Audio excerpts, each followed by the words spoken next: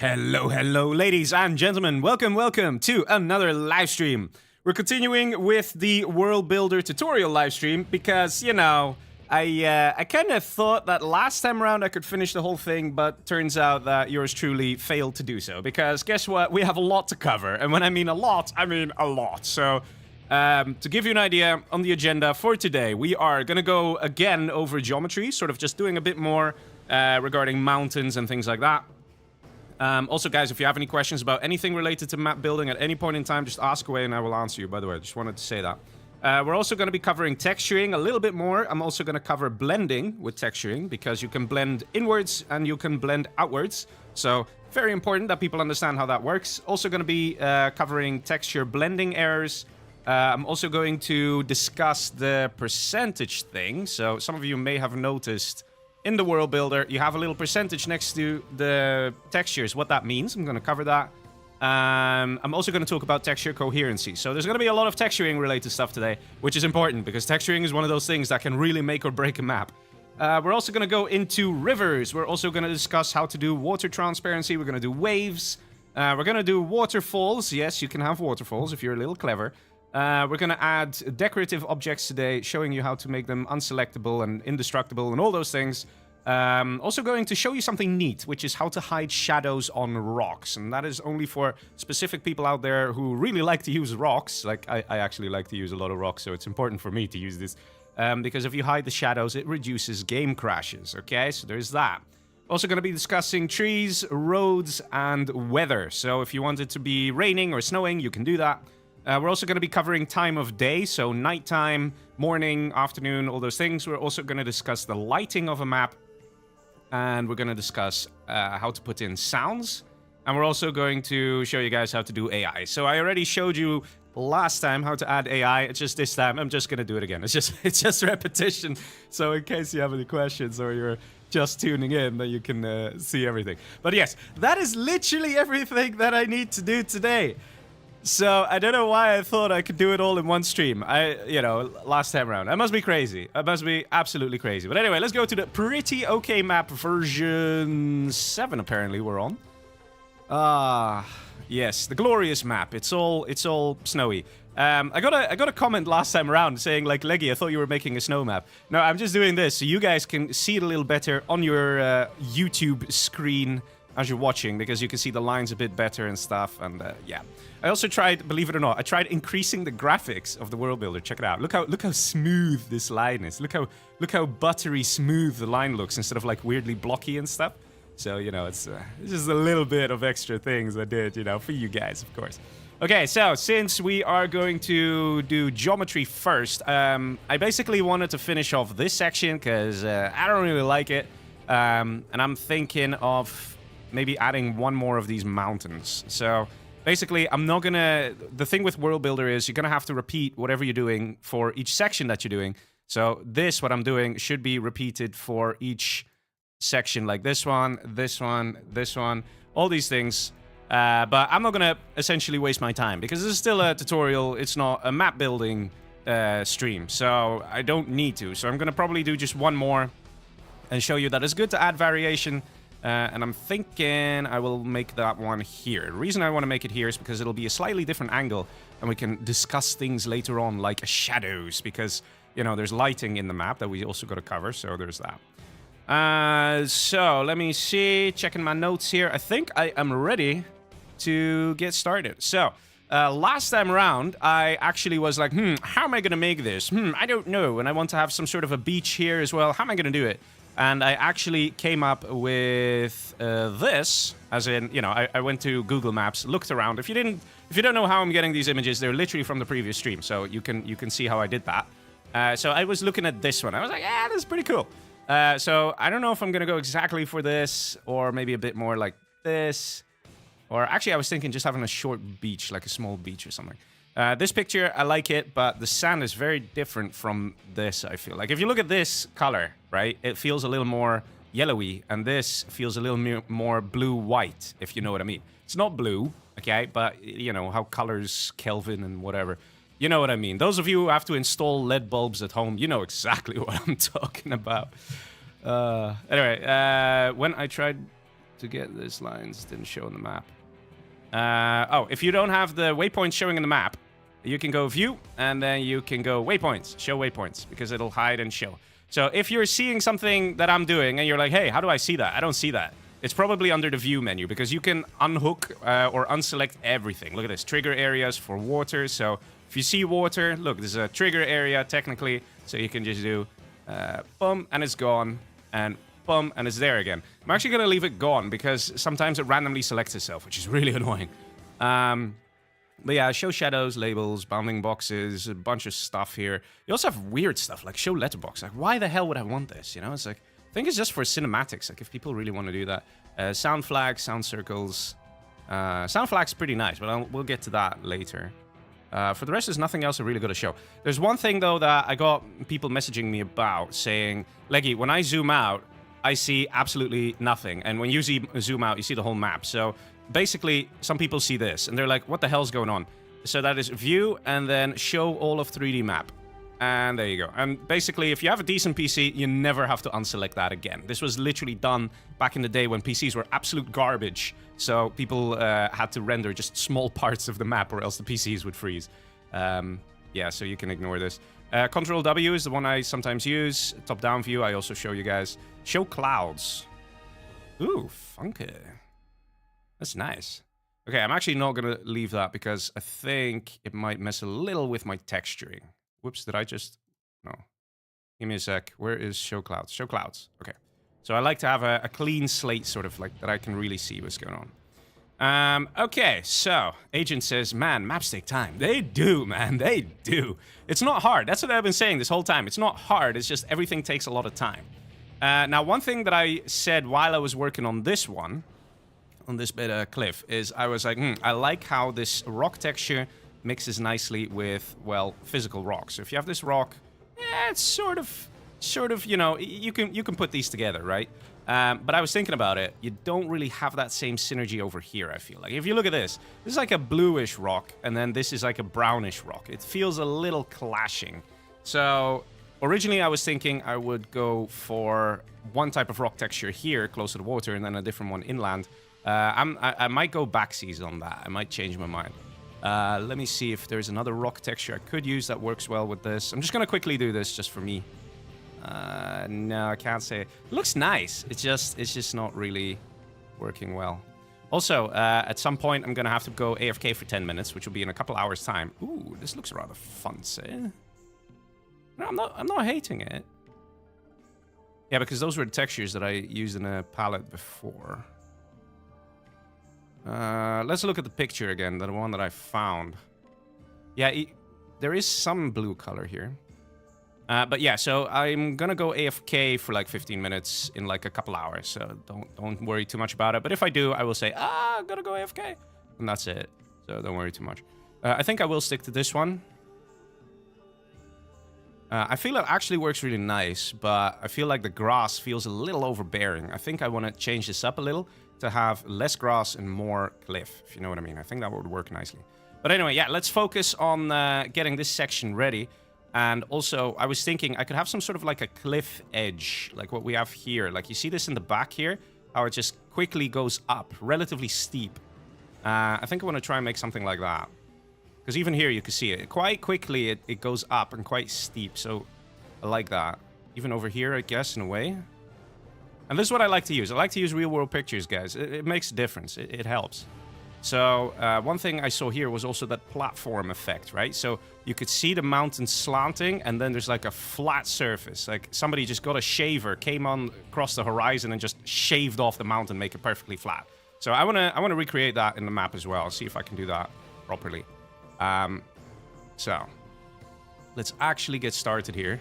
Enough babbling, but you know, the babbling is part of it. You gotta do it. You gotta... Because otherwise, it's things are not as clear. Now, one thing I'm noticing here is it's a bit curved. There is something called a curved ramp in the mesh making thing. The mesh making thing, this. Guys, if you're not seeing any of these things here, that means you probably have the wrong version of World Builder. Go back to the first tutorial stream and follow how I installed it. Here, check this out. Curved ramp. Can I rotate it? I think I can. Angle. Yeah, okay. thing. This is going to be really interesting. I can scale this to make it bigger. All right, so how does this curve? It's from the water and goes away. So let's see if we can do that as well. So from the water. Thing is, I can't make it fatter, which kind of makes me a little sad. Also, we're going to be playing the map with this standard angle. So I want to try, maybe I should rotate it a little bit. Maybe like this. Could be pretty cool. Maybe on the side here. The curve seems to be strongest at the very edge where that water is, that corner spot. So I guess it makes sense for me to do it here. But I think I need to turn it a lot. I think I need to go. Yeah, unfortunately, I don't think I can really do this unless it's from here. Let's try it from here then. Okay, so I have to be careful here how I'm going to raise and lower this. So height, let's reduce that. And it comes out of the water by the looks of things. So let's see. Okay. Right, so I need to flatten it out first, I think. Yeah, I think I need to do that first. So I need to flatten this out. It says raise or lower, but it just refuses to lower if I... Oh, it does lower. Okay. That makes things a little easier. So we can do this. Just making this ramp here. Okay, now it goes a little high, which I'm not too keen on. But, yeah, I think this is pretty cool. I think this is nice. Okay, so what we do now is, because we have this platform effect going on, you can, if you hover over the here, you can see it says height over here down below. You can just about see it. I hope you guys can see it on stream. I should be streaming with higher quality than usual, which is excellent in case you need to see like those little things on the user interface. And if you're on mobile, I'll be like, what the fuck are you doing? This is like a desktop thing, man. You need to be on desktop if you want to watch this stream. Sorry to be so painfully honest, but it's true. Anyway, so it says 53.13, so I have to match that here. So 53.1, that's probably it. Yeah, that's it. So I can now flatten this, and this sort of matches it now. There we go. Okay, so now we have this sort of curved effect. It still looks a little like ass. I can smoothen it. To be honest, I was hoping it would show more of a curve. Let me see if I can... Oh, it just removed it. Right. Yeah, it's not that curvy. We need more curve, guys. We need more curve. Rotate maybe a little more. Maybe that would do the trick. No, need to move a little closer maybe. Yeah, that might be okay. Might be okay-ish. And I can now... Okay, so let me see. It's angling towards the water, so that is important. So what I can do now is I can lower this a little. Okay. I'm actually going to keep this thing. I think it looks pretty cool. I mean, I'm going to reduce it, but...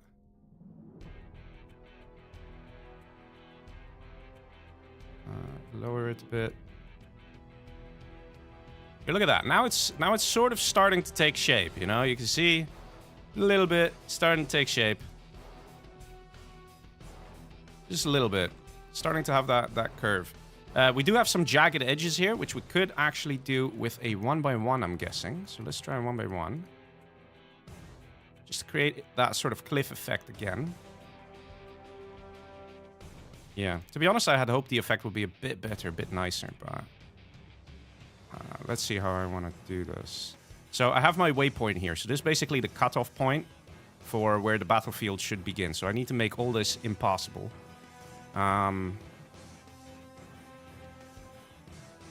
Maybe I should just make a big ramp now. Or I could just cover this area in rocks. That could also be... Could also try that. Let's actually... Let me try a few things here, just to kind of get some things going.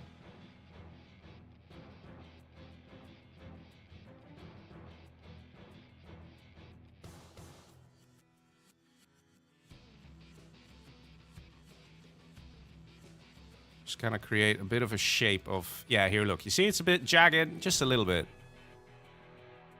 I think it might be a bit too jagged. I think we'll get some texture bugs in here, but that's not too bad. Now, I do want to kind of increase this sort of jaggedness here. And it looks like, if you see here, you see this ramp going up here, and then this, another one starts here. So it might be nice to have two different levels here.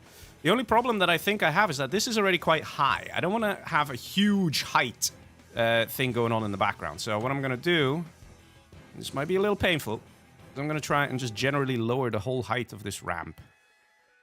Just a little bit. What I'll do is I'll see if I can create a second ramp next to it. So, curved ramp. Try it again. How's this? No, definitely too high. I need to lower the height.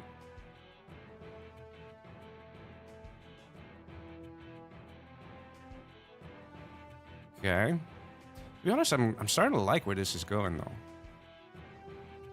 I mean, okay, it looks like ass, but that's because we haven't textured it yet, but just in general, the direction is going. Let's see, what height do we have, let's say, at this stage, at this point? That is a height of 64. Let's go to 64. 64. Yes, something like this. Right?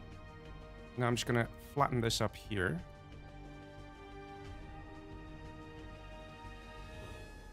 And remember, we're supposed to create some sort of a platform, right? So... yeah, I don't know. I think it's starting to. I think it's starting to look pretty decent here. You can see what I'm doing. It's a lot of just trying things out, seeing if it works. Let me see. How do the rocks go? The rocks go pointing towards the water. I think this is all right, to be honest. Also, I'm gonna see where the barrier is for the map border. So you can always go to textures and then paint possible, impossible, and then that blue line is the actual map border. There's a hotkey for this as well, but I keep forgetting what it is. I think it's Control-I? I'm not sure. So we need to keep making this look a little nice, even just out here. Oh, got a bunch of comments I didn't read. Let's see.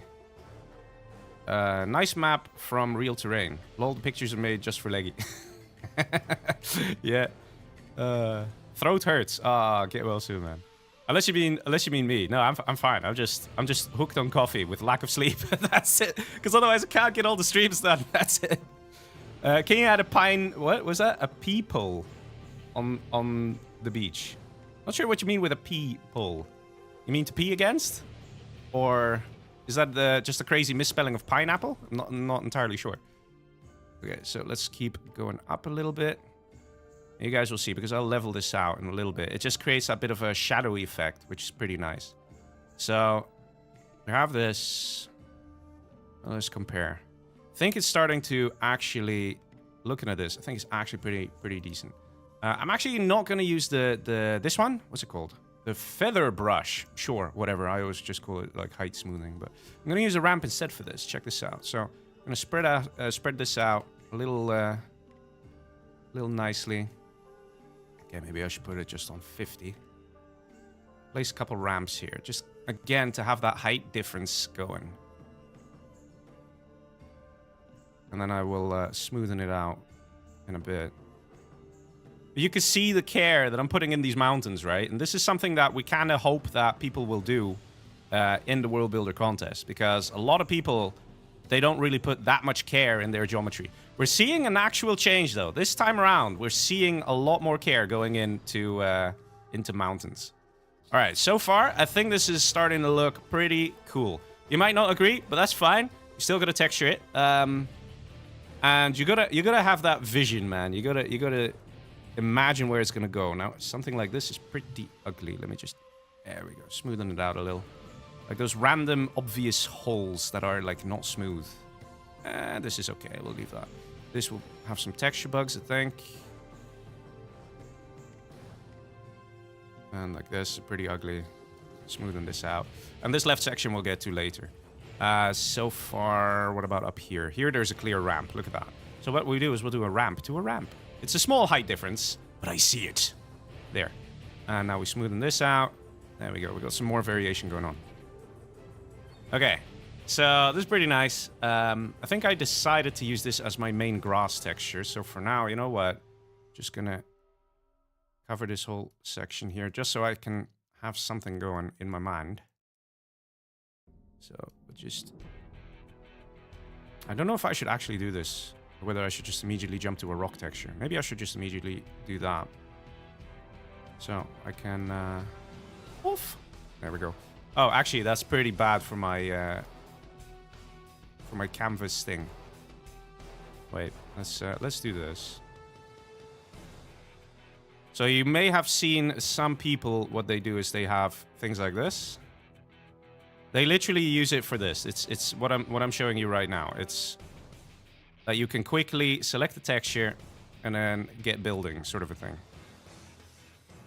And a lot of these textures I had found last time, and I really like them, so I'm just gonna keep them here.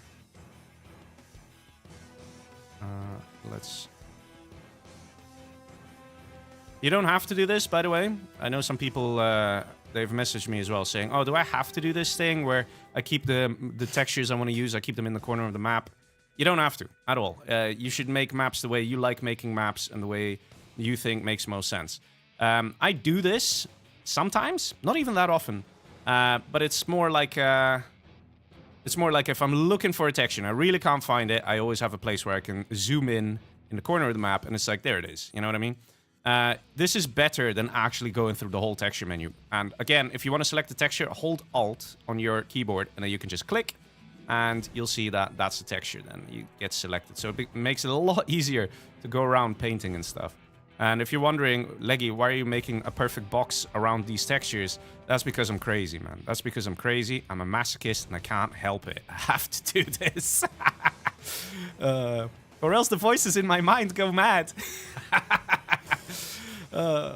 It's only partially true, but it's, yeah. Okay, so let's do this. Okay, I'm gonna save it. I'm actually gonna save this as a new version because I feel like I've already made some good gains. Regularly save as a new version. Can't stress that enough. If you don't save regularly and you're focusing just on one save file and something happens and it goes corrupt, you'll probably legit be crying. There will be water rolling down your eyes because you'll be legit sad. Okay, so before I continue putting the rock textures, let's see what people say. That looks sick, man. Initially was skeptical, but after the last ramp adjustment thing, I see it coming alive. Thank you. Yeah, that's the thing. In the beginning, it looks like ass. You really just have to push through and be like, you know what? Let's keep going and see where this leads. So I'm gonna use this as my main mountain texture. I know that. So let's just very quickly, and I mean very quickly, just to kind of get an idea how everything's gonna look. Just cover this a little bit. Just kind of help with the inspo. Right, let me see here. This actually has some sort of a dirt texture here in the beginning. In the beginning of the ramp, there's a bit of a mountain/dirt texture. So I'm gonna have to mimic that as well. I'm just gonna There we go. Okay. That's not bad. I'm thinking, what would it look like if I actually just cover this whole thing in rock? Ooh, not bad. I like this part, actually. It's not bad. It's not bad at all. I'm still thinking I want to have some sort of a beach thing going on. So what I will do is I'm going to find my beach texture that I want. Now, I like the beach here, this. Also interesting to see that it goes first from sort of a yellow sand. And then also you have this turquoise water as well. Now here's the thing when it comes to beaches, okay? It is not easy. Because this game doesn't allow you to tint textures, okay? So you can't say, oh, here's a plain white texture. Let me force this texture to now look reddish. You don't have that option. So I think some games have that. This game does not. So what you need to do is if you want this to look red, you're going to have to find the closest thing that you can find that's a red texture. So the thing is, you can see how dynamic this water is. You can see it, okay? Let's not be stupid. Water is blue, but there's like 20 shades of blue just in this little freaking section. So even the beach, if you look at this, you got the beach that's like dry sand. Then you have like a bit of a wet sand with, I don't know, seaweed? I don't know what the hell is causing that color, but it's there. Then there's like a golden sort of sand. Then it goes from that yellowish, orangish to turquoise to aqua to then eventually dark blue. You see how mapping is just difficult? Because if we want to create that, we can't just use one beach texture for the whole water thing, because we're gonna make the water transparent. So we're gonna do a good job there. So for now, I'm gonna be lazy. I'm gonna find a sort of sand texture that's like this. There is one that I remember that is pretty decent, but the problem is I now have to go through the sand stuff to find that one sand texture. And yes, I tend to go through everything. Actually, this might be a nice dirt texture. Actually, no, it's 0%. I want to avoid the 0% ones. Is there something? It's not bad, actually. Could maybe be this texture if you think about it, right? I mean, this is a bit dark instead of white. So if this had darker instead of white, that could actually work. I'm just gonna, you know what? I'm just gonna, oof, there. I'm gonna leave that there.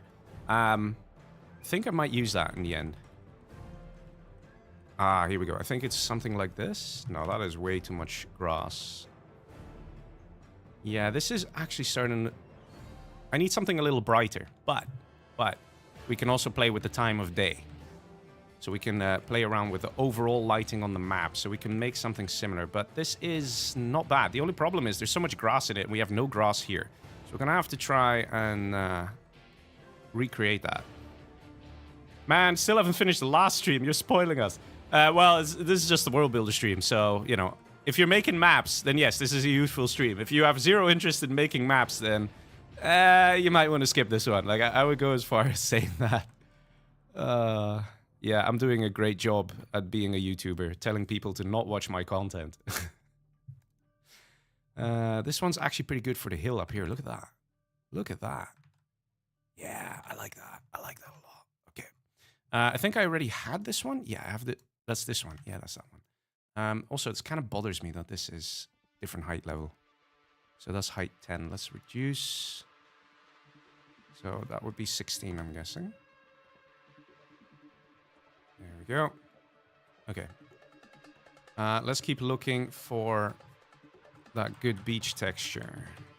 It's in here somewhere, and it's not necessarily under the beach menu. Maybe it's in the beach menu, because, you know, the subtexturing menus. But there is one that I really like. I think it's this one. Is it this one? No, it's not this one. I don't know. There's too much stuff going on this one. This actually would make more sense for this, maybe? I don't know. This is more like a dirt. Actually, this could work well with this. These two together? Yeah, they actually could. So you know what? We'll do 5, and I'll just kind of... There we go. So there's 2 textures here, and I will use both of those. Is this any good? It's okay.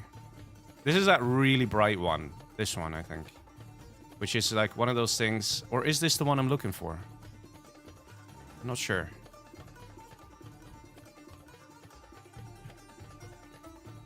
Maybe that is the one I'm looking for. Or is this the really bright one? I think this is a really bright one. Yeah, look at this. It's basically almost the same color as the snow. No, they're they're the same. They're the same. This is the one I like. Yeah, I think this was it. This was it. You might say, Leggy, they're basically the same thing, but they're not. You see? There is a difference in the color. And I think I will use that for this. The thing is, I'm planning to crank up the brightness of the map. So that's why going for a slightly darker texture here might be a good thing. So let me just quickly show you guys what I'm talking about before you're like having to wait forever. So basically I just opened up the light options. I forgot, like, give me a sec. I'm gonna make a backup of this. So, yes, I use Microsoft Paint, go away. Yes, I'm old, fuck off. So what I do is I take a screenshot of this, I just kind of leave this in the corner. So, you know, I'm just showing you guys this now. I have this open in Microsoft Paint. Just gonna leave it in the corner. You don't have to worry about it. But then if I need to reset something, I can easily do that. You know what I mean? I already have the lighting like how it was. So now I feel a little more like I can play around with it. So check this out, okay? Who said they wanted sunshine? I want sunshine. Okay, don't do this. You'll blind everyone. But you get my point, right? So this was originally on 26. So now... Look how dark, right? Look how dark that is. But we're going for a nice sunny map. So This is already pretty decent, right? It's not bad. Maybe it's a bit too bright, though. Is it too bright? Might be a little too bright. Let's go 34, maybe 33. And then you can also change the angle of the sun. So this is how powerful the sun is. This is the angle of it. So if I... Ooh, look at that. You see? See the mountains having suddenly different shadows and stuff. We'll get to that stuff later. That's something I'd like to do when the map is basically done. It also affects this shadow. Look. You see it? Pretty cool, right? Generally, it's not a good idea to have the shadows like this. Because then you get the dark side of the object, right? You don't want to really do that. And then even units start looking weird. So you should also always have the shadow somewhere somewhere here, like in this bracket, you know? So it wasn't 154, which is this. We could do something like this. This is going to make objects slightly more bright as well. Because the sun is basically coming at a similar angle to what the player is viewing. Let's see, some more people in the chat. No games tonight, Leggy? No, no games. Just this.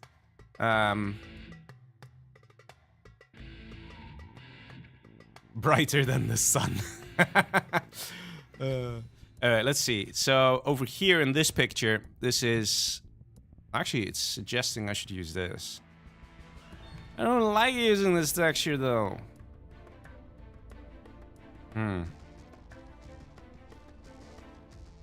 Ah, well. If the picture says we have to use it, then we have to use it. I'm gonna leave this... Yeah, I need more space to put down textures, right? Give me a sec. Let me connect this. And... there we go. So I can have a little better palette. So I'll do this. There we go. I don't know why I'm randomly seeing this. Probably I've selected something somewhere.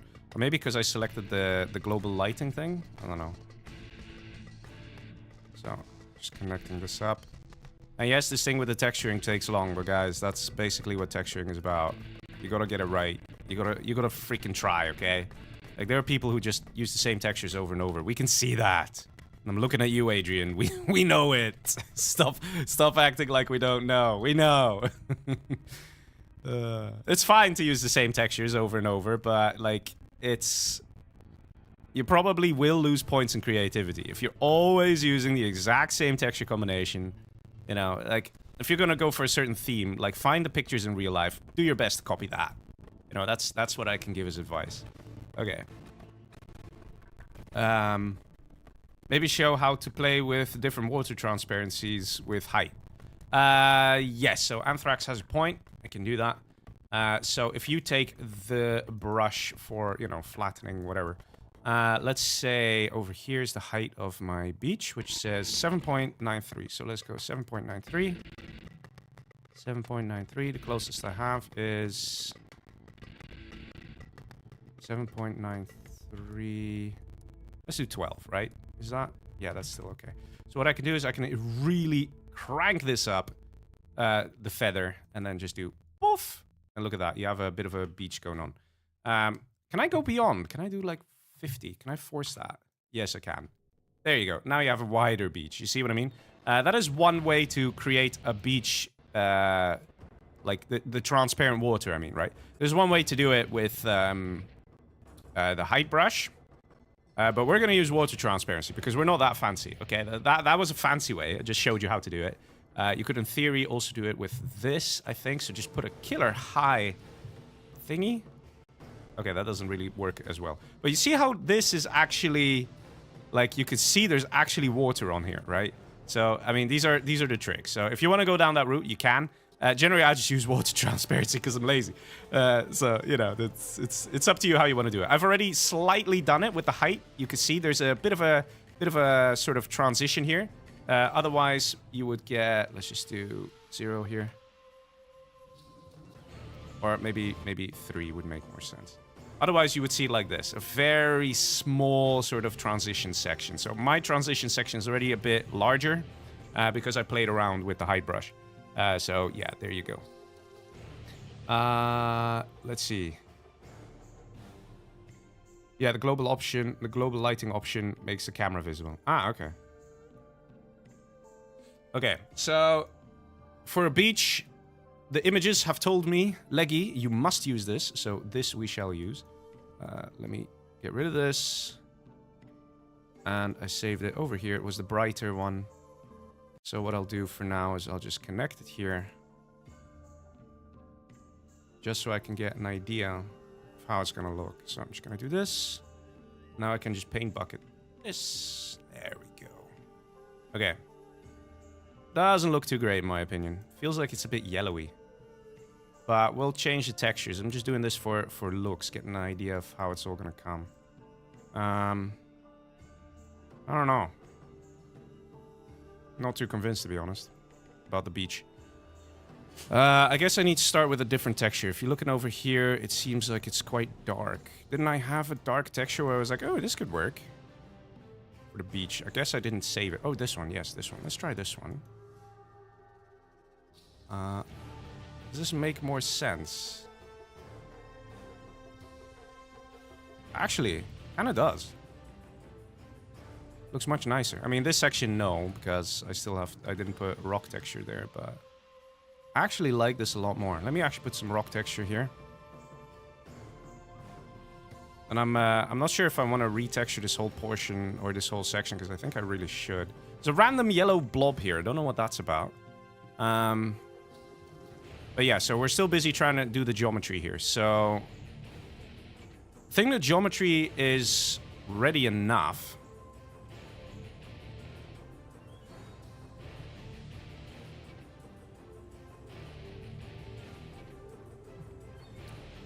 Maybe I should make another ramp going from here to here, let's say. No, it's not steep enough. I want it to be nice and steep. Let's see. This was height 64 output, right? Yeah, something like this. No, this is higher. What is this? 67. What is this? 72 even.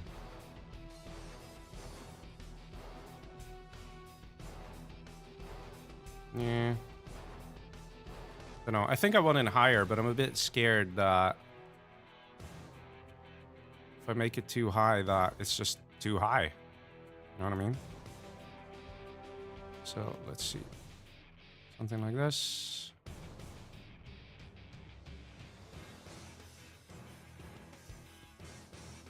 This is actually getting closer to what the picture looks like. So I think I will leave this.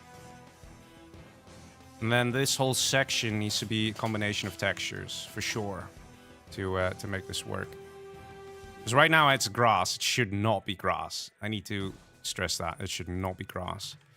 Because there's no grass here, or very little. So this needs to be some sort of a dirt thing. So I have two dirt ones here. I have one fine one and one that's like less fine. So I feel like this is quite fine with many pebbles and this is more sandy. So I think I will start with this. I think it could work nicely.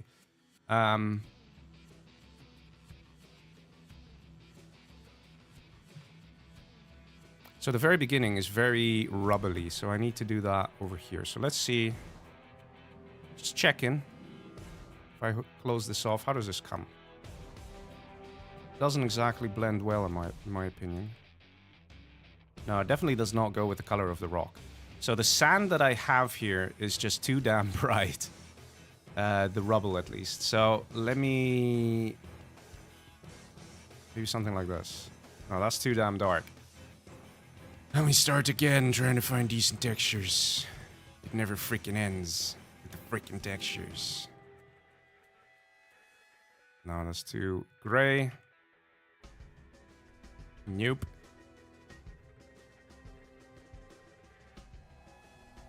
I want something rubble-like. That would work.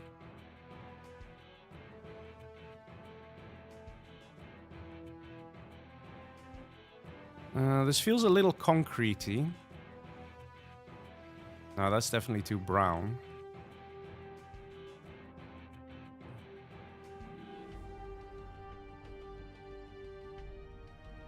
Once I've found the textures that I need, this process will go 10 times faster, but Finding the right textures in the beginning just takes long, unfortunately.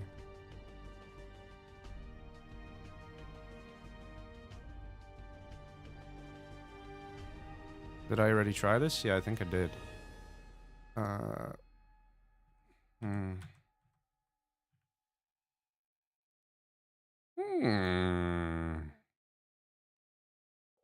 This actually goes pretty well. It's just that the grass is a bit dark. We don't see any dark grass here, if you look at it. Not really, so I can't use this. It looks nice with the rocks, but the grass is just slightly off. What about this? No, that's terrible.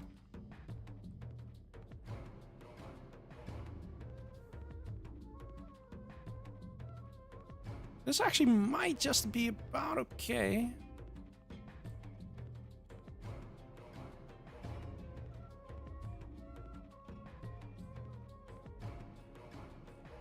I'm not saying no to this. It's not great. It doesn't make me go, wow, what a beautiful texture. But it could actually be okay. Let me put this here as well, so I can decide later. Whoops. So I can decide later if I want to use it. Oh, and one more thing, guys. When it comes to textures, there's a limit of how many textures you can use in a map. So don't put like 50,000 textures. Like I think you can only put like 30 textures in a map, something like that. Don't know what the exact limit is. We're slowly getting to the bottom. What about something like this? No, it's way too yellow.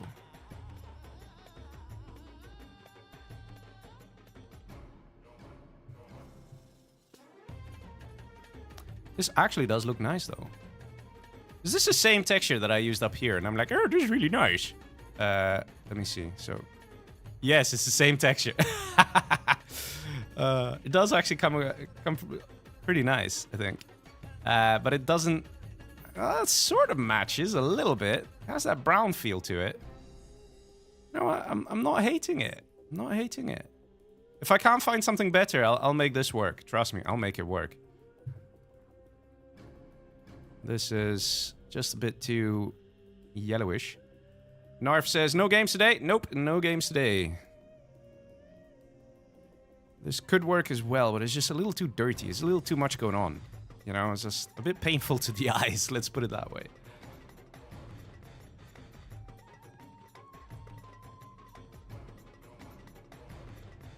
No, it's way too sandy, all this. This is way too dusty. I think this is the one that I had here already, right? No, it's not. Okay, well, I kind of like this one, though. Might end up using this as well. So we get a couple of different dirt textures. What about this? No, I haven't used this.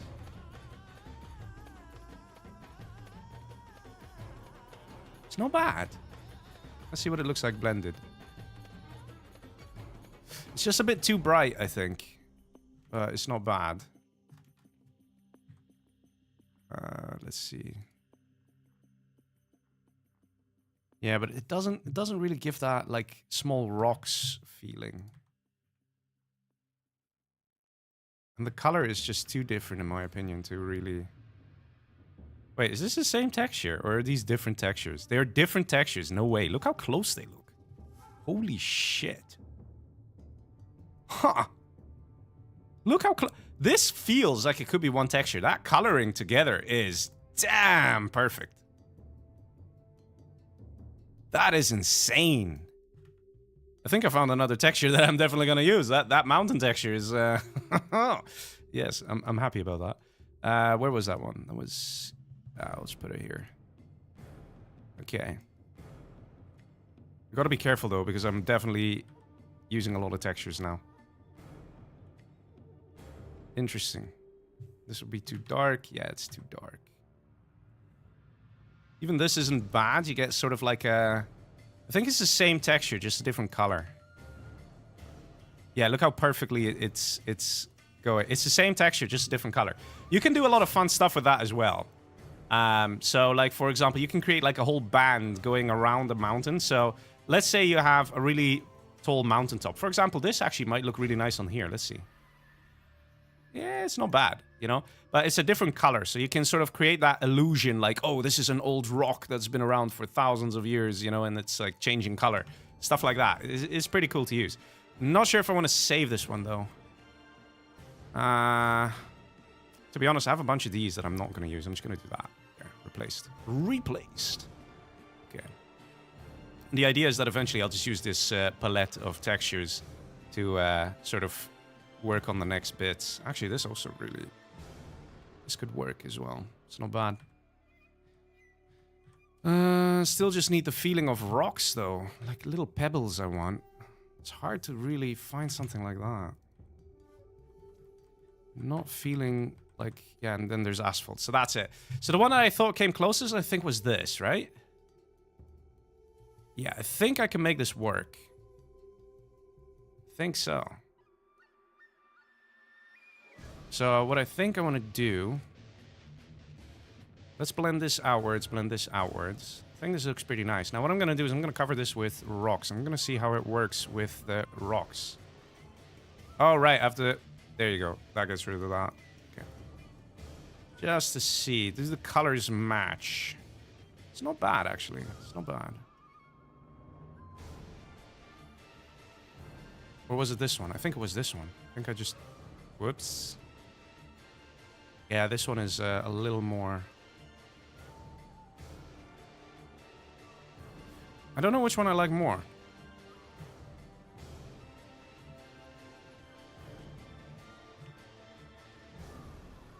Do I like this? Or this? This? Or this? I think I like this more, actually. Just looking at that yellowy thing, it is going on there. There is a bit of a yellow going on. Also, what I'm thinking is I can use this one, which is a different color. I can use that up here, maybe. Is that nice? Not really. What if I use it down below, close to the water? It's not bad. It is actually a little more blue down below, so I guess that could work. So the thing is, why the reason I like this cliff texture is because it works well with the rocks, in my opinion. Like they're quite similar in looks, and they just work together. Let me just throw down some rocks here because I like rocks. Okay, Leggy uses a lot of rocks in his maps. Does this also go with this texture? It's actually not bad. I think I will do exactly this. I like where this is going. Okay, so let's look again. So the edge of the rocks needs to be very rocky.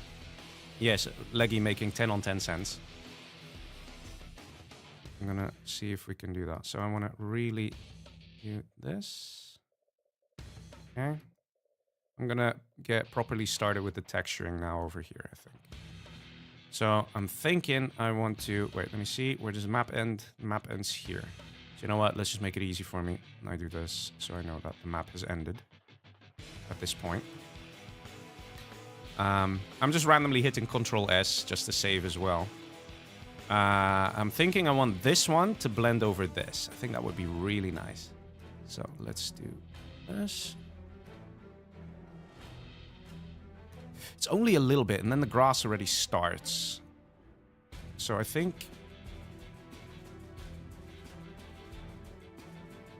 This is going to be a bit of a texturing nightmare, but hey, you know, it's...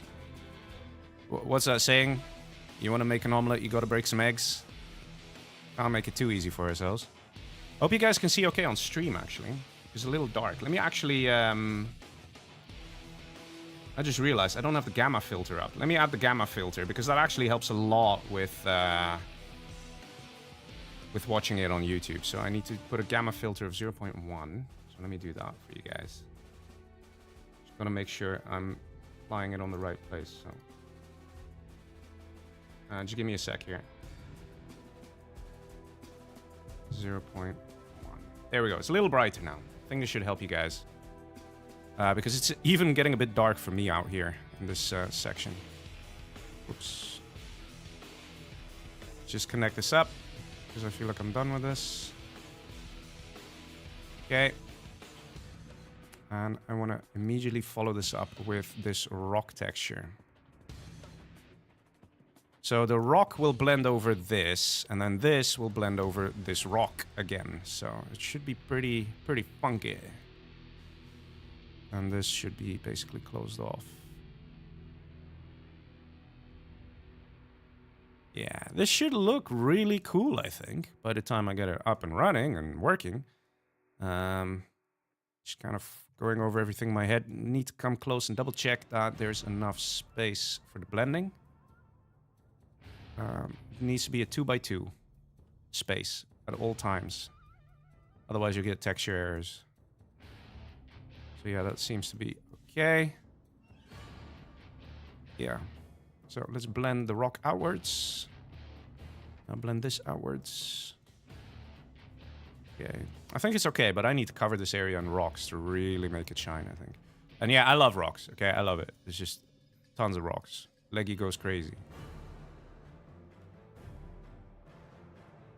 You might be like, Leggy, why are you always using the same rock? Because you basically can't tell.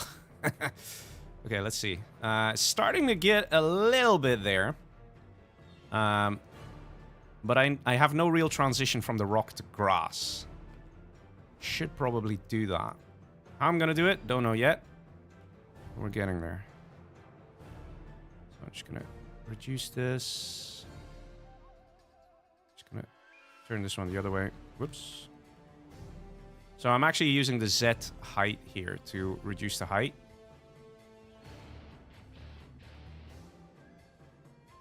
And I'm also kind of spinning around to make sure there are no floating rocks. So for example, this one is floating a little bit. I don't know if you can see it too well. I know the map border is really in the way when I'm trying to show an example, but it's there. One easy trick. Super lazy, but check it out. There we go. Now it's no longer floating, right? So just kind of look around, see if you see anything floating. There we go. Problem solved. Yeah. Don't have floating rocks, guys. It looks weird. And you might be like, oh, people can't tell. They're zoomed out. We can tell. We can tell. Okay, I think this is already getting a bit better. Now check it out. We're slowly getting there, right? There's quite a few rocks here.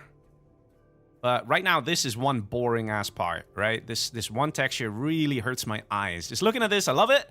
But then there's just this part that's just, my eyes. It's just the same texture, the same pattern. Too dark, too bright, too dusty. Thank you for all the work you do. You're welcome, man. You're welcome. Mel from Hell says, World Builder Contest is my favorite event. I think it's amazing to keep the game alive. Also love playing the World Builder Contest maps that come with GenPatcher. Much love. Yeah, man. All the winning maps go to GenPatcher, for sure. Okay, so this is starting to look pretty decent, I think. Let's see, is this the same rock that I was using before? No, this is a different one. So I'm thinking I could use maybe this a little lower here. And you can see what I'm doing, right? You can see I'm just kind of fucking around, hoping that it works. I'm going to lower these a little bit as well. Also, I can see that I've totally not blended this texture-wise. But that's okay, we'll get there later, trust me. Even here. Okay, no, this one is just painful to my eye. I gotta... there. Okay, at least. Okay, so now that we're slowly... It's not quite the same, but you're never gonna get it exactly the same. You're gonna get a little close, okay? Also, these rocks that are here are basically just cliff edges and boulders. You don't have cliff edges and boulders in the game, so this is the close second that we're gonna use. Now, for this ugly section, you can see there's a lot of shadows over here on these rocks. And here, yeah, we're going to need to use some shadows. So it's actually transitioning to dust and grass. And then it's actually, if you're looking at the grass is actually pretty much the same as the grass everywhere else, I think. I mean, okay, here you have more flowers. So maybe we can look for a grass type that is just a little more, I don't know, flowers? I don't think there are really many flowers, but you know what I mean. We can make it look a little more interesting. Maybe that's the word. So, did I accumulate anything nice that would be a good transition? Maybe this. Sometimes, no joke, just doing something like this, just kind of, yeah, whatever, and then blending it can already help a little bit. It's not bad, for example, you know, it's not bad. I don't actually like this one too much. I think the grass is too dark, so I'm just gonna delete it. Think I'm gonna use a bit of the dust one. So probably this one would work better. Let's see, there's 3 textures here, guys. So there's this one, and this one. This one... Actually, let's go with this one. It's a bit more dusty. Is it too bright, though? Not as such. So let me try the same trick again. Just send a single tile texturing thing, blend outwards. What do we get? It's not even half bad. Look at that. It's not even half bad. And it's actually a different texture than here. What I'm thinking we could do is we can have some of this and then transition that to grass. So let's see, that's this one. I'm going to swap this. So this is kind of like a temporary placeholder where you can keep the other texture hidden for now. I do need another rock texture. I do feel that. What I had over here was this rock texture, but I don't think that's matching this too much. I don't think I should do that over here on these edges. Kind of thinking here what to go for. Maybe something like this. Is that too different? Because the color, I think, is... Let's just kind of see. No, the color is too different. Can't use that texture. Can't use it. Just gonna delete it. Got some rock here. I think this is a similar story. Yeah, it's just too intense, really. That's sort of the problem. So I'm gonna get rid of it.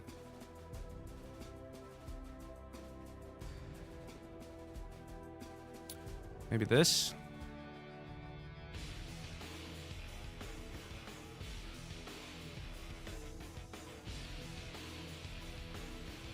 Yeah, I can't say I really like it. It's not as bad as the others, but I just can't say I really like it. Right, so now I could transition into this one again. Might be fun. So this is the one I already used down below. Look, this is this one that's the same texture, just different colors. It will help to sort of break that illusion that's going on right now. So right now, like, the texture is just too repeating. The colors are too repeating, and it is ugly as a result. Okay, if you don't think it's ugly, then it's fine. You just have to get your eyes accustomed to it kind of stuff. It is ugly. There's no debate. It is ugly. So if I just run this across, just to kind of create a different look, does that help with the colors?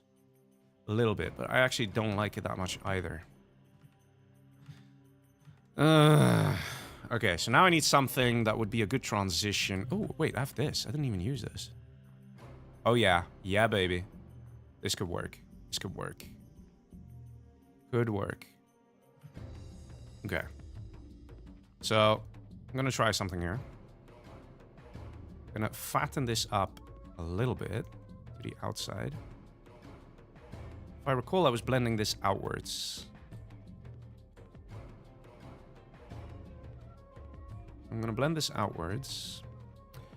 Pro tip, if you've already blended something outwards before, you're going to have a part where it sort of already blended. Look, you can see this one. It blended, right? What you do is you select the texture you're going to blend into and just cover just that one tile. Now, if you blend outwards, it's not going to be a problem. If I show you what would have happened otherwise, there you go. You see? You get a texture error. So, there's a nice tip for you. So, if you know you're going to blend this section again, like reblending it, you got to go to underlying texture, cover it, just that one tile that was blended, and now you won't have any issues. So we do this, and I'm gonna go... Don't know how well this is gonna come out. Just gonna try and do a bit. At the same time, I'm thinking of throwing in a bit of that dust. Okay, so let's see. How does this look? Just a few patches here. I know I'm gonna create texture areas with this. Yeah, let's actually, I'm gonna Control Z these so they're not blended. I'm gonna create sort of like a layer here. So I do think this is the texture that I need for my transitioning. I'm transitioning from the mountain to the grass. I do think it works. I do think it works. It's the first step. I think there should be another texture between this and this, but I think this is the first step. I also wanted to really use that dust. Let me just have a quick look if I can still use that and whether that's worth it. I'm just gonna kind of... Wait, let me see. If I just do a little piece. Yeah, I don't know. Not convinced. Maybe just some little... That actually doesn't look bad. So, yeah, unfortunately, I can't really integrate it. What I'm going to do is, you saw me blending outwards, right? So, guys, here's a little texture blending part. This is blending outwards. You have one line, or whatever, you blend, you click in this, and then the transitioning will go outwards from here. So, boom, there you go. You're blending outwards, right? If you want to make a really precision small blend, you got to do 2 tiles and blend inwards. That is the trick. So if I want it to be a really small blend, okay, I now blend from the mountain inwards. Look at that. Look how tiny. Got a weird texture bug here. So I think I have too many textures in the same spot, which I can fix by just going over this here. Okay. So let's try that again. There you go. Look how small that is now. It's just like a little hint that it's there. I think it's a bit too small, to be honest, now. It needs to be a bit fatter, but I'm actually getting close here to, yeah. Maybe I should blend outwards. Actually, to be honest, I kind of like it like this. I'm going to put some rocks again. Actually, there are some bigger rocks as well. Maybe, let me see if I want to... Which one is this? Because this one I like to use a lot, so I know which one it is. So that's 18. And something that's a bit bigger. This maybe. Nah, that's a bit too much. It's a bit too much over the top. This could work. Oh god, it has random rocks flying all over the place. Maybe if I angle it like this and then go lower. Yeah, there we go. Something like this. So that is... So I've just added this rock. Is it floating? I think it might just be... a little bit. Let me see if I can turn it. No! Yeah, it's okay. And I will throw a few more rocks down.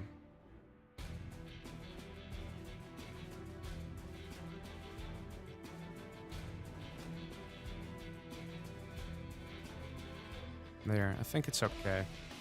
I'm just gonna turn my camera angle. Okay, I'm not seeing anything weird with the rocks. So it's starting to look nice, right? If you compare this, what I've done here, to this, like I said, it's not exactly the same. But you try and get at least the inspiration and get going.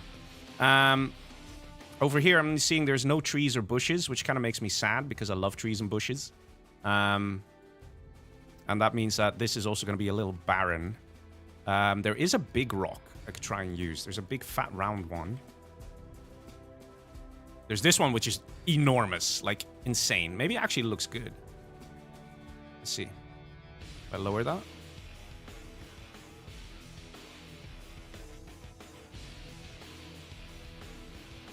Actually, doesn't look bad. Yeah, actually doesn't look bad. Okay, so,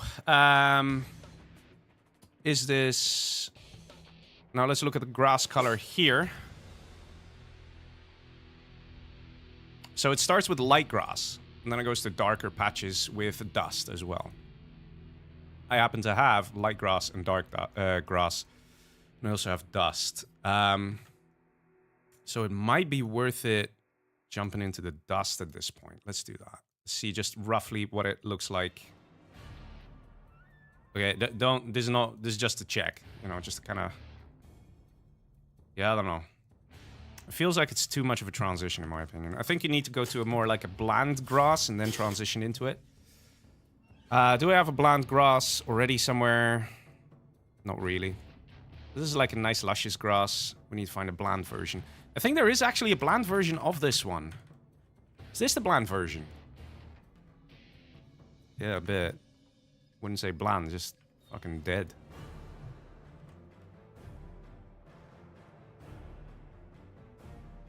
Oh, actually. These two are very similar, aren't they? Actually prefer this. So now I have to find something that's in between this texture and this texture. So, good luck to me. Looking through all the textures yet again. I'm gonna have some coffee, man, while I look through this.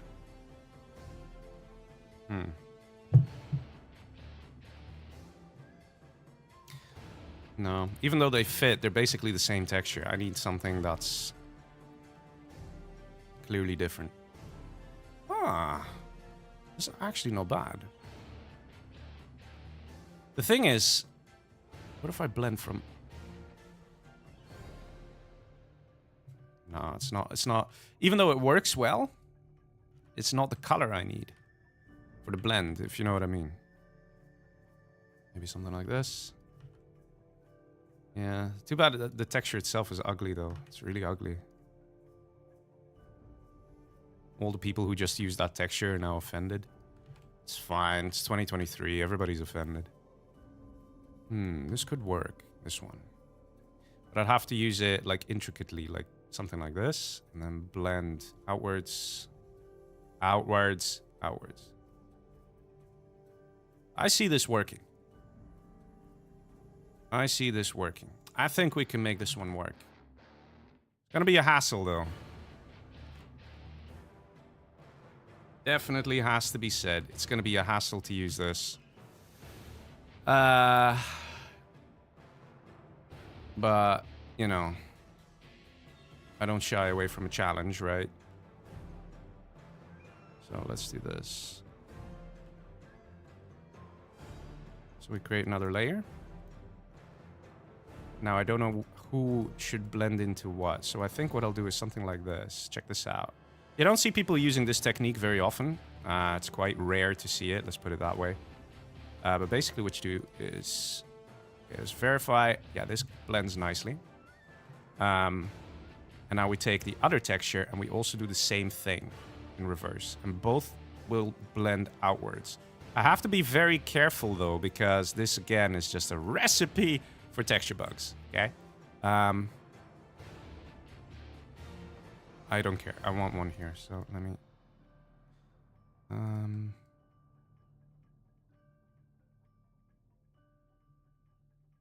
Yeah, but you guys are getting what I'm doing, right? You see what I'm doing here? I'm going to blend both of these outwards into this sort of barrenish, boringish green texture. Let me also... Oof, there. So I close this off, close this section off. Okay. So, outwards. Outwards. Hey, right? Look at that. This is not bad, right? This is not bad. This is not bad. I'm not saying it's perfect. But it's just a simple tutorial on YouTube. So, you know, cut me some slack. Actually, I need to do a bit of a better job here. There. So again, guys, when it comes to blending, the rule is 2 spaces. You see here? I know it's a bit hard to see on stream because the textures are so similar, but I have literally this texture, okay, this boring green one is this. It's a 2x2 cover, sort of, so it's safe. I can blend outwards without texture errors. Over here, this needs to be connected. You need to have these things connected. Look, if I blend now, I will have a texture bug because there's only one space here. So I need to be clever and fix it. So I'm going to move this one here. There. So this will still be connected. Okay, this is how you prevent texture bugs. Texture bugs are inevitable, so it's like you gotta just at least try your best from the get-go. Don't be like, oh, I'll deal with them later. You will die. You will die with the number of texture bugs you will face if you were like, oh, I don't care, I'll do it later.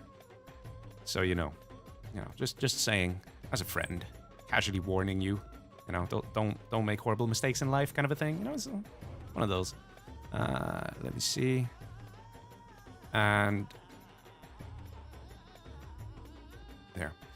Saving this again. Don't want to lose my precious work. And let's blend outwards and blend outwards. And there should be 0 texture bugs now. Oh, I'm really starting to like this. So it's not exactly like this. Not exactly like this. But it's definitely cool.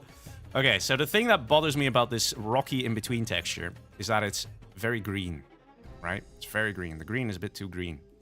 What we can do is, again, cover it in rocks, kind of reduce that visual impact. Oh, this was the rock I was looking for before. Let me see if it still looks decent, if I still force it in here.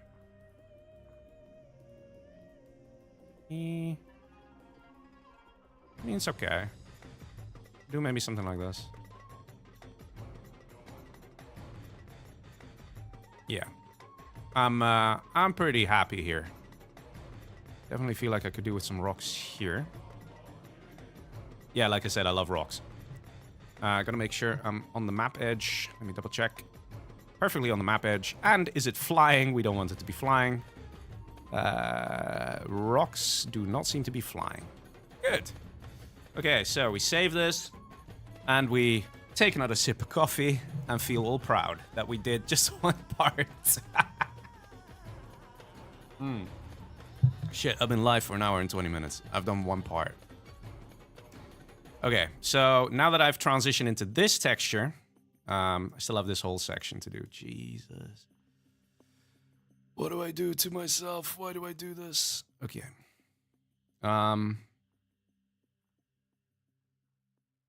Let me just think about what I'm going to do here. So normally what I would do is I would start doing trees right about now. So I'm still focusing on geometry and I'm mixing it in with a lot of texture things, right? I'm going to explain a few more things with texturing later on. To be honest, I think I could blend in a little more over here. There. So,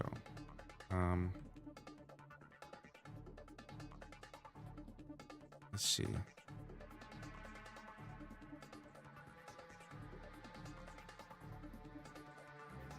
Yeah, there we go. Oh, we have a texture error. Wait, I lost it. But we had one. Where is it? Over here. Where is it? Over here. You can see it, just about. If you're like Leggy, I didn't see shit. Trust me, you'll get better. you'll learn how to spot them. Let's see. And there we go. Fixed. Okay, so let's see. At the same time, that looks a little different, but that's okay. I think it's all right that it looks different. Next, we have these rocks. Now, these rocks don't need to follow the same style and look as these. They can be very different. That's perfectly fine. Let me look back up here. So we basically have plains up on the cliffs, and it's looking like just a load of trees. So I'm going to take the lazy approach. I'm going to cover this just in texture. The height, I don't want to keep it exactly the same. How high is this? Because it should be pretty high. This is 64. So let's see. 64 is 64. Okay. So if I... Whoops. Okay, I got to be careful here. So let's say I want to keep this whole section something like this.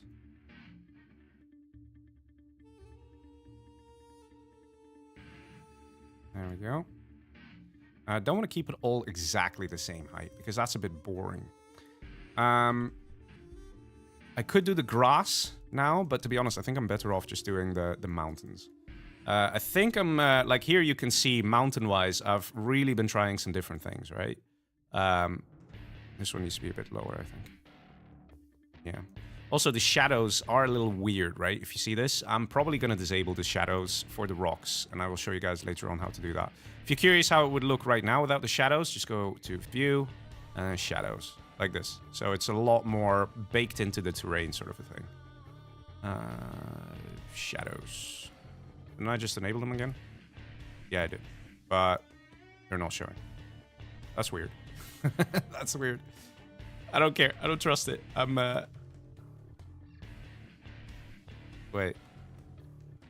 That's, alright. It's fine. Let's continue. Or did I select maybe the wrong shadows? Is there 3D shadows? I don't know. I don't even remember, man. Like, my mind is just whack at the moment. That's fine. Is it object shadows? No, I'm not seeing anything. I think I got the right one, right? Anyway, doesn't matter. So for this, got my little sideways ramp. Got this nice and cool.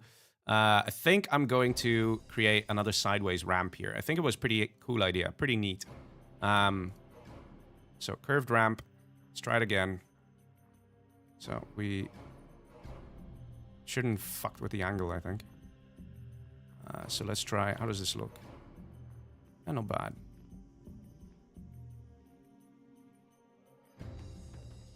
Just creating a couple peaks.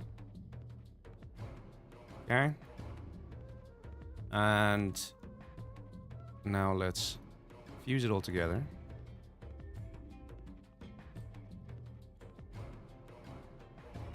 But again, I want to reach this plateau. So let's reach the plateau, the height of this.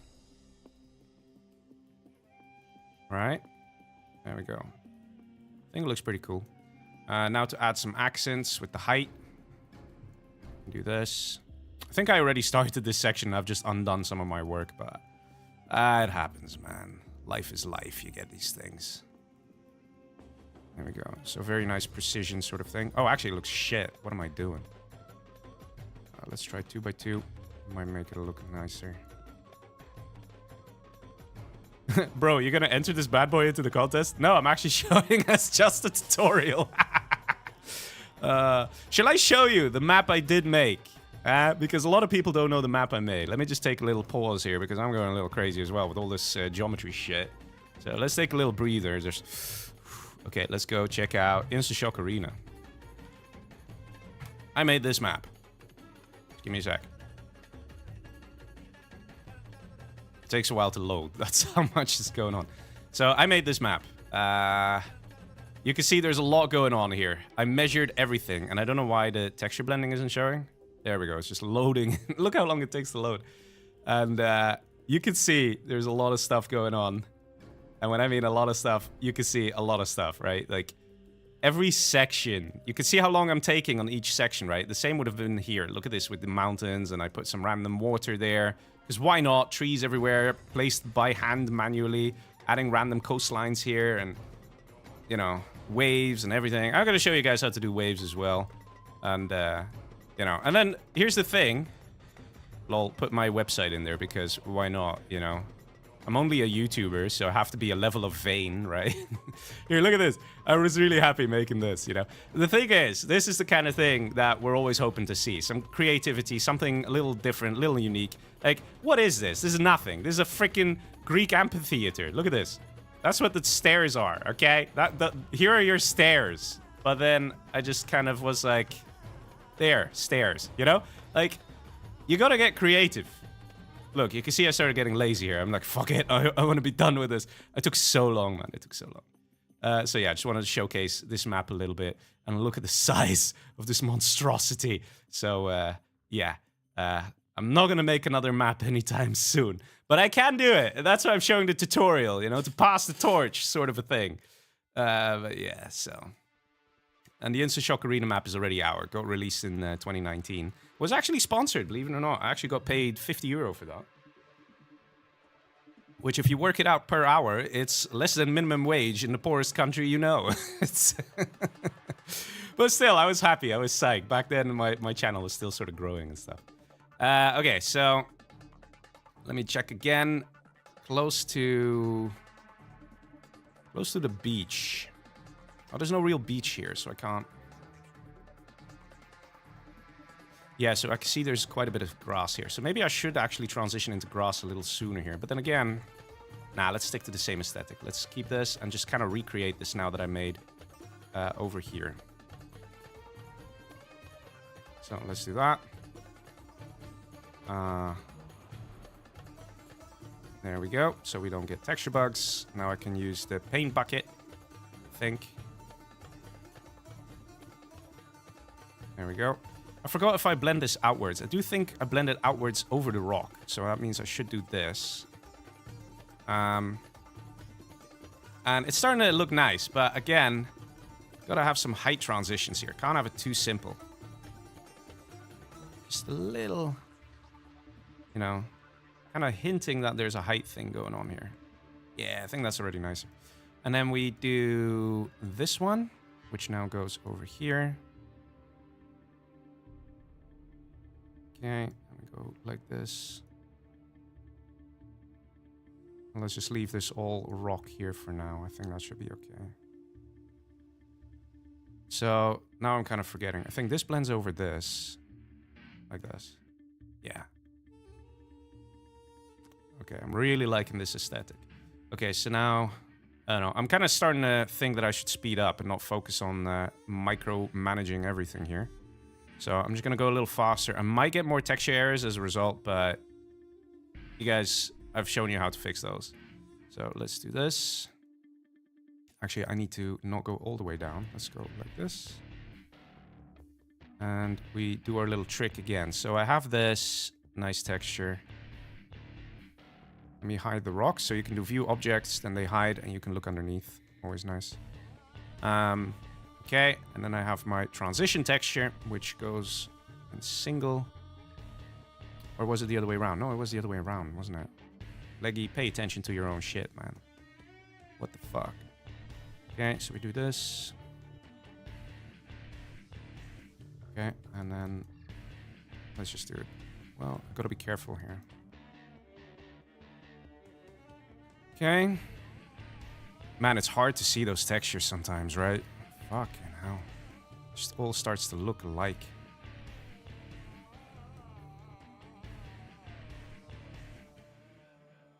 Okay, I think that's alright. And then we do this. And... oh, that would cause a texture bug. There we go.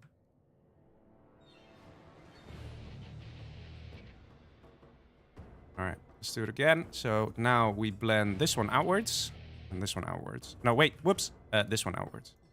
Yeah, so we got that transition effect going on again. Let's see our objects again, because I'm missing rocks. I want some rocks. Leggy's been waiting for way too long. We have not seen enough rocks. Which kind of... there we go. Do we have a texture bug here? Yeah, we do. Actually, I think it would be nicer to have this here.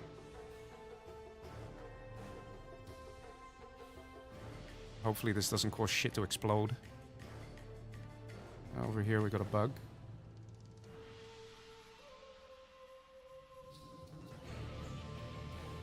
Okay. Not exactly fixed. What if I just blend this one outwards and be done with it? Will that work? Sort of.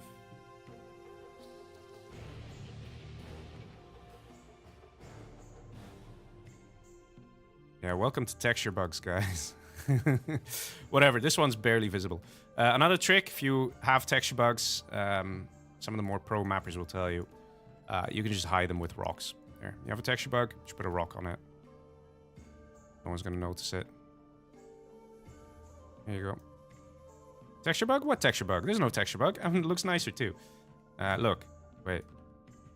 Before the rock, after the rock. Problem solved. Anything floating? Slightly floating rocks, I think. Just slightly. So we do one by one. Yeah, there you go. Careful not to make the texture bug visible. We have a different texture bug here now showing. There we go. So that's sorted. Damn it, now I made the texture bug visible again. Why do I do this? I could just increase the height of the rock, though. There we go. Yeah, now you don't see it anymore. Problem solved. Okay. Let's see. We've been seeing some chat coming in. I just started with the World Builder. Quick question. How do you delete something? You click on it and press the delete button on your keyboard. I know there's undo, but how do I simply delete? Could blend inwards at the point where the grass meets the mountain. Yeah, but the problem with you just take something... I'm not sure I'm understanding you properly, and maybe I'm not. So if what I'm saying is not what you mean, then ignore me. But I think if you do this directly, it'll be too much of a transition. It's like you have this very gray texture, and then suddenly this very vibrant grass, right? It's it doesn't look that nice, in my opinion. It's nicer when you can transition between grasses that then already have a few rocks in them, and then it goes to a different mountain texture, goes to a different mountain texture, and then like that. I think it actually looks a lot nicer like that. But yeah, let's see. Do I spot something here? No, there's no texture bug, but you see this little peak, right? This here. Look, pay attention. I'm going to rotate the camera. You see how it's just like sticking out, like a bit of a sore thumb, like we're playing Tomb Raider and these are boobs. Like, you can just... yeah, there we go. It's, it already helps a little bit. Sometimes it's nice to have those pointy peaks. Like, I don't know, over here it doesn't bother me, you know? But sometimes it just doesn't quite match, doesn't quite work. Anyway, so we just added the ramp. We just added this section. It took a whole time just to do this section. Like, fucking hell. It takes so long to get anything done. Anyway, I gotta make sure that I am still allowing people to roam freely in the battlefield. So let me check impossible. Oh, look at that. Perfection. Okay. So over here, what I will do is I will just throw down a couple rocks. And players will know that they can't go here. There are some other rocks that might be nice to use down here. Yeah, these. I like these, the small ones. And look at that. You can go around the corners and stuff. I think there was another one that's pretty small. This might be nice. Although, the problem with this rock, right? Let me show it on the snow. Is it just looks so fucking, like, pointy and polygon and shit. Look at this. Look at this. Look at this peak, man. It just... I don't know. I don't really like this one so much. I use it still sometimes, but it's... I don't know. It doesn't really look so nice. Oh, that's it. Okay, so we're gonna just have to make do with this one. That's okay. We have motivation. I was about to say motivation and we have time, but I don't I don't have that much time. I just do it, man. I'm getting in trouble, but it's fine. Like, work already called me and they're like, "You have that thing done yet?" And I'm like, "Yeah, don't worry about it. I'll have it done very soon. It's not like I have a World Builder competition to host or a tutorial that I still have to finish off. No, don't worry about it." Oh, I'm so screwed. Okay, so let me check the height here for the water. So the water height is 0. Okay, so we can go brush height 0. Max the feather out, because I see this here. I think I need to lower that a little bit. Ooh. Maybe I need to increase the feather a little more. Might be better for me to do this. Actually, I don't like it. Sorry, I don't like it. I know what I can do. I guess I could do a ramp. A ramp might be better. Let's do a ramp. Don't know how a ramp's gonna work on this, actually. It's not bad.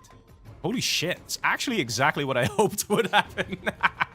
Let me just blend this in a little bit. Hey, not too shabby, right? Not too shabby. Getting a clear section that's mountain, a clear section that is beach. Nice. Okay. So now I feel like I gotta do this speed running and make these sort of veiny mountains. Because I like doing the veiny mountains. They're easy, they're fast, and they actually look pretty good. I see some other people now using that technique as well. There are different ways of making mountains. Like I said, like if you look at this, there's so much going on here, and they are definitely not veiny mountains, right? So that's something.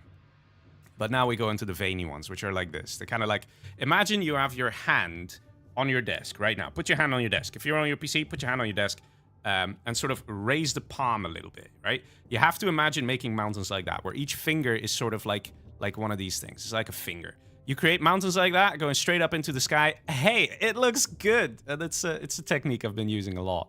I think I got it from Dragon Canyon. So since we're still technically on geometry, I haven't shown you guys Dragon Canyon. Guys, in the GenPatcher map pack, I think it's still there. There's a map called Dragon Canyon. Open it up if you want to learn about geometry, because this is the king of all geometry. Show... Why do we see... Oh, let me just hide the labels there. Look at this. Look at this. You tell me how the guy made this. I haven't a clue how he did this. How did he make this? Like, there must have been ramps, right? When it's such a smooth cutoff, it has to be ramps, but... Then he's made these, and then the best part, in my opinion, is on the left. If you look at this. How the fuck? Remember what I said about a hand? Does this not look like a hand? Like, imagine, like you know, or a foot. I don't know. But, like, how did he make this? Like, I don't even know. I'd like to watch his tutorial on how he did this. So, you know, there's that.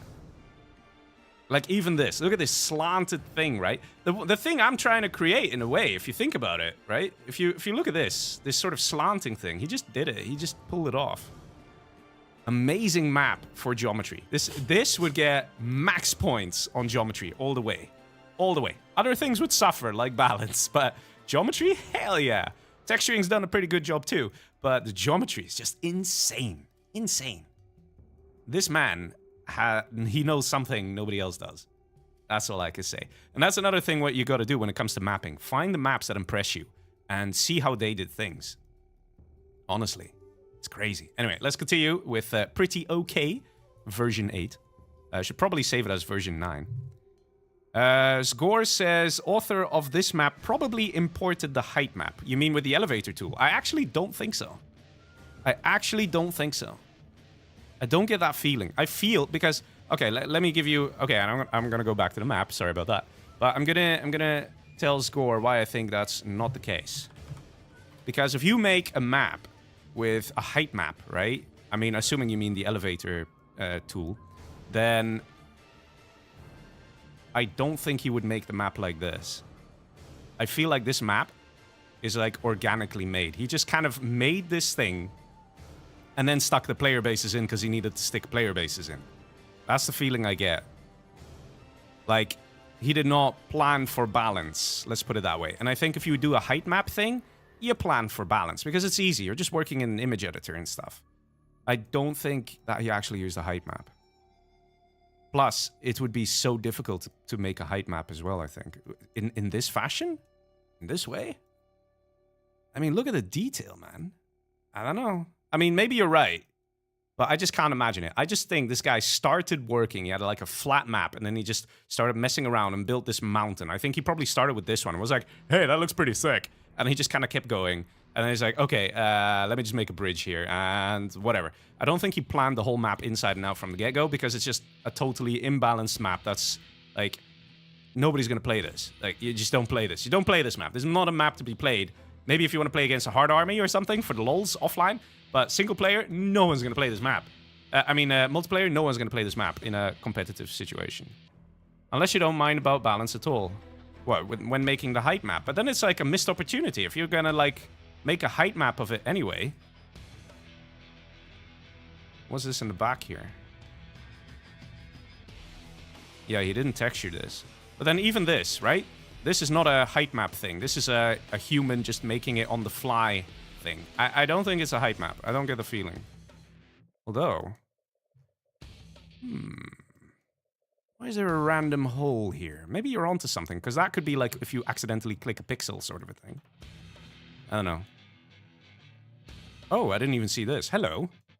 Wow, this looks eerily similar to what I made. Over here, right?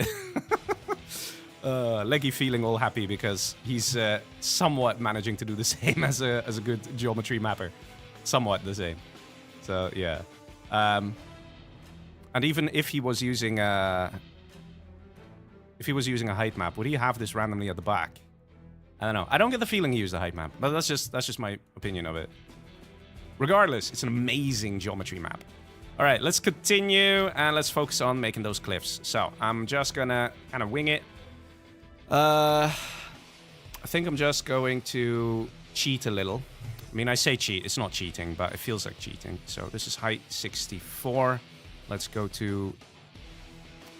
height 48 and create a second layer here. So we'll just do 2, and I think I'll do something like this. Just kind of create a little layer as an in-between there. And I'm just going to use the ramp technique, I think. I'm just going to do that. Save myself some time. So just going to make a ramp. 50. Might be a bit too big. Yeah, I think I'm also just going to use the...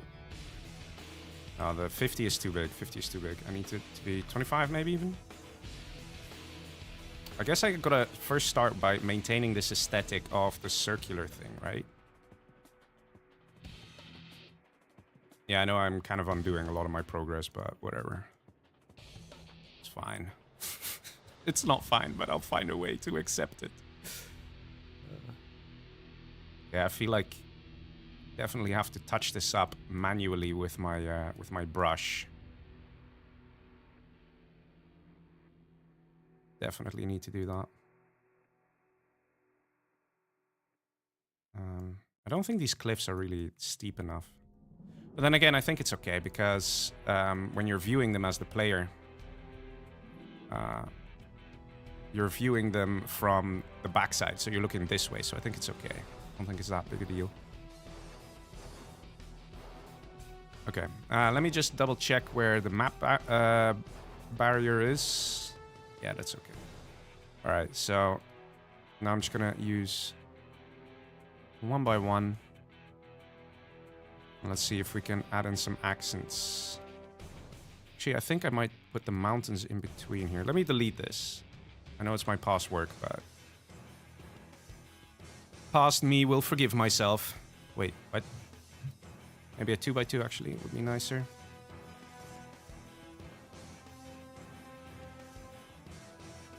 Let's see if I can connect this. So I'm actually using a combination of tricks because I actually showed before how you can do this with ramps as well as with what I'm doing with the brush. And I'm actually almost organically by accident using combination where I'm actually using the ramps not to make the fingers sort of a thing, but to make the pits or whatever you want to call them.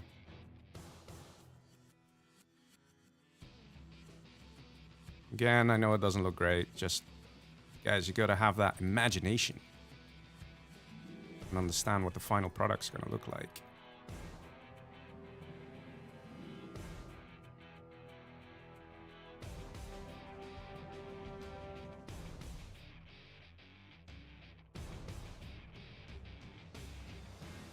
Okay, starting to get some sort of an idea of what I want.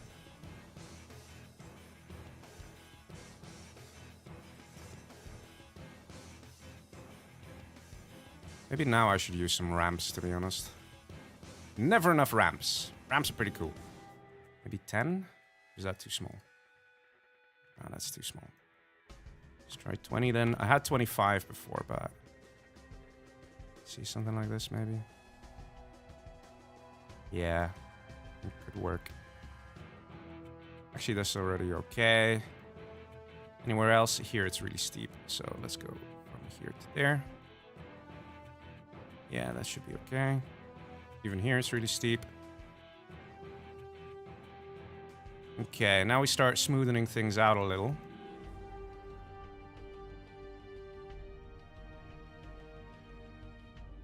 Score says, well, that was just a theory. One of my moderators in Gen Evo server experimented with height maps and got lots of fancy geometry and realistic looking maps.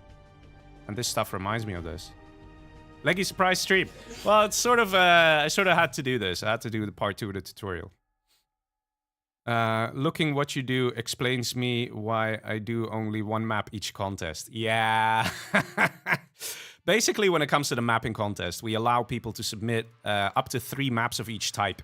The reason we do that is not because we're masochists. You might think we are, but it's actually because sometimes you start on something and you're like, wow, I love it. And then people try it out and people's feedback is, wow, this is a shit map. You should delete it. You know, okay, we're not that terrible when it comes to feedback, but it can feel that way sometimes, right? It can feel that way. And then you still say, you know what? Screw it. I'm starting over again. I'm going to make something totally different. And you can do that. You know, you can do that then. All right, so I want to reduce the height a little bit, but I don't want to go too much. I also like that I have some of those jagged peaks, just a little bit. Can't have it too much, though.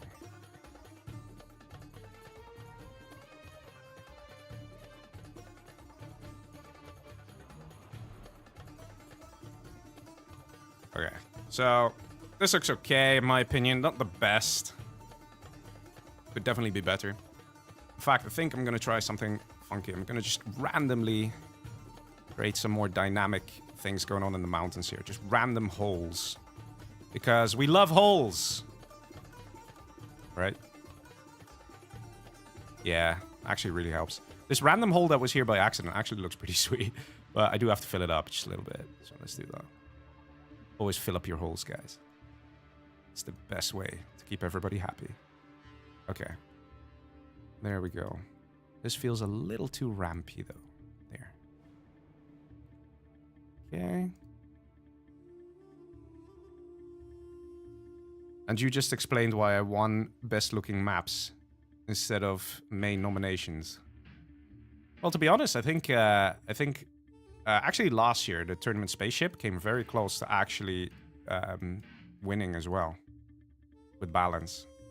I think I hinted to you, like, dude, if you just do this, you probably have a good chance of, like, actually winning. Like, this was before the judges looked at the maps, okay? Before people go like, what, Leggy, you're privately sharing information with mappers so they can win? No, it's I had literally, I think I said during the feedback session, I'm not even entirely sure, but I was like, dude, you gotta do some things here, and then you have an actual shot at winning with your tournament spaceship map, like organically, not just based on looks. And I remember his score was like, dude, no, I want to keep this aesthetic that I have, and making the changes you're suggesting would just throw that out the window, so fair enough. And that's the thing, at the end of the day, the mappers during the contest always have the full choice to do what they want. And we never want to limit mappers and tell them what to do. I know it might feel like that with the feedback sessions, but what we're really doing during the feedback sessions is literally, it comes down to this. We're saying, guys, you want your map to be played? Try this.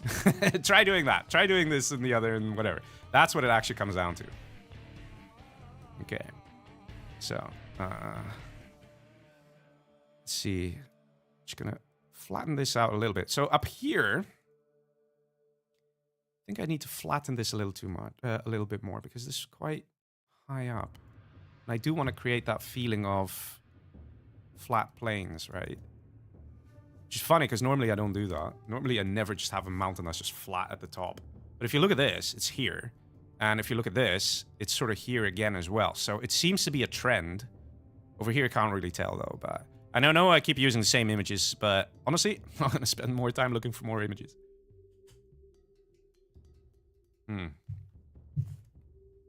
So let's undo the texture job that I had done here. Let me just... Not all suggestions. Some feedback I did implement. Yeah, that's true.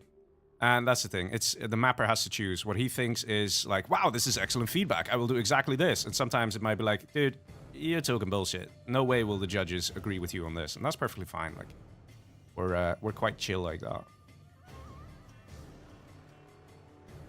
In fact, I would say that Community Outpost, the mapping competition, is the most successful mapping competition in 0 Hour. I know that sounds like it's a lot of bragging, but guys, I'm not even kidding. We get so many thank yous, so much praise from so many people, from players, from mappers, you name it. Everybody is just so happy with the quality of the contest. And it's the same every year. Every year, everybody's really happy. There have been other people and other community members and other communities that have tried hosting mapping competitions, and every time that's happened, people have then randomly shown up on my doorstep just to complain about how terrible it went. And I'm like, okay. So, you know, the thing is, look, the competition that we're doing is, it's up to mappers if they want to join. It's up to new people if they want to start mapping and all those things. And it's not like it's perfect, okay? But it's we really try our best. That's what it comes down to. We try our best as spectators. We try our best as feedback givers. We try our best in a number of ways. Like, really, I'm not making this up. So, you know, if you are thinking about starting mapping, the competition is always a great place to start, because you can see all the things I'm doing. Nowhere am I doing some crazy stuff that you need, like, I don't know, an insane computer to do or some shit. Like, or like, oh yeah, I totally cannot do this. Oh, I have to do this, I have to do that. You can see that I'm just kind of fucking around and then retrying and retrying and retrying until I'm like, yeah, it looks good. You know, and that's basically it in a nutshell. And another thing with the competition, we want to give people the space to try things and the space to fail as well. Because if we give people the space to fail, you give them space to learn. And that's basically one of the biggest things. There was quite some time that mapping became, I would say, almost fully stagnant. Like, people just didn't make maps anymore. The only maps that were being made, in my opinion at least, were like related to mods or for mods. And, you know, there was almost no real mapping scene anymore. So this contest also helps bring mapping back to life just a little bit more. I'm now doing this tutorial thing. Yes, this is still a tutorial, even though I'm making this whole goddamn map. You might think, no, I'm only going to make this section. I'm going to make one more of these things over here, and that's it for the geometry. You know, that's just saying. Like, I'm not going to do another whole section because you can see how long it takes, and I'm just doing it so you can see, like, how you could go about doing this. But yeah, we really care about the community, and we really care about mappers as well. We want to see people continuing this art form in a way for a long time to come. So, yeah. Actually, yeah, if you're wondering how I got this screen up, that's Control W. And I'm just kind of thinking here how I want to go about making these cliffs. I'm actually going to blend this.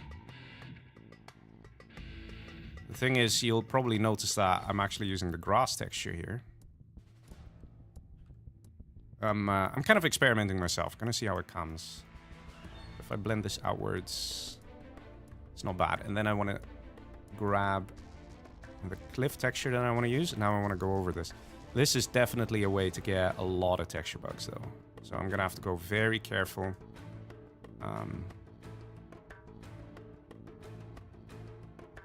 Also, I have this golden section, sort of. Don't know if I'm gonna reuse that. Don't think I will. I think that's just something that would be nice for the beach. Let's see. Like, oh yeah, I can already tell you, I'm gonna have a lot of texture bugs. Let me first start here in this section. See what I, whoops, see what I have to deal with. So far so good. Is this a height-based texture bug? Yeah, it is. For those of you wondering, like, Leggy, how do you know it's a height one? How do you know it's not? It's because it just goes weirdly skewed and it feels super weird. Whereas the blending one just feels like it's two separate textures. Okay, so I'm not seeing any real texture bugs, so I guess I got lucky. I do kind of want to push a bit more to the side. So now I'm definitely going to have a texture bug at least here. So let me prepare here for that.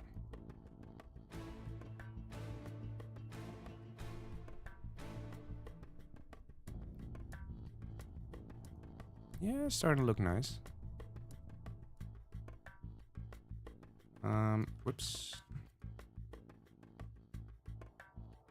Gonna go a little more. Gonna go a little blendy. Oh yeah, texture bugs. Okay, never mind. We're not going that way. Is that a texture bug right here? It's a bit dark on stream, but it's there. Yeah, it's a texture bug. So let's do this. I should fix it. Yeah, I fixed it. Good. Let's go here. Any texture bugs here? I'm really getting lucky. Like, I'm just kind of like throwing the textures on there and it's not bugging. So I'm really happy about that. To be honest, I think I should speed things up a little because I am definitely taking my time. And I have a lot more to cover. I'm just going to go like this. And if there are going to be texture bugs, I'll see if I can fix them in the moment. I think I will push here a little bit with the mountains.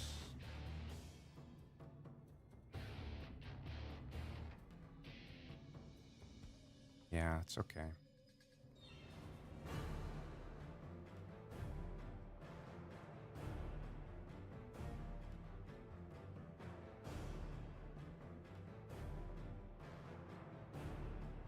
And connect these as well. Oh yeah, I'm definitely gonna have a load of texture bugs. But like I said, I've shown you guys how to fix them. And this is still a tutorial and I can't spend the entire day making this because you can see how much time goes into it. And I still need to touch on everything else. I haven't touched on anything apart from geometry and texturing here.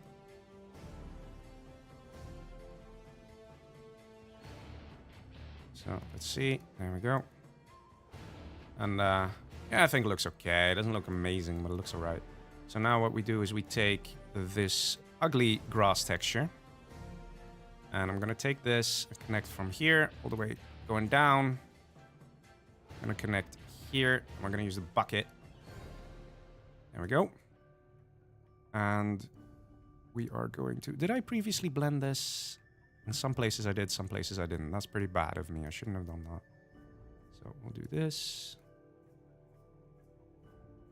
Same trick as before. It's a nice trick. And gotta be careful here.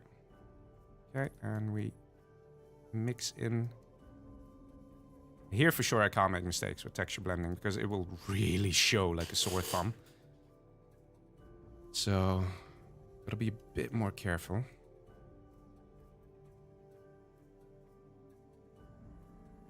2. Yeah, nice.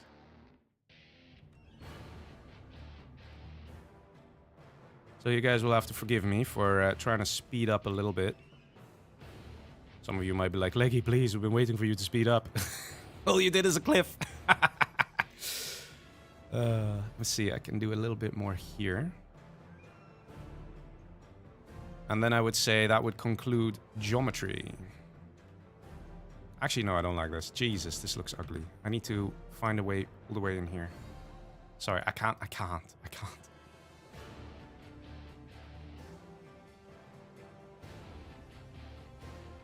Okay. This should look really nice if I go in here. 1, 2, so.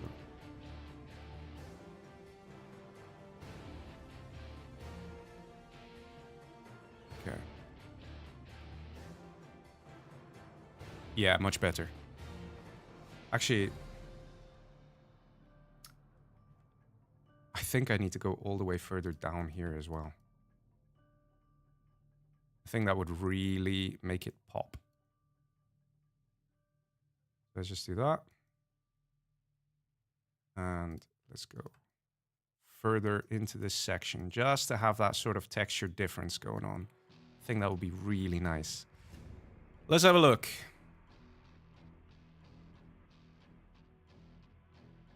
Yeah, going in. I think it's nice. It does feel a little weird over here, though, on this section. So I think what I will do is increase the height here just a little bit, as though it's the beginning of another mountain section or something.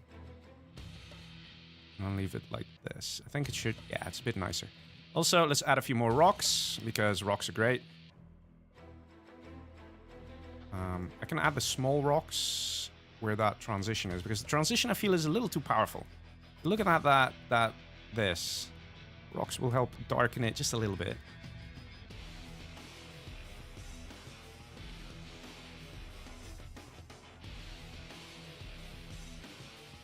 There we go.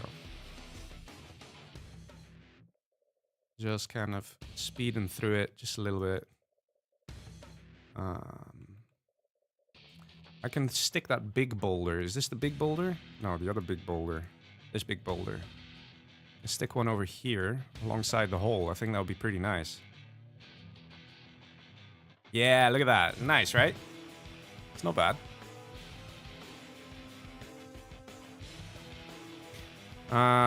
Let's see. So I think I'm basically ready from here. I'm gonna take one of these and flatten them, because it feels like the height is just a little too much the same here. So let's do 2 by 2. Just take one of these, just flatten it out. And we can take some rocks, like the big rock. Is this the big rock? No, the big rock. Is this one? Yeah. And do something like this. It'll still be clear to the players that they can't go here. And you can take maybe this one. There you go. So I have to now make this section impossible manually. To be honest, how the texture is laid out, it's fine. In my opinion, it's okay. There we go. So we have a bit more dynamic stuff going on. This one might be a little sticking out a bit too much. Let's lower it a bit. Something like that. That's nice. Okay, so I save. Now I can put some more rocks around using the small rocks. Just randomly. It's fine. Okay, so you can see things are starting to shape up here. Maybe I need to lower this a little bit. There we go. Okay, so that is basically what I want to show you with geometry. Okay, so you can make mountains, how you can make mountains, different ways of making mountains. To be honest, this still doesn't really feel that great to me. Could be better. I am kind of rushing this a little bit. Yeah, let's lower this a bit. But you get the general gist. I showed already before how to make like these veiny mountains things. In the first live stream that I did on this, in this tutorial.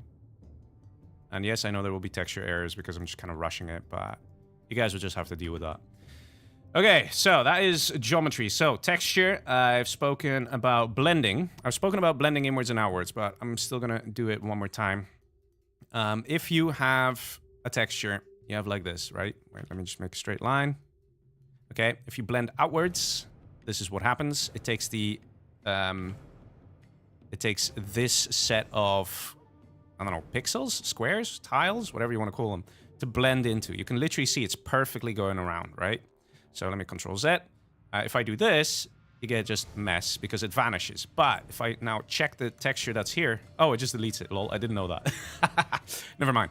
But you can also do this, right? And if you blend outwards, it is exactly what you imagine. But if you blend inwards, so you blend from the outer texture inwards into this one, you can see that it's actually a lot smaller. So this is actually smaller and narrower and more precise than this. This is actually bigger. So that is something to keep in mind. So if you want to be like a precision, you know, surgeon and stuff, make 2 rows, you know, use 2 tiles like this, and then blend into that. And look how lightly used this texture is. So I wanted to say that real quick.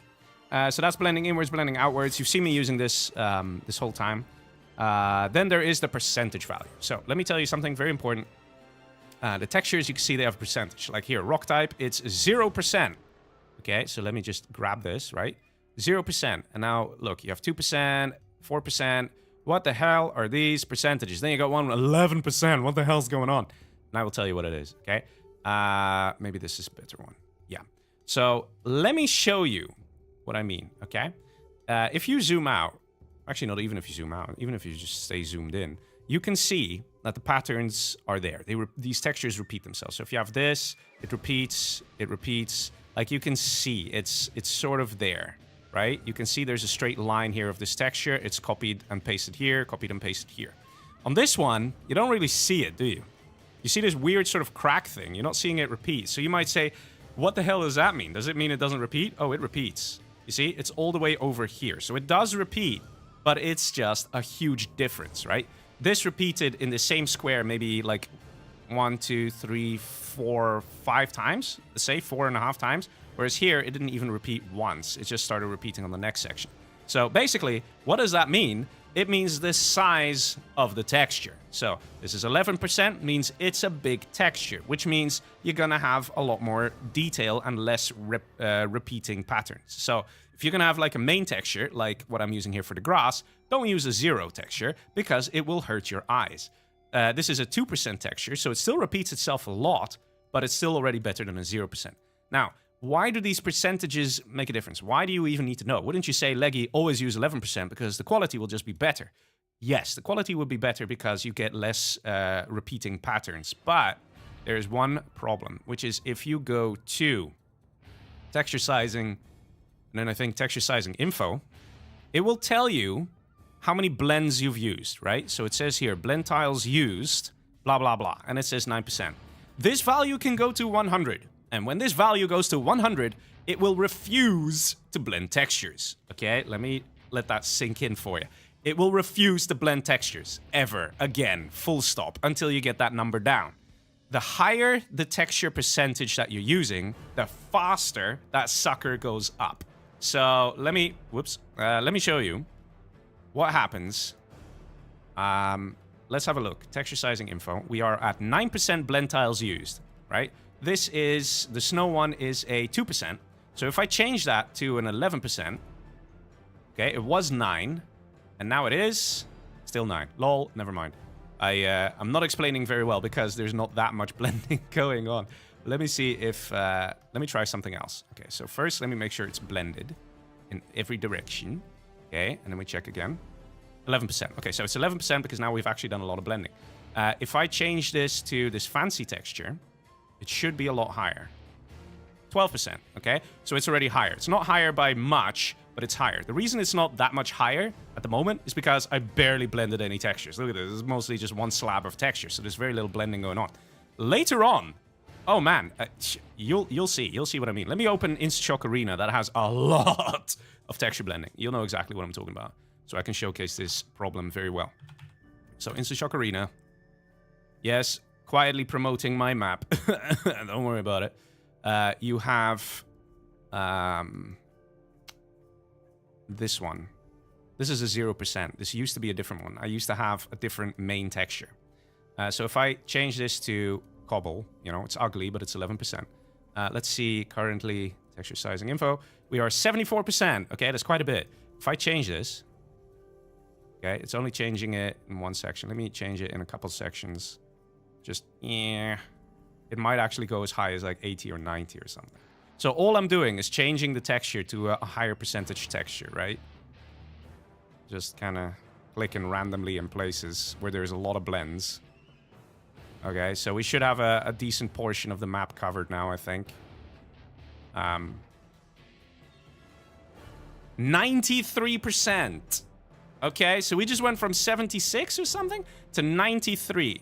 So you can see, I haven't even covered the whole map in this texture. Okay, look how little of it is actually this texture. Look how little of it. But because of the blends, there's a limit. So the higher the percentage on the texture with all the blending that you're doing, the faster you run into this problem. And I actually had it while making this map. I had only done 2 sections, all right, 2 player sections, and I had reached 100%, and it refused to let me blend. And shout out to Pasha of Pasha CNC, the AOD player. He's the one who actually pointed this out to me. He said, oh, you gotta fix up the thing. It's the blend tiles, and use a lower percentage texture, and then the problem goes away. So here, 93%. I do Control Z a couple times to have it back the way it was. 74. So there you go. Very important. So it's a bit of a double-edged sword. The 11% textures are bigger, and as a result, they will look nicer because they repeat less often. But if you use them as a main texture and you have a lot of texture blends, like you can see there's a lot of texture blends on this map, right? If you do that, you're going to have a hard time because you will run into that bottleneck. So very, very important that I tell you guys this, okay? It's one of those things that you have to know. Like, do not, like, forget that thing. Because it is very, very painful to be far along in your map just to have to change your main texture, which you can do by doing remap textures. I'm not going to click this thing because it is a bitch to use, and you can figure that out in your own time. But you click that, and you can remap all the textures, which is a real bitch to do. But the option is there, and then you can sort of fix the problem from there. That's how I fix the issue. So I wanted to say that, okay? So that is the percentages, what it represents, and how it can be a problem, and how it can also be a blessing. Okay, next thing I need to talk about regarding texturing is texture coherency, which is a nice way of saying how well do the textures work together. So if you look at this situation, right? I have this texture that's now blending to this one for a little bit, then blends to this one, and then blends, and then blends into this cliff, and then this cliff blends into this, and this blends into this. In fact, this might be an example of not such great texture coherency. If you look at this, this is going from like a bronze sand color to a gray, slightly blue tinted cliff. So that would be not so great texture coherency, right? So I should probably change that. Let's do it right away. There we go. So it already looks a bit nicer. It's already matching the color a little more. So those are things you gotta keep in mind. Textures need to work together, okay? It needs to make sense, all right? There are some people out there, okay? Names will not be mentioned because they are famous mappers. I'm not even kidding. And they just do this. Okay, and then they just have like an asphalt section, you know, like this, and then they, I don't know, let's see, like just for sake of example, right, they will do something like this, and they're like, here, decoration, you know. First of all, when you're making maps, never use in-game units as stuff as decoration, because it'll just throw a player off. But I'm just saying this for sake of example. Don't do this. Don't do this. It looks so terrible, because you have this very nice grass jumping to instant concrete. And it's like trying to transition. What the hell is this? Like, what is this? It's like, no, it's concrete mixed with grass. It doesn't work. It doesn't work. You want to add concrete on this luscious green grass territory? Okay, there are ways you can do that. Okay, so one way, just gonna say it and show it real quick, is you do this. You go to roads, and you find, I don't know, what the hell are the roads that work? Single white line, maybe, I think? And you do like this, and then this, and then this. Okay. You do angled. Okay. So this would be one way of going about to make sure it doesn't look like ass. right? It just looks like this is a platform now. Okay, there's a height difference, which also doesn't help. Let me make this all the same height to kind of showcase that, yes, it is possible to do this. So that's 66 or something. Okay, so you have this section like this. You know, it is... Damn it. There. It is possible to do something like this, and then you place down your fire bases or whatever decoration you want to do. This already makes a lot more sense, right? Than if you just blend it and it just looks like ass. You know, you might say, Leggy, I don't think it looks like ass. Okay, but it does look like ass, though. It doesn't work. Please don't do this. There are many pro mappers out there that are doing this kind of stuff. Please... Uh-oh. Lol, I can't Control Z further. Oh, well, it's fine. I don't think I had much here. Please don't do that, okay? Another thing of, like, please don't do it is if you have... Let's see. Nope. Give me a sec here. Another thing with texture coherency I want to talk about is... Nope. Yes, I'm just kind of like pause for a sec. Don't I have a really dark grass texture somewhere? That's what I'm looking for, actually. Like a really dark one or something. Ah, okay. Like, it's not still alright. Like this. Okay. This is another one. Texture coherency, man. These two textures, they don't work together. It looks stupid. Okay? I'm sorry. But it has to be said. It just doesn't work. Just don't do this. This is not pretty. This is not a, oh, but I'm blending more textures. No. It doesn't fit. It doesn't work. Okay? The only way this could work is if you now cover this area in trees. And then it's like, why are you putting so many trees, dude? It's just change the texture. Okay? That's another one I want to say. Finally, there's one more I got to say, which is, imagine you have a beach. So imagine that's the beach texture. Okay? And another thing that people tend to do, which is they do this. Don't do this. Okay, actually, this beach texture is already a bit better, but like there are beach textures that just don't work. Let me show you what I'm talking about. It's that really bright one, the one I was not keen on using, and then I said I would use it, and then I didn't. Like this, for example. This doesn't work. It's just completely beach to completely luscious green. It doesn't work. You gotta transition that stuff. You gotta do it. A lot of people do this. A lot of people do this. It doesn't work. It doesn't work. At bare minimum, guys. Bare minimum. You know, do us the favor of at least something like this, where you're trying to at least starting this transition. I know this will create texture bugs, but just for the sake of example. Where you do something like this, right? And then it goes to a 2x2, right? Something like this, at least. Where if you have something and it transitions this way, I know it's terrible texture bugs and stuff, and then find different textures of grass that kind of make that transition look a little less stupid. Actually, maybe I should do it like this. I don't know. You get what I mean, right? Like, at least try to have it transition instead of just like, oh, yes, you know, plain white sand to very, very green grass. If you're going to do this, there are ways of going about it. You can also maybe try putting fences along the way. So sometimes what you see players do, mappers do, which is pretty cool, they would create some sort of a platform. Let's see, how high is this?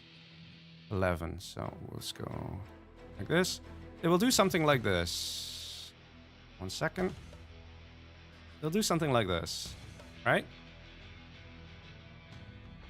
Like a height difference. And then you can do like a layer of concrete or something. You know, it doesn't matter what you choose, whether it's cliff, concrete, whatever. And then the grass begins up here. You know, this already makes more sense, for example. It's just an example, right? But maybe it doesn't have to be concrete. You could do it as a cliff.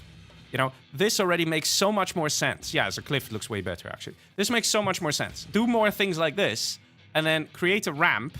Whoops, that's not a ramp. This is a ramp. Create a ramp, for example, and then just kind of mix and match this a little bit. Like this. It's probably already enough, right? Just, like, have it transition. You know, like, please try. And don't just do mad, you know, textures that don't work together. This is already so much nicer, you know? Anyway, enough of that. Rant over. Hopefully I didn't fuck up my map here and I can undo everything I've done. Yes, okay. Okay, I think... Alright, so that's texture coherency. Gotta say that. Okay. Now, the next thing I'm gonna talk about is rivers. Okay, so I don't really have a nice place to put a river, I think. I guess I could put it here, right? Actually, you know what? I should actually texture this a little bit because I haven't actually done that. I've been talking a lot about textures and texture coherency, but you haven't seen me texturing that much, apart from a little bit the mountains and stuff. So if you have grass, find like, when it comes to grass, you need at least 2 textures. At least 2. Okay? Bare minimum. Don't just have one like this. It's terrible. At least 2. Probably 3 or 4 is what you need. So I'm just gonna have a bit here. And I'm gonna have a bit here. Okay? There we go. It's already sort of... Actually, you know what? I don't think it works. Transition is too intense too quickly. It could work. I actually think I have an idea what I'm gonna do. Because I have to showcase rivers to you guys. So check this out. I'm gonna do this.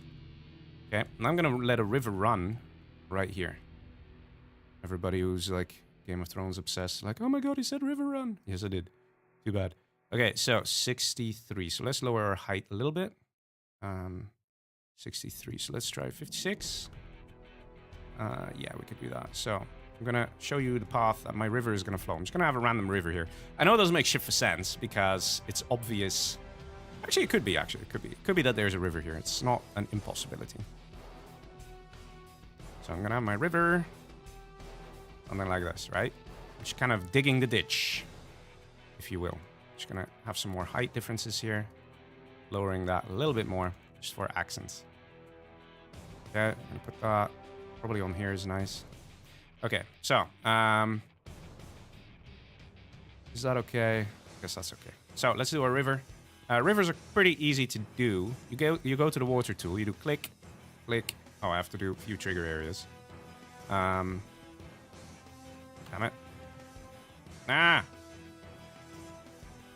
Damn it. Okay, never mind. Let me start again. It's been a while since I've made rivers, but I think I know how to do it. Okay. Lo and behold, water. You'll be like, oh, Leggy, that's your river done. Wrong. Okay, first thing, I'm going to texture the bottom before I forget, because I was actually about to forget. So let's texture the bottom. What would be a nice texture? I guess this dirt could be nice, just to have a bit of a drastic sort of change. Yeah, there we go. That should do it.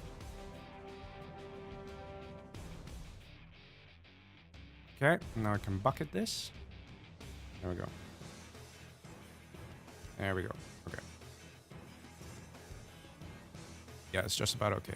All right, so we get our water going. And then you just click river. And it's like, wow, that is so easy. Except for, wait, no, there's more to it. Because as you can see, you can speed up the river and slow down the river based on shit like this, right? So you gotta keep this in mind. So if I recall, there was a way you could really slow it down. And also, I'm gonna have a pretty steep angle here with my rivers. So let me first see where the map starts, so I don't fuck that up. Map starts over here, so I'm gonna start my river over here.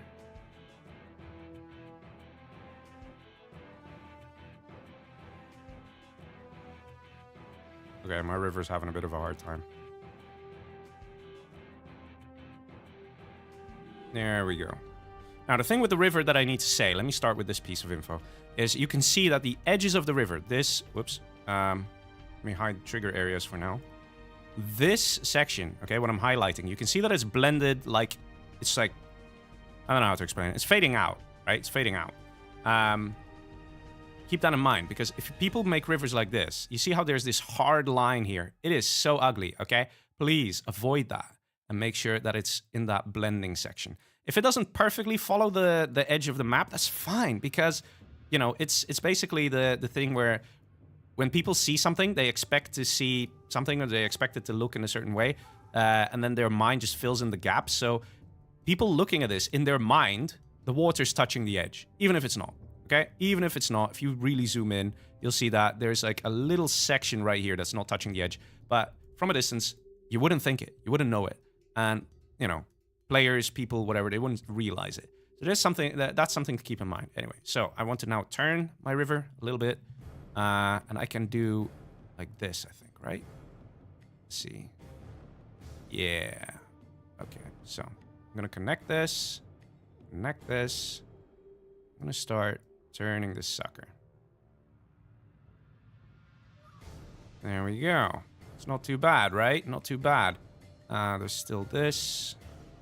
I don't know why this doesn't work. Shouldn't this work? Huh. I guess it doesn't. Alright, my bad. Let's try then with just 4. I thought it could work with multiple ones. Guess it doesn't. So we connect, we start to just gently... Remember, you have to look at the speed of the river. It has to kind of make sense. Because sometimes you see people with rivers, they have one section that's like, I don't know, moving at this speed. Like, look how fast this goes. And then this one's really slow. And it's like, it doesn't make sense, right? It doesn't make sense. So you got to make sure that when you look at the river, it's basically flowing the correct speed. So here, this one's going a little too fast for my liking. Maybe if I do this, I think it might already be a bit better. But with rivers, it's a lot of fucking around. It's a lot of fucking around until it's like, yeah, it clicks and snaps into place and it looks all right. Yeah, it's... Yeah, but now this piece is going really fast. Okay, I'll have to be right back, guys. I told you guys I would need like maybe 10 minutes. I'm gonna start that now, so I'll be right back. Sorry.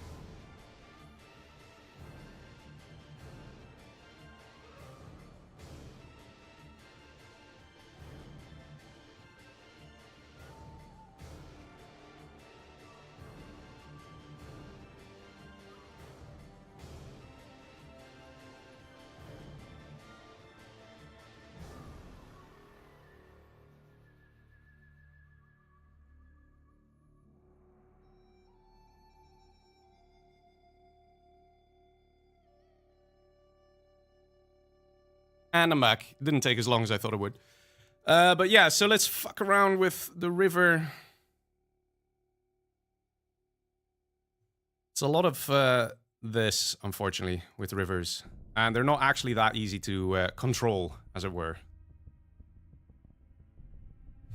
So, one thing I need to do is I actually need to create this. This halfway point, I think.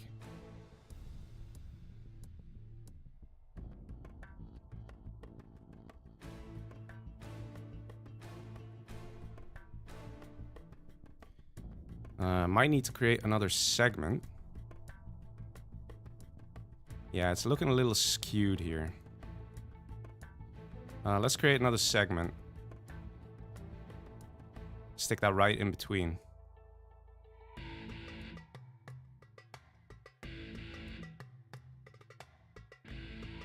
But yeah, rivers, as you can see, they're a bit of a pain. So if you do rivers, I would avoid having too many because they could take up a lot of time and they're just really annoying. Oh, this one's flowing the other direction. Maybe if I click on this way. There you go, now it's flowing the right direction. Oh wait, what's this? Point spacing for water polygons. What does that mean? What happens if I do 100? Higher value, large space between polygons. Not seeing any difference. So, don't know what it does. Now let's see if I can connect this up.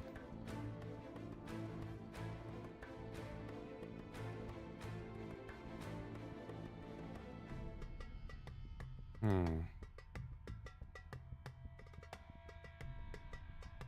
think I'm fucking up my river here. Because now it's not flowing in the right direction.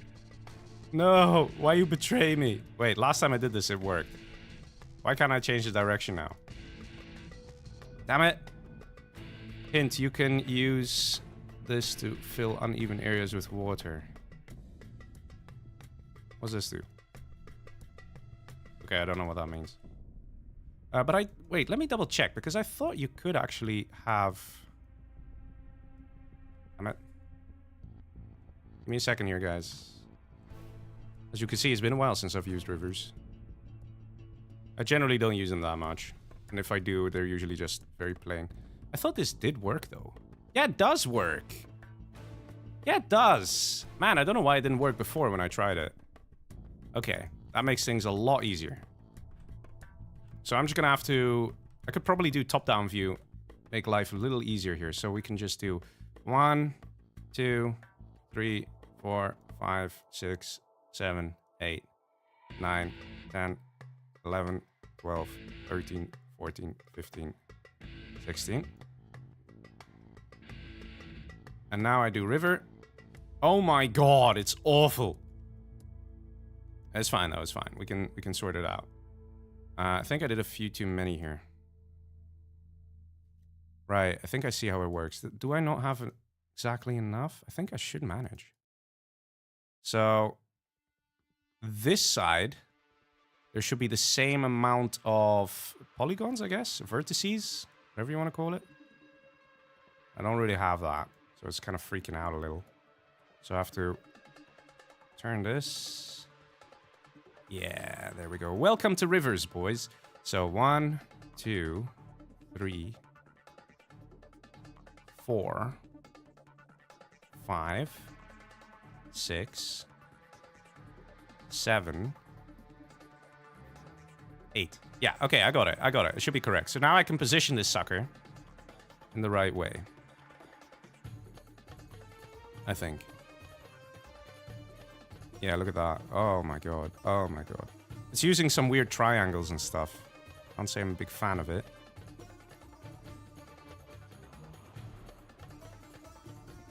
Now let's see. How am I gonna make this look nice?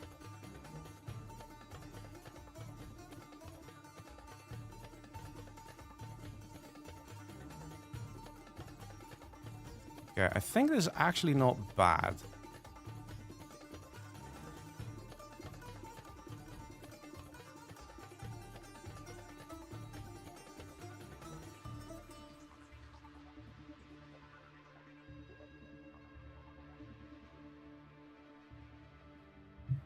Let me see here. I need to spread this out just a little bit. Even along the back. So you can see here, there's like this weird triangle connection. So from this one, it's connecting to this one. And as well from this one connecting to this one. And you gotta play around with that and make it work.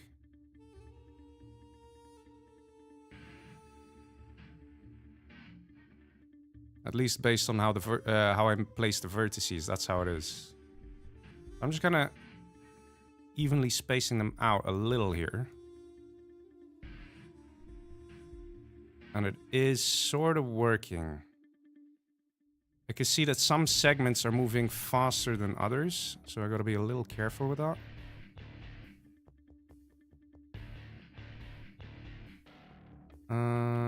Yeah.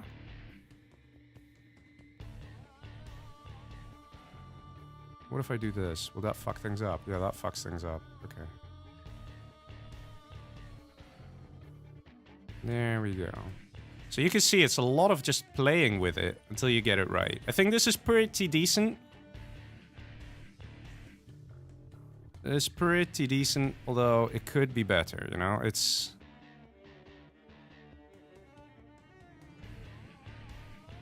I think it's okay. I think it's okay. So yeah, there you go. You got a river. And this will start at the very edge. I can maybe do that. So that's pretty decent, right? Also, we have a nice riverbed sort of a thing. Let me also use some ramps here. Stretch this out, make it look nice. Yeah, there we go. This geometry was a bit fucked. So this, I think, looks pretty decent. Let me actually... There we go. Looks pretty nice, right? Looks pretty nice. So yeah, now we have a river here. It's not 100% perfect, but to be honest, I think it's good enough. Maybe if I... Yeah, I think it's fine. So there we go. That's how you make a river. Now, if there is a section in the river you don't really like, you can always just throw a rock in there. Yes, like I said, I love rocks. You can hide all your mistakes with rocks as well. So we could put one like this. Let's say which segment is a bit ugly. Over here, maybe a bit. So I can just do this. Lower it in. And that takes the eye away from the problem just a little bit. Just a little bit. Yeah, why not? Gonna throw some more rocks around that as well, just to make it look like it belongs. And let's angle this a little like this. There we go. Okay. Lol, what is this? A river for ants? Why a river for ants? I don't get what you mean. Can you have a river going up a mountain? Technically, no. So rivers, they are flat. So you can see the water here. That's flat. I can set the height of the water. And I could turn it into a river. But it is flat. So you can't move it. What you can do is create the aesthetic of it going up a mountain by basically having it shown only in certain portions. So, for example, or coming down a mountain, right? Whatever you like. So, for example, let's say I flatten this area a bit and I show a piece of water and then cover this area in rocks. And then I show another flat area where I show a piece of water and then cover this again in rocks. You know, like what is it? Like terraced hills, but then with water. But then very, very close together. So it gives the feeling like it's going up.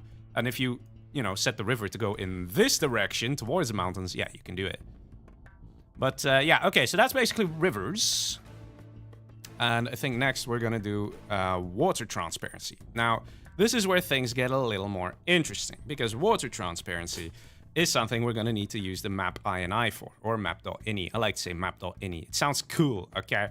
So let's go to the map, which is in Documents, Command & Conquer General 0 Hour Data. You go to Maps. The map we're in is called Pretty Okay, which is this, okay? And you can copy this, okay? And then fire up Notepad.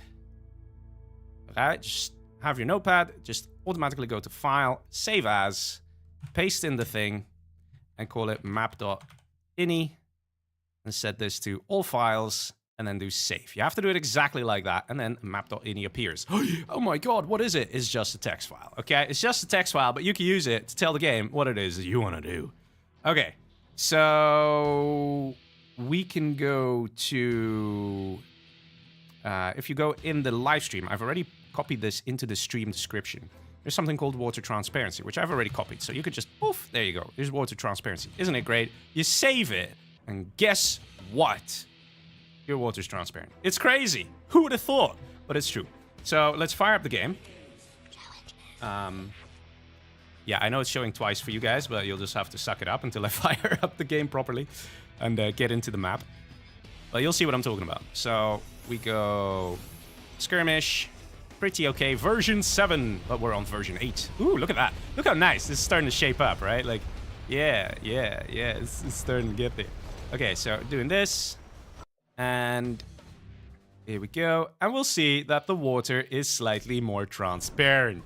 Okay, so if I compare this, look at this. You can see that transparency, right? You can see, actually, you know what? Let me just sell my CC so it's easier to see.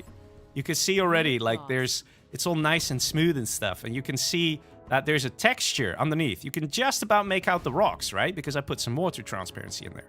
And also, here's our little river that, okay, it definitely needs a bit of work. It's not, it's not that great. Thought it actually would come out nicer. So let's go back into here. And let me hide what you see in there because you're not there. Okay. So this looks like ass, right, with the river. Let's see. Yeah, that looks like freaking terrible. Okay, so we'll just need to spread this out a little bit. I think that will already help.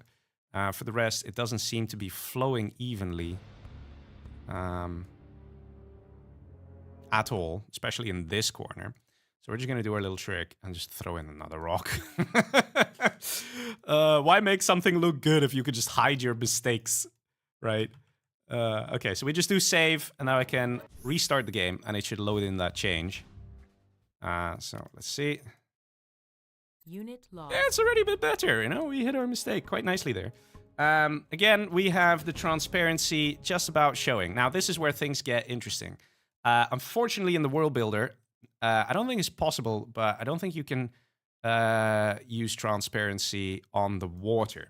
Now, what does that mean for us? Well, I'll tell you.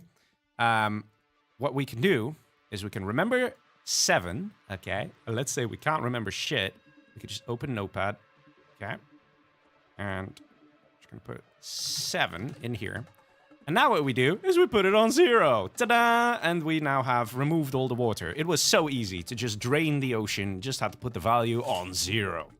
Okay, so now you might say, Leggy, why do we want to do this? Because now we can actually work on the beach. We've got water transparency implemented.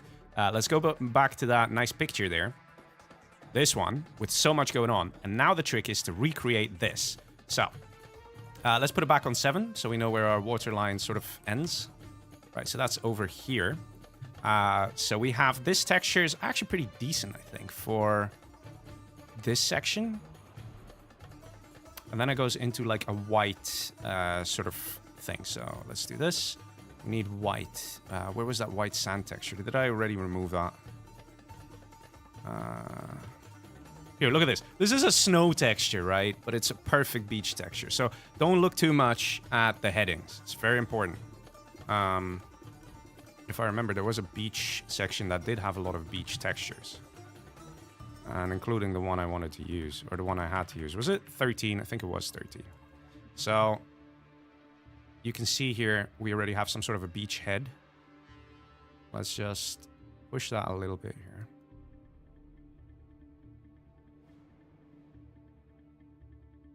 Okay, there we go. And I like to connect it. I like to do this, mostly because if I want to use the bucket, it's not going to mess up my other textures. Okay, so I think this is pretty okay. Let's... Okay, we got some weird texture thing. You can fix this a few ways. One is with the height, if I recall. Until it goes away, which it doesn't always do. If you're wondering where do these things come from, it's because the height of this is kind of whack, because it's really transitioning the height down in like the very, very low amounts, because I used ramps and stuff. So it's calculating... Oh, there you go. I did Control Z and it just fixed itself. Okay. Okay.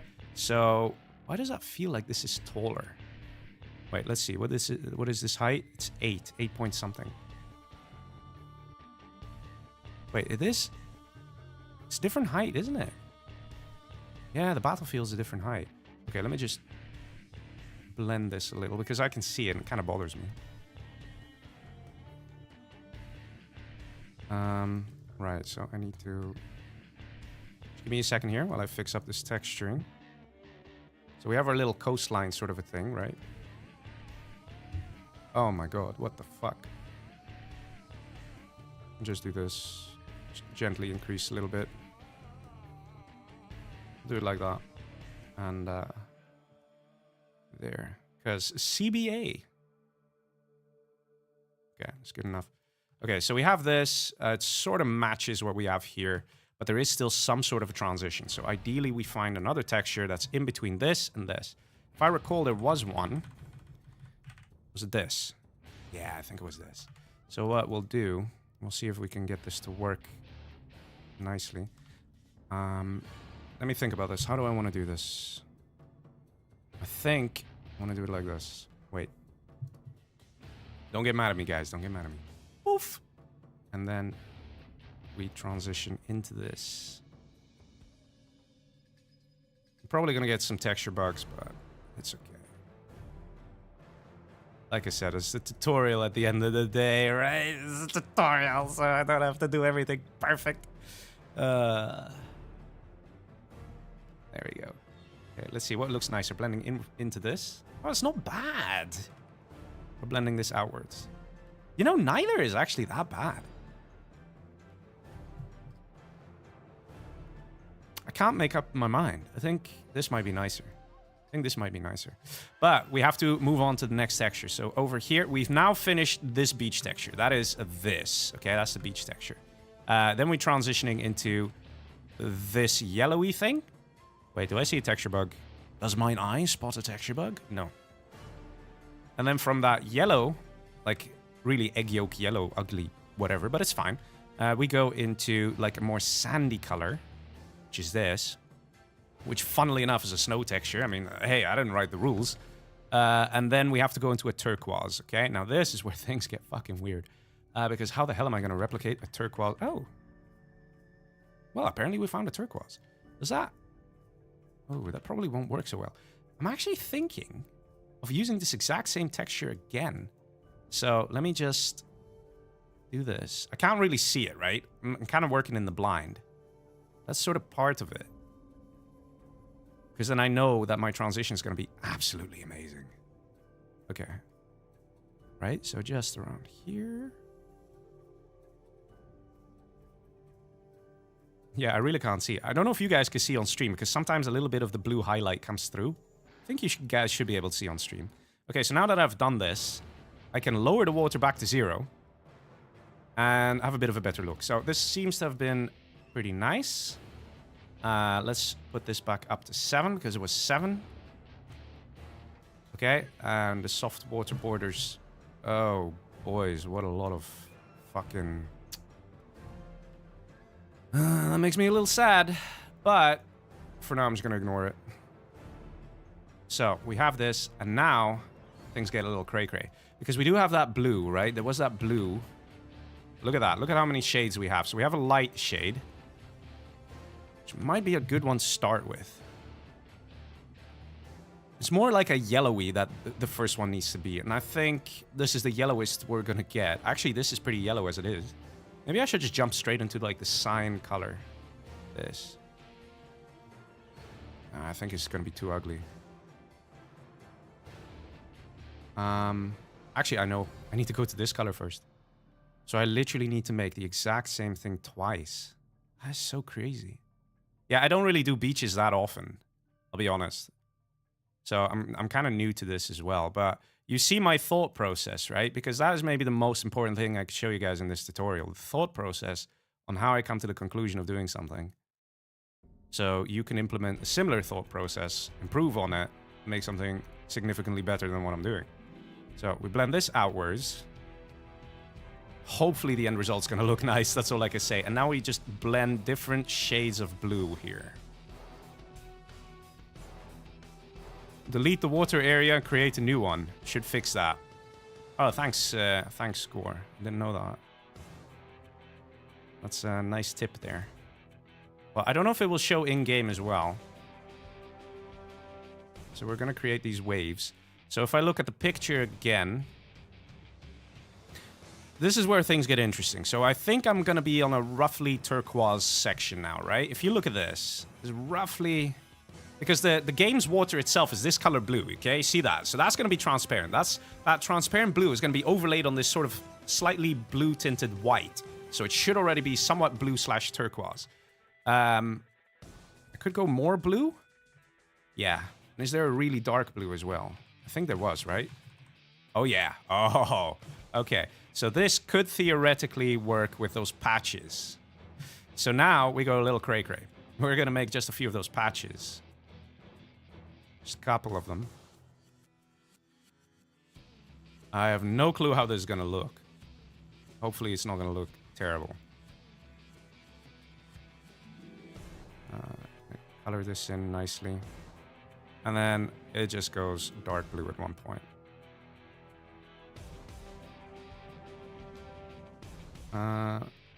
I can't see. Fucking water is terrible in the way. Hurts my eyes. Okay. Okay, so now I'm not sure if I need to blend outwards or inwards. Just blend inwards. No clue if this is gonna work or how it's gonna look. So this is what it was before. Let me switch the view there for you guys. This is how it looked before. And let's see how it's gonna look now. Oh lol. I forgot to raise the water level back up. Sorry about that. Okay, 7. I remember it was 7. It was 7, okay. So save. Don't worry about it. That didn't happen. That didn't happen. Okay, let me put the correct view there. Unit lost. Not bad. Not bad. It's not bad. I expected to see more oomph. But it doesn't look bad, right? It doesn't look bad. I think I got an idea of where I want to go with this. So let me switch the view again for you guys so you see the world builder. It doesn't look bad. When I said, do I want to blend inwards or outwards? And I blended inwards. I should have blended outwards. Why can't Ctrl-Z do the work? Why is it? Come on.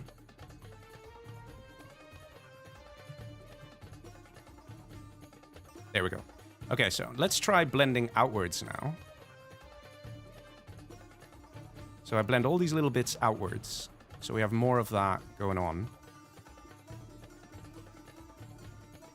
I think actually, looking at this, I think it might be nice if I do something like this. Right? I think that'll be pretty cool. Is this gonna touch him? No, it should be just about okay. Yeah, look at that. Okay, I think we're in business, boys. I think we're in business. So you wanna know how you make cool water? This is how you do it. Okay. Let's see. Unit lost. Yeah, it's not bad. It's not bad. I think I did a few too many of these spots. I think I did a few too many, but you can see how this is sort of really starting to shine now, just a little bit, right? If we compare this, guys, because that's what we're doing here. We're trying to recreate life, okay? If we compare this, right? You see the turquoise and stuff. We don't have turquoise. We don't. We just don't have the colors available, I think. So this is the closest we're gonna get. But you can see the similarities here. They're sort of there, you know. They're sort of there. I do think that these black spots... Actually, you know what? Let me try something. Let me try something. I have an idea here. I have an idea. I think... Do we have a lighter version of this? No, this is already the lightest. Did I even use this one? I don't think I did. No, I didn't. I didn't need to either. I think I have a few too many of these spots. So what I'm going to do... Some of you probably are like, Leggy, how can you possibly work like this? Oh, I don't know, man. I don't know. I just don't think about it. I think maybe connecting this up a little bit would be more fun. Like it's sort of coming out of the ocean, you know what I mean? And it's like trying to chase us down. There we go. We need to make this... Yeah, something like that. Okay, I need to fix the blending texture issues that would happen otherwise. There we go. So you need to get this view up. Yeah, you guys might be going crazy. I'm sorry about that, but it's soon over. Your pain will soon be will soon be gone. Don't worry about it.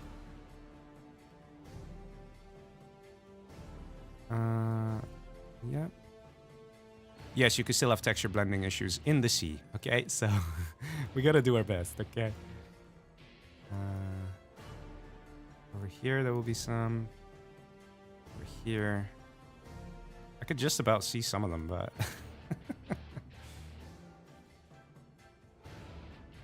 Yeah, I think that's about it. Let's see, let's do the blend. Oh, actually, I see a problem here. Here. Okay, let's do the blend, see if it's good.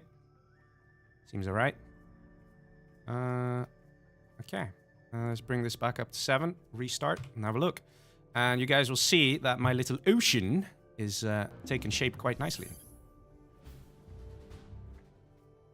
Hurting my eyes, says TK Leo. Not very professional. Well, I'm terribly sorry. Lost. Ah, look at that. Not bad, right? Not bad. for like an ocean with like transitions and stuff, you would look at this. You wouldn't think the number of textures that are here, right? You wouldn't think it. You wouldn't think it. But I'm actually really liking this. Look at this little like fork sticking out.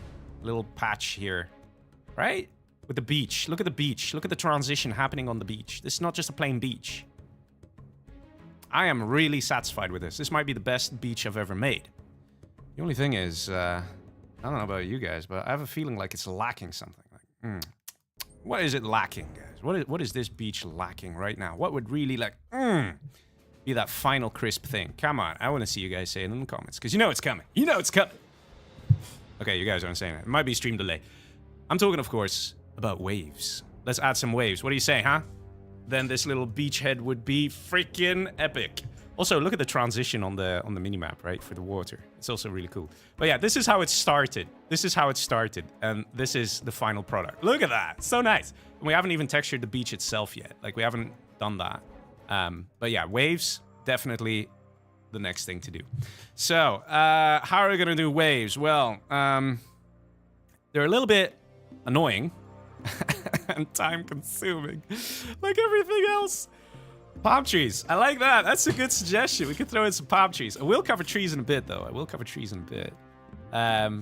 But it's actually we're gonna have to go down a bit of a dark route here. Well, it's not that dark. It's not that bad. What we need is we need to get a specific tool. We have to use a specific tool to make this all possible. Actually, wait one sec. I'm looking at this, and I see there's water here. Kind of bothers me because it's actually on the sand. I'm gonna raise this just a little bit. I'm gonna increase that feather. Yeah, I think that's better. Okay. So yeah, ignore this for now. So what we're gonna do is, wait, if I do this and then Control Z, there we go. Okay. So if we're gonna do waves, the question is, where do we want our waves to go? I could do waves on this section. I can do waves across the entire beachhead. So I think I'm gonna start with waves over here. I think it was something like this. Let me open InstaShock Arena just to see the distance, because I had done it before as well. Exploding trees. No, there will be no exploding trees here. So let's go check out InstaShock Arena. I want to see where I put the waypoints for the waves, because basically it all starts with waypoints. Like everything, it starts with waypoints. So I've done it pretty much on the actual sand by the looks of things. Yeah, on the actual sand.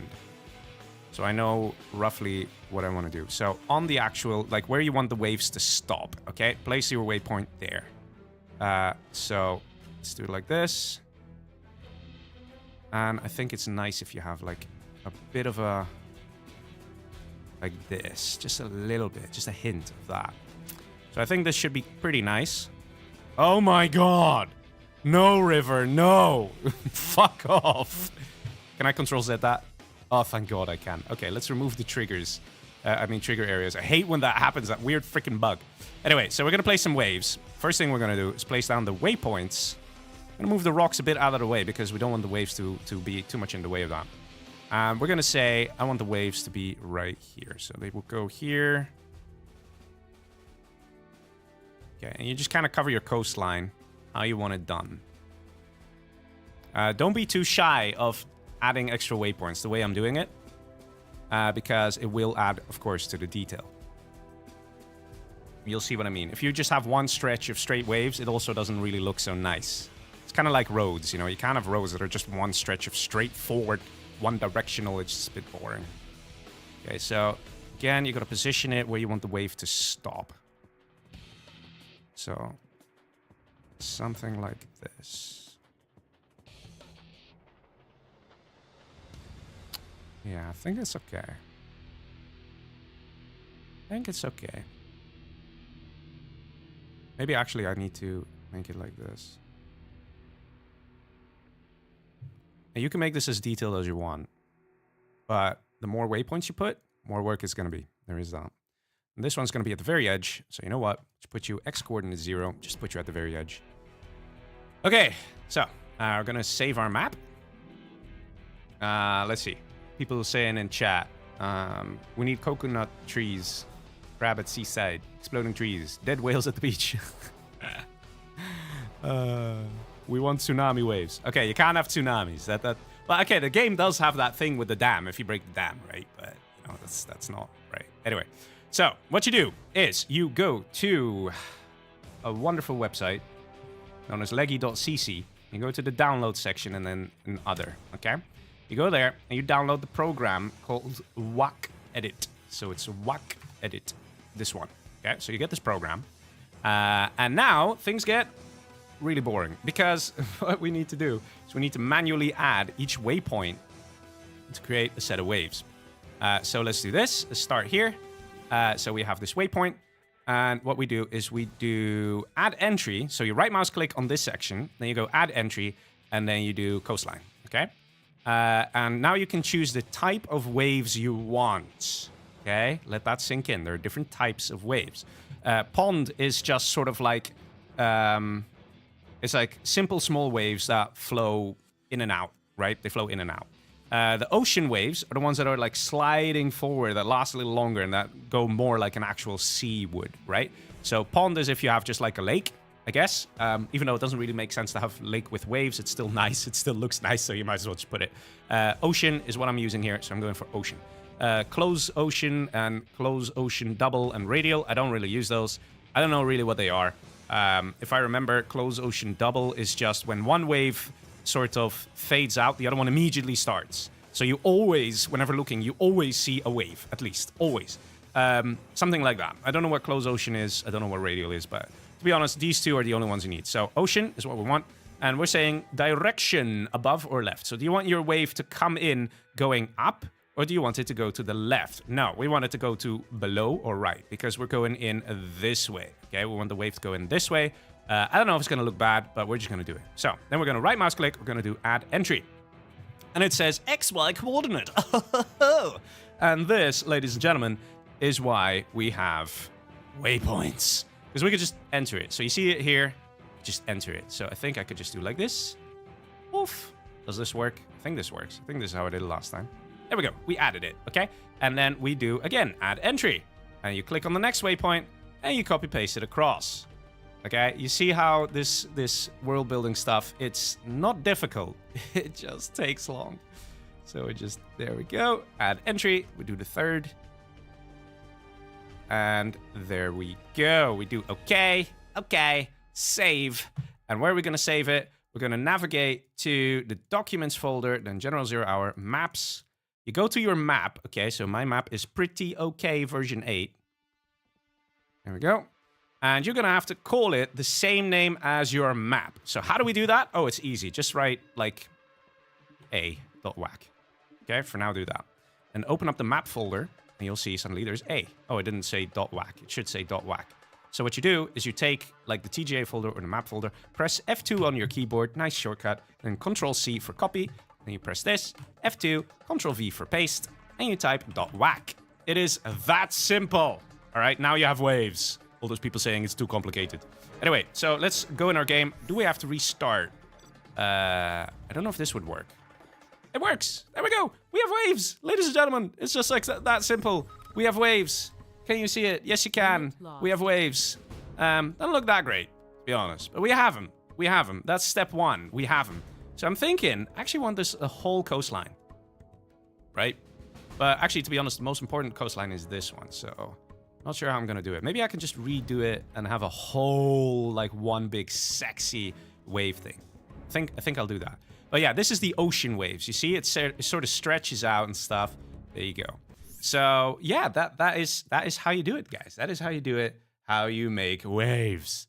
Okay, let's go back and yeah, I'll see. I think I do want to connect this. I think it would be nice. So that's what I'm going to do. I'm going to connect these up. These waypoints themselves don't mean anything, so it's not like the AI will use them or anything like that. Like, you can just ignore it. We can do, like, maybe going through here. I know there's a rock and stuff, but whatever. Don't give a shit. My waves pass through everything. There we go. And again, I'm going to make this 0. Now, the one thing is, I don't think you can make a 360 wave. Don't think that works. So I'm still gonna have to split it up in 2 sections of waves, okay? Actually, I'm thinking about it. This probably still would make more sense to do it like this. Because waves do kind of go, not through rocks, but like that white sort of effect of the rocks still goes there. You know what I mean? So we'll do it like this. Yeah, it should be okay. Something like this. Okay. So I'm gonna save my beautiful, pretty okay. Let's see what people are saying in the chat. Leggy, aka Van Gogh Art Master. Oh yes, thank you. Such compliments. How lovely. Oh yes, please buy my art, buy my map. It is only a 6-figure price tag, but don't worry about it. How do you put some logo in the middle? Like the Instant Shock one? That is something I'm probably not going to cover in the tutorial. That is something you can do with the map.ini. It's a bit complicated. The way I see it is, if you really want to put a logo in the middle, just send me a private message, man. Just send me a private message. It's a lot easier to explain to maybe the 3 mappers in all of 0 Hour history and future who would be interested in doing something like that. So, you know, I don't think I'm going to cover it in the tutorial. But yeah, it is possible, and basically it results in you having to put an extra texture into the game directory, and that will not actually get carried across when you transfer to other players, which means that they will just see a giant black square. Yeah, so, I mean, don't worry about it. Let's see what else you guys are saying. New textures, or you use roads, and be creative with the tools provided. Yeah, just be creative with the tools that are there. That's it. Terminator says, crap, I'm late. Oh, don't worry, is this the World Builder tutorial? We want salmon fish in sea. I know you're joking there, but there are some people who've done that. Newgate has added fish to his maps, and so has TK Leo in Forgotten Valley. I don't know how he did it. I don't know what he used, but he did do it. So if you want to see fish, go to Forgotten Valley and look in all the water. You will see fish. Mohammed says, props to you, mate, making them dams with water gushing out. Well, I haven't done that yet, but I will actually cover that.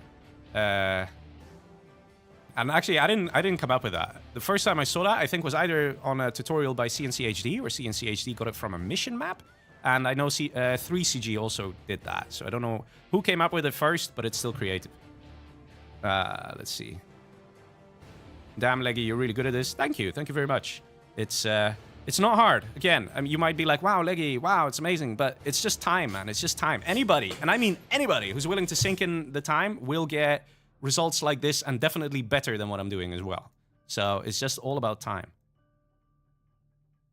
We need a GTA map decoder. Yeah, I don't think that would work.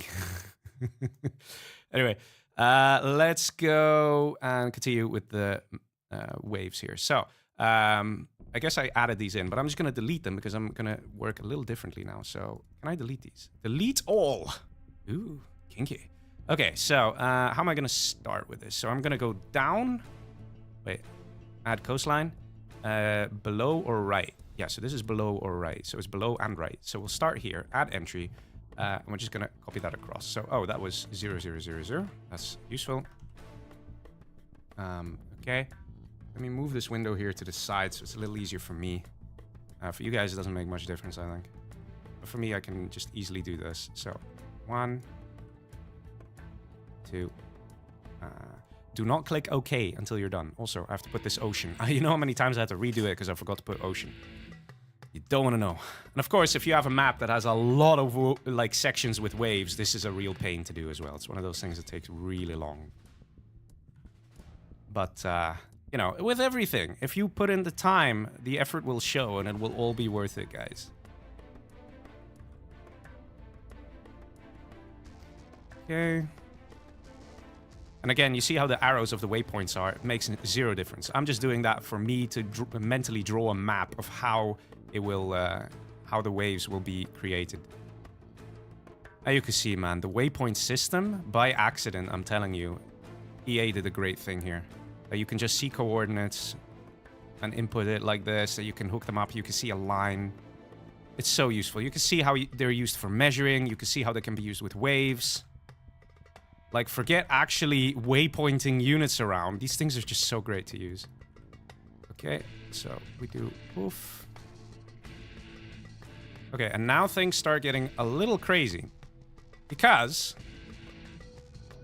we're getting to the point where we have this thing, right? It says below or right. Okay? But if I do this one next, it will go up. So I don't know what's going to happen. And frankly, I'm not exactly motivated to find out. But there is a trick we can do. We can just add in another coastline. So now we're adding one coastline. I click OK. It's going to add in that whole coastline. Bam! Beautiful. Save. And we can just overwrite this. Yeah, you sure you want to do it? Oh, hell yeah. Okay, now let's see the spoils, shall we? So if I restart, does that automatically update it? Tell fish to make a train tutorial. Yeah, it's true. Fish make a train tutorial. Ah, look at that. Hey, not bad, right? Not bad. I mean, this looks a little fucked, but like, I'm still okay with it. I'm okay with it. Doesn't bother me too much. It doesn't bother me that I'm gonna redo this whole section just for this little weird part, but I like it. I think it's cool. Look at the character that this map is building, man, over here. And we haven't even added trees. Anyway, so let's continue and add in the other coastline. So you might say, Leggy, what do you do now? You already did add coastline. Well, we're just going to right mouse click again and add another coastline because we don't care. We're just going to keep adding more and more coastlines. Okay, so now we are going to do, again, ocean, not pond. Very annoying. And we're going to go above, right? Above or left. Well, actually, it's still more right than above, isn't it? Well, it says above or left. Above or left. You know what we're going to do? I'm going to remember that it goes up to 15 there. So I'm just going to... So 7 equals water level. I remember that. So 0, 15 equals last part of coastline. Good coastline. Of good... coastline there, so you guys can see what I'm thinking. I'm gonna add in just a little section, just three points here. So let's see if this is gonna bug out. So it says above or left. If I start here, then above. I'm imagining that it should be okay. So I'm gonna just add this stuff in. Right, let me move this here for my own sanity. Add entry. I'm just gonna do 1. Wait, 1. 2. Okay. And we'll go to the next one. Add entry. There. I'm going to do a third one. I'm only going to do 3 because in case things go, well, completely wrong, I didn't spend too much time doing this. So I click OK. It's going to generate a number of waves. Let's see. Yeah, so 16, 17, 18, 19 got generated. So we save again. Yep, we go back to the game. We do restart. Yeah, it fucked up. Okay, so it's a good thing I only tested this. And this is one thing to keep in mind as well, guys. Always test things to make sure things are working. So it's going the wrong direction. So clearly, what I needed to do was, in fact... give me a sec. So I can delete this now. Delete entry, not delete all. Okay, so we're going to delete all of them. Delete entry. Up to 15, right? Yeah, so 15 was the last good one, so delete entry. Okay, so I'm going to redo this. So clearly, I need to do another coastline, and it's still below or right. So, not entirely sure up to which point it will start fucking up. I don't know. It would... Maybe it'll just work all the way. Maybe it's depending on the angle, actually. Maybe it's only this... maybe this section would fuck up. You know what I mean? Maybe.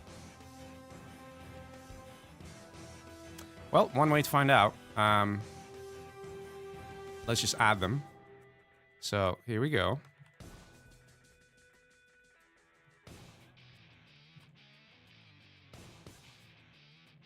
And I had a feeling, so, you know, always good to back things up. Okay.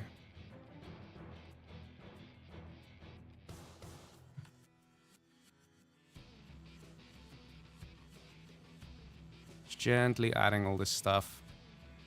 I hope there's not, like, gonna be an angle problem.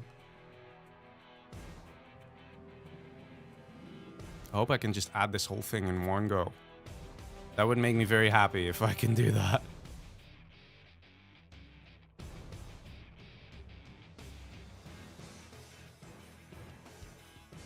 But yeah, this is how you add waves.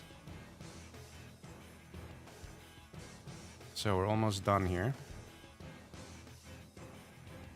And this tool you can get from my website. There are also other websites that host this tool.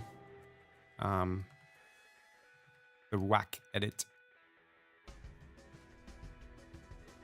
And we're almost done here. I really hope it's just going to do what I want. Otherwise, I'm going to have to see where it's going to fuck up and where it's going to be fine.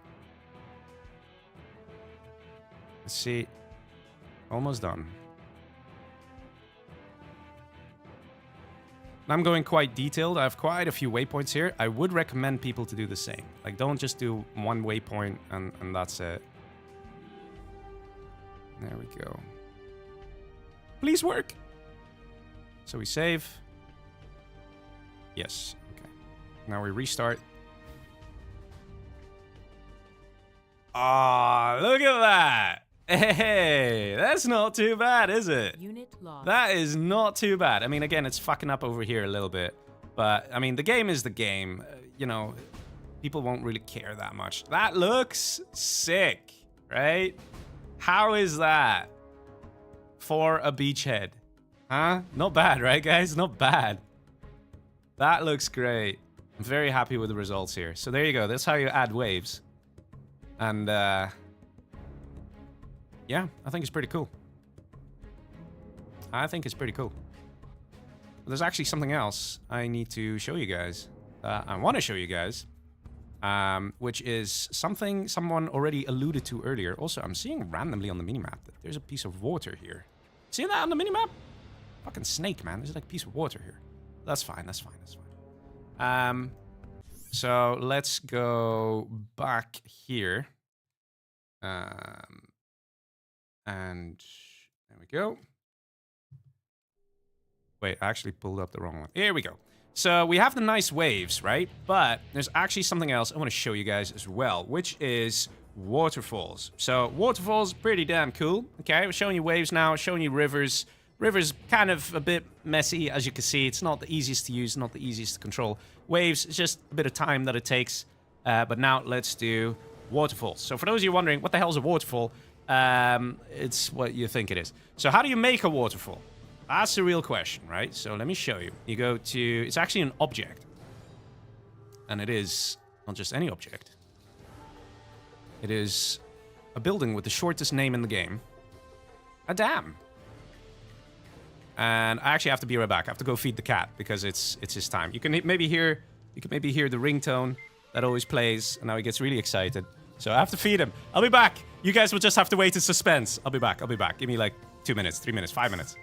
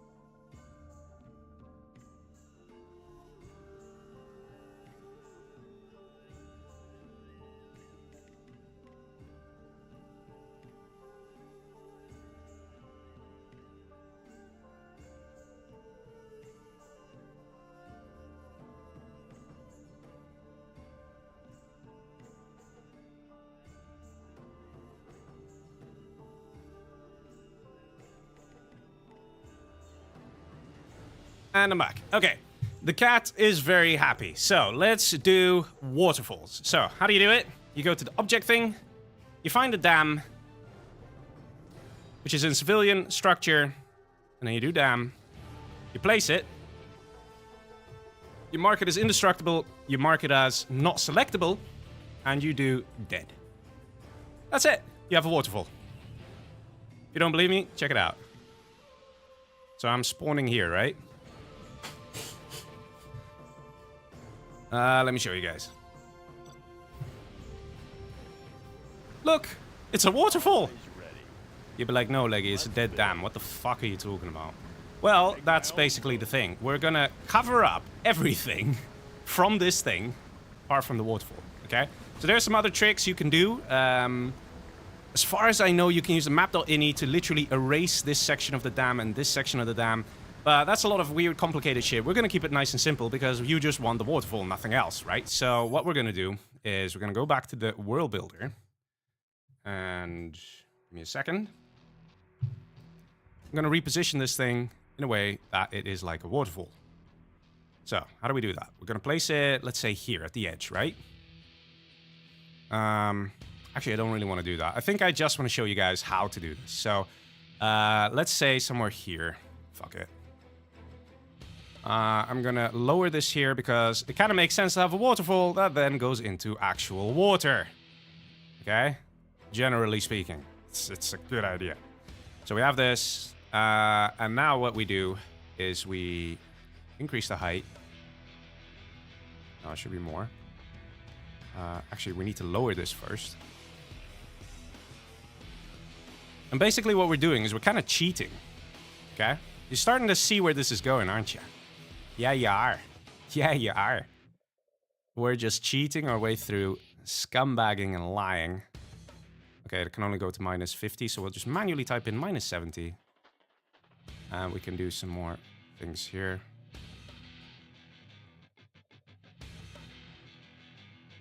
There. Okay, now we're gonna save this, and we're gonna see what it looks like in-game. Let's see. Unit lost. Ah, yeah. You're starting to see what's going on, right? Yeah, you're starting to see it. Okay. So we're getting closer to an actual freaking waterfall. But we're not there yet. So let's go back to the world builder. And let's see if we can really try and make this look good instead of that piece of shit ass that it is right now. So we do this because it needs to be a bit higher, if I recall. That could be a bit higher. So we have a bit more of an effect going on. At the same time, I'm just going to put this on 0.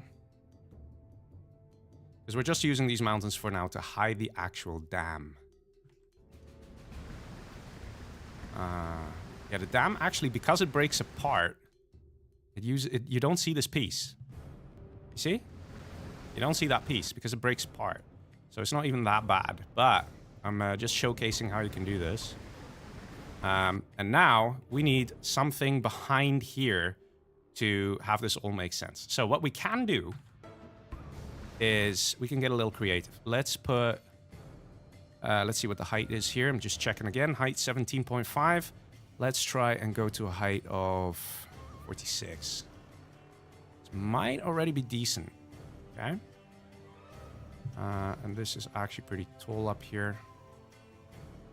You'll see what the hell I'm doing here. You'll be like, oh, Leggy, that is pretty interesting there, what you're planning to do. Okay, so we're not going to texture this. I'm just going to show for the sake of example how you can make this. Okay, so let's see. So here's our dam. Here, this piece is visible now, but... Oh, it's still visible. Never mind. Leggy wrong. Do not listen to Leggy. Okay, so we can see this is sort of working. And the height, I guessed it pretty well there. Look at that. You see? It's not bad. It's not bad. So, we're not there yet. Let's... Actually, I like to have this running in the background. It's cute, right? It's cute. So, let's go back to the world builder. So, I do have to cover this a little bit. Thought it would be okay. But I guess not. So, just cover the dam. Let's see. What else do I need to do? I need to lower the backside here just a little bit. I guessed it pretty nicely, but it needs to be a bit lower.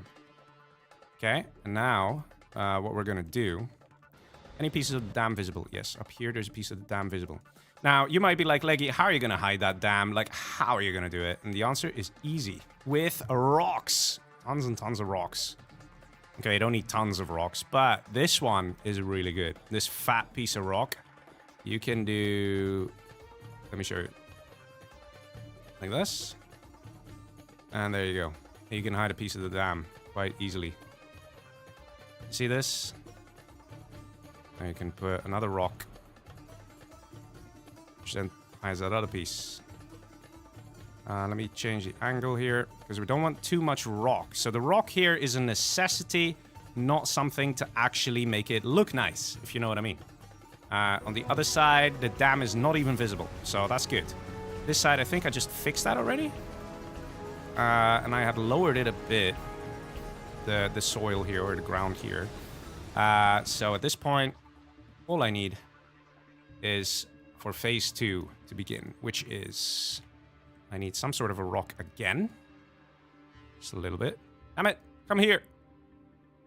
Maybe I need to do top view. Control F for top view, guys. There. Is that good? No. That is too far down. Yeah, that's pretty decent. That's pretty decent. Move it a bit down. Yeah, that's not good. Let's do here, and then I'm gonna just increase the height of the terrain a little bit. Oh, that also hits the dam. No, never mind. Alright, we'll leave it here for now. Okay, we won't. Oh, I could turn it this way. Hey, perfect. Okay.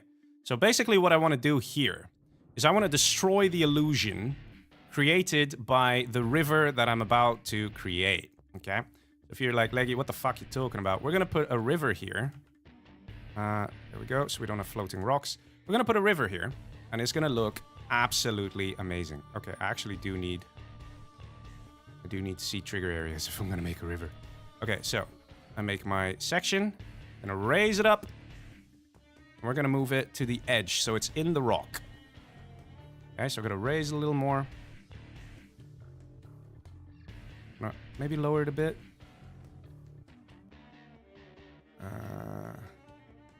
Yeah, it's a bit hard to see, right? It's a bit hard to see, but I think it's okay like this. I'm gonna lower it a bit. I think it's a bit too high. Okay. And I'm just gonna do this quickly. I've shown you how to make rivers, and it's flowing in the wrong direction. Fuck's sake! All right, so I'll just move it. There we go. Just turn it around. Where the hell did I put that vertex? What the fuck? I don't even see it. No! God damn it. Rivers, man. They hate me. Okay, so we do this, do this, do this. Okay. Now we just move it to match with the rocks. So the rocks are basically there to create a bit of an optical illusion, if it will. So... I keep misselecting everything. I'm clicking this bloody thing. Why is it selecting the dam? So annoying. Okay. So it should go somewhere like this. Yeah, now it's starting to get there. So I can do this. Make it a bit more narrow. Wait. I have to be very careful. Why can't I select this? Rivers, man. I want to do at least a decent job of this quick explanation. So you have your river. There we go. It's good enough. You know what I'm trying to do. There we go. Okay, okay. So we have our river, right? Like, forget that it's just a little freaking stream. Okay, we're not going to talk about that part. Terminator says, I'm actually interested in the map.ini method on hiding the dam. This method is limited to narrow passages with limited height. Yeah, there is a way as far as I know, but I think it modifies some object to reenact as a dam or something like that. Which starts getting a little questionable because that could actually corrupt things if you play another match after that. So if you're on Game Ranger, you play a match, and then, you know, this thing is doing its thing, and then you play another map that has that same object in it, it will turn into a waterfall. I hope you're understanding what I mean. But, like, yeah, I think there was a mission. I think maybe, I don't know. I think CNCHD might know how to do it. Okay, but here you go. You're starting to see, you're starting to get the picture. It's violently spewing out water. And of course, you see that I'm making this very quick. So if you want to get this exactly right, what you need to do is move the rocks and the river a little closer, place the rocks a little better to cover this part of the river, and then also probably you need to make this passage also hidden. For the rest, the dam is now fully invisible and covered by the mountains. But let's at least try a little bit better here. So you see what I mean. So I can make let's make another height thing here. You'll see in a sec why I'm doing this. I don't know if TK Leo who's in the chat might know a better technique. But this is the one I know. I've never really used waterfalls that much. To me, they're like really over the top sort of aesthetic, I guess, like thing.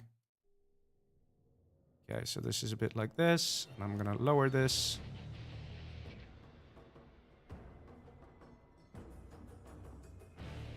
I think something like this ought to be alright. Yeah, you kind of get the idea what I'm going for.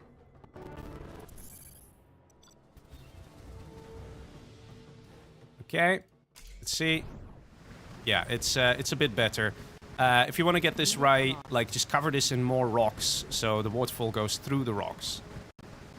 TK Leo says, I have different techniques for it, but will not teach people. Okay, well, that's fine. TK Leo has a waterfall in his map as well.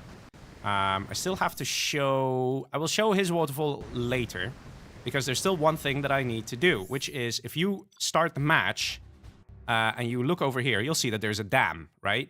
But there's supposed to be a waterfall, right? So then you have to reveal the area to see the waterfall. So this is sort of one of the problems with waterfalls. Like, how do you get it to stay like a waterfall?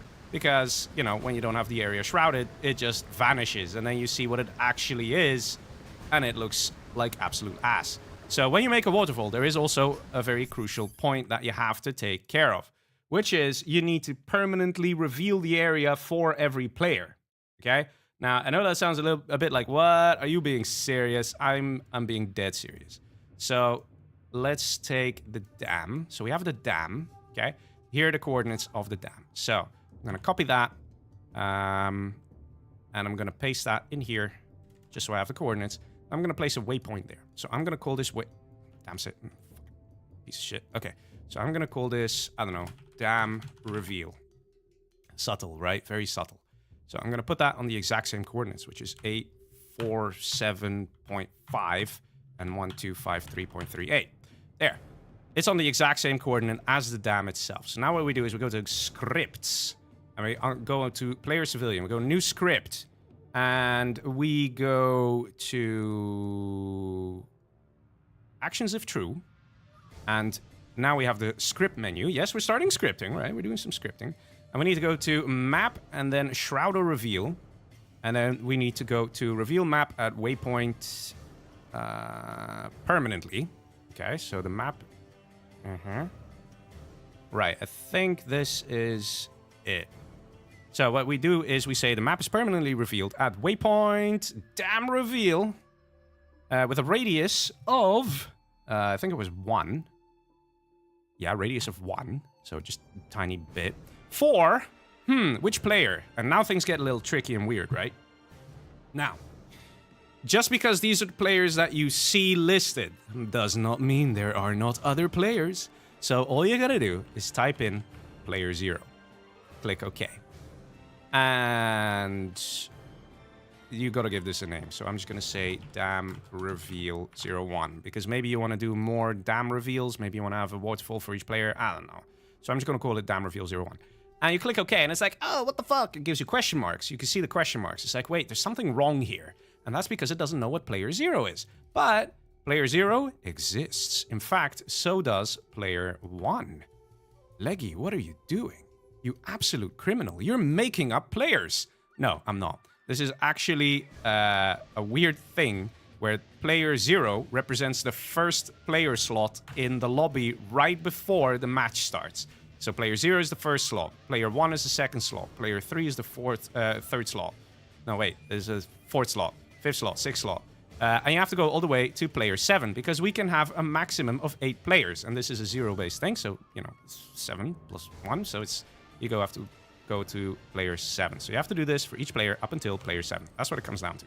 You're going to do this.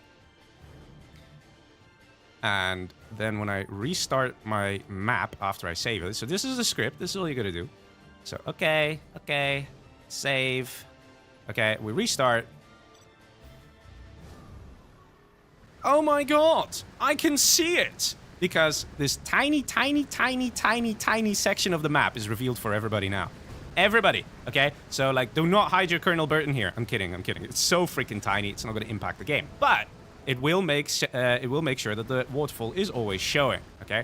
So this is one way you can do a waterfall. Now, let's go and see the waterfall of TK Leo, okay? So, TK Leo has different waterfall in...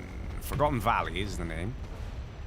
He can say, I'm not teaching, okay? But we can still see, dude. We can still see. So, we're going into Forgotten Valley. Takes a while to load. It's a big map. We can see he's got waterfalls here as well. So, this is a lot smaller, right? It's very different waterfall. Unit lost. Oh, okay. And now it kicks up. So, he's got a waterfall here as well. You can see that it's slightly different, okay? And I think he has a different technique for doing it. He said he does, so I believe him. But you can see he's also covered this in rocks, so it makes me think it's not that different from what I showed you. He added waves, which is cute, right? It's cute. And he added one in every section.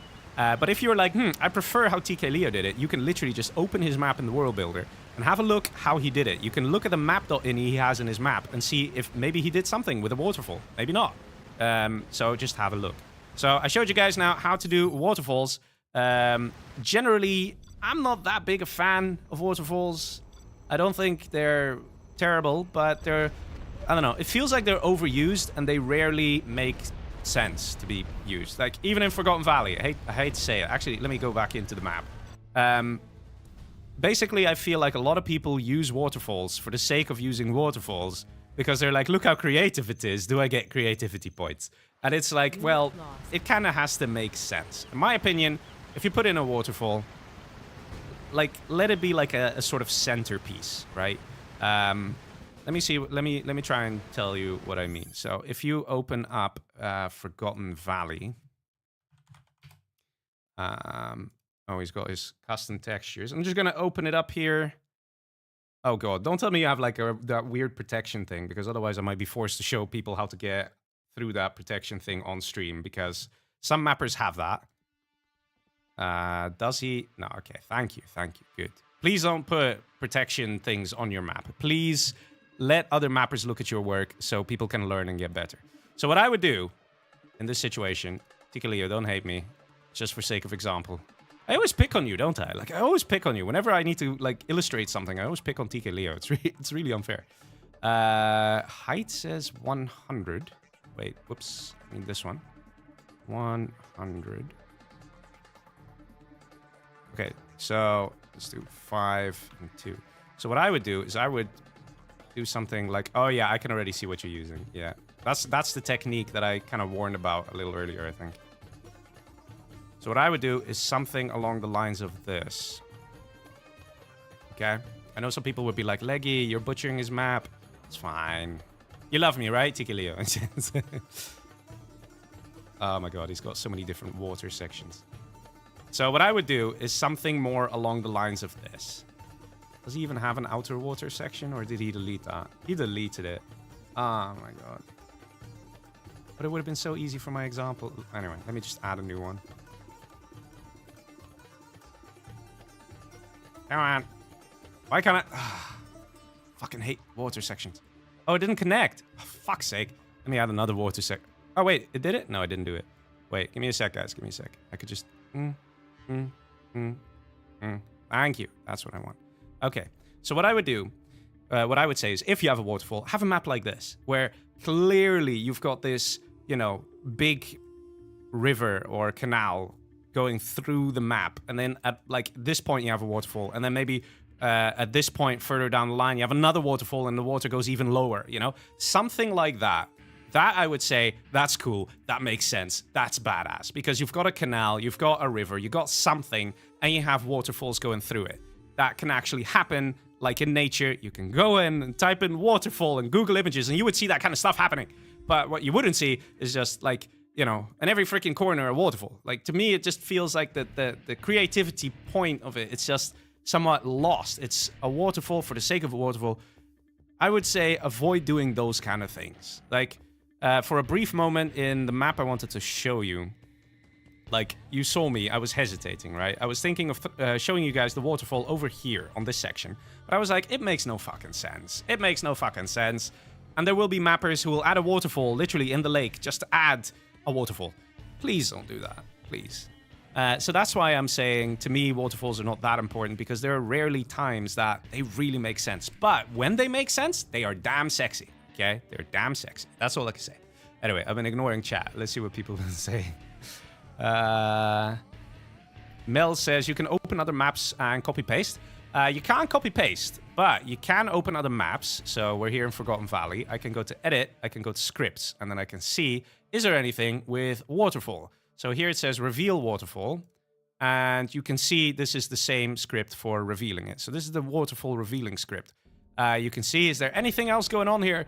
No, there's not with waterfalls, okay? So then you go and click on what you think is the waterfall. Now, I'm not going to do it here because I think TK Leo would keep those things secret, but I think we can tell that there's something black floating in the air here, which will be literally, you know, a big freaking hint for you all, because it doesn't look like a dam, okay? And then you check the map.ini, and if you spend maybe 40 minutes analyzing anyone's waterfall, you will have it figured out from A to Z. Because, again, everything in the world builder is not hard. It is relatively easy. It just takes long. So you could just see how other people solve the problem and take it from there. That's all I can say. I'm not going to reveal his tricks. I don't even know his tricks, but I have an idea of where it's going. So, yeah. Let's see. What else people are saying. Dude, when I was 13 and figured out that Player Zero exists, I was so freaking confused. Fast forward 15 years later and it's still undocumented, and we only have the community for this, lol. Yes, I only found out by accident when I opened the map Rebel Uprise, and I saw it and I was like, what? And then it turns out that it's not just players, okay? So if you go player list, there's actually Player 0 to Player 7. There's also, and this one you might not know, Team Player 0, Team Player 1, Team Player 3. So whenever you have a script that is with teams, let me see if I could just open a random one here. So if you go to the team section, you could literally say, I don't know, guard, you know?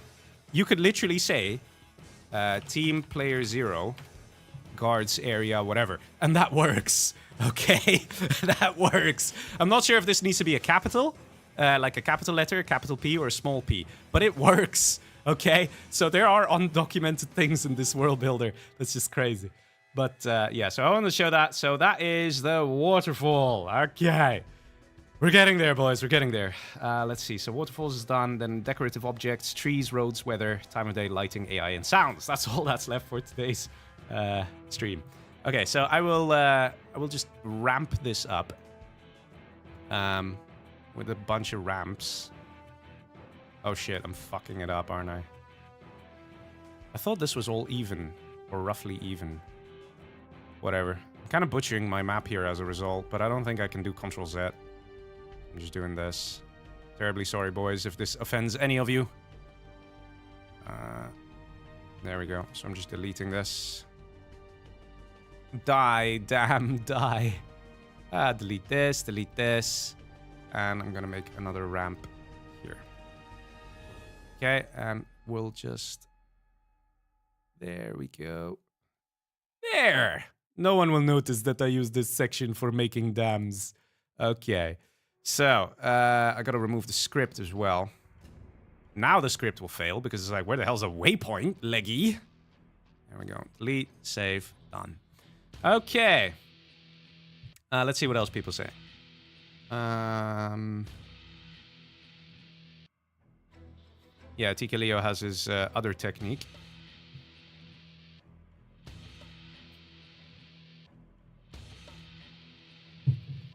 I know in chat says, waterfalls going into a lake is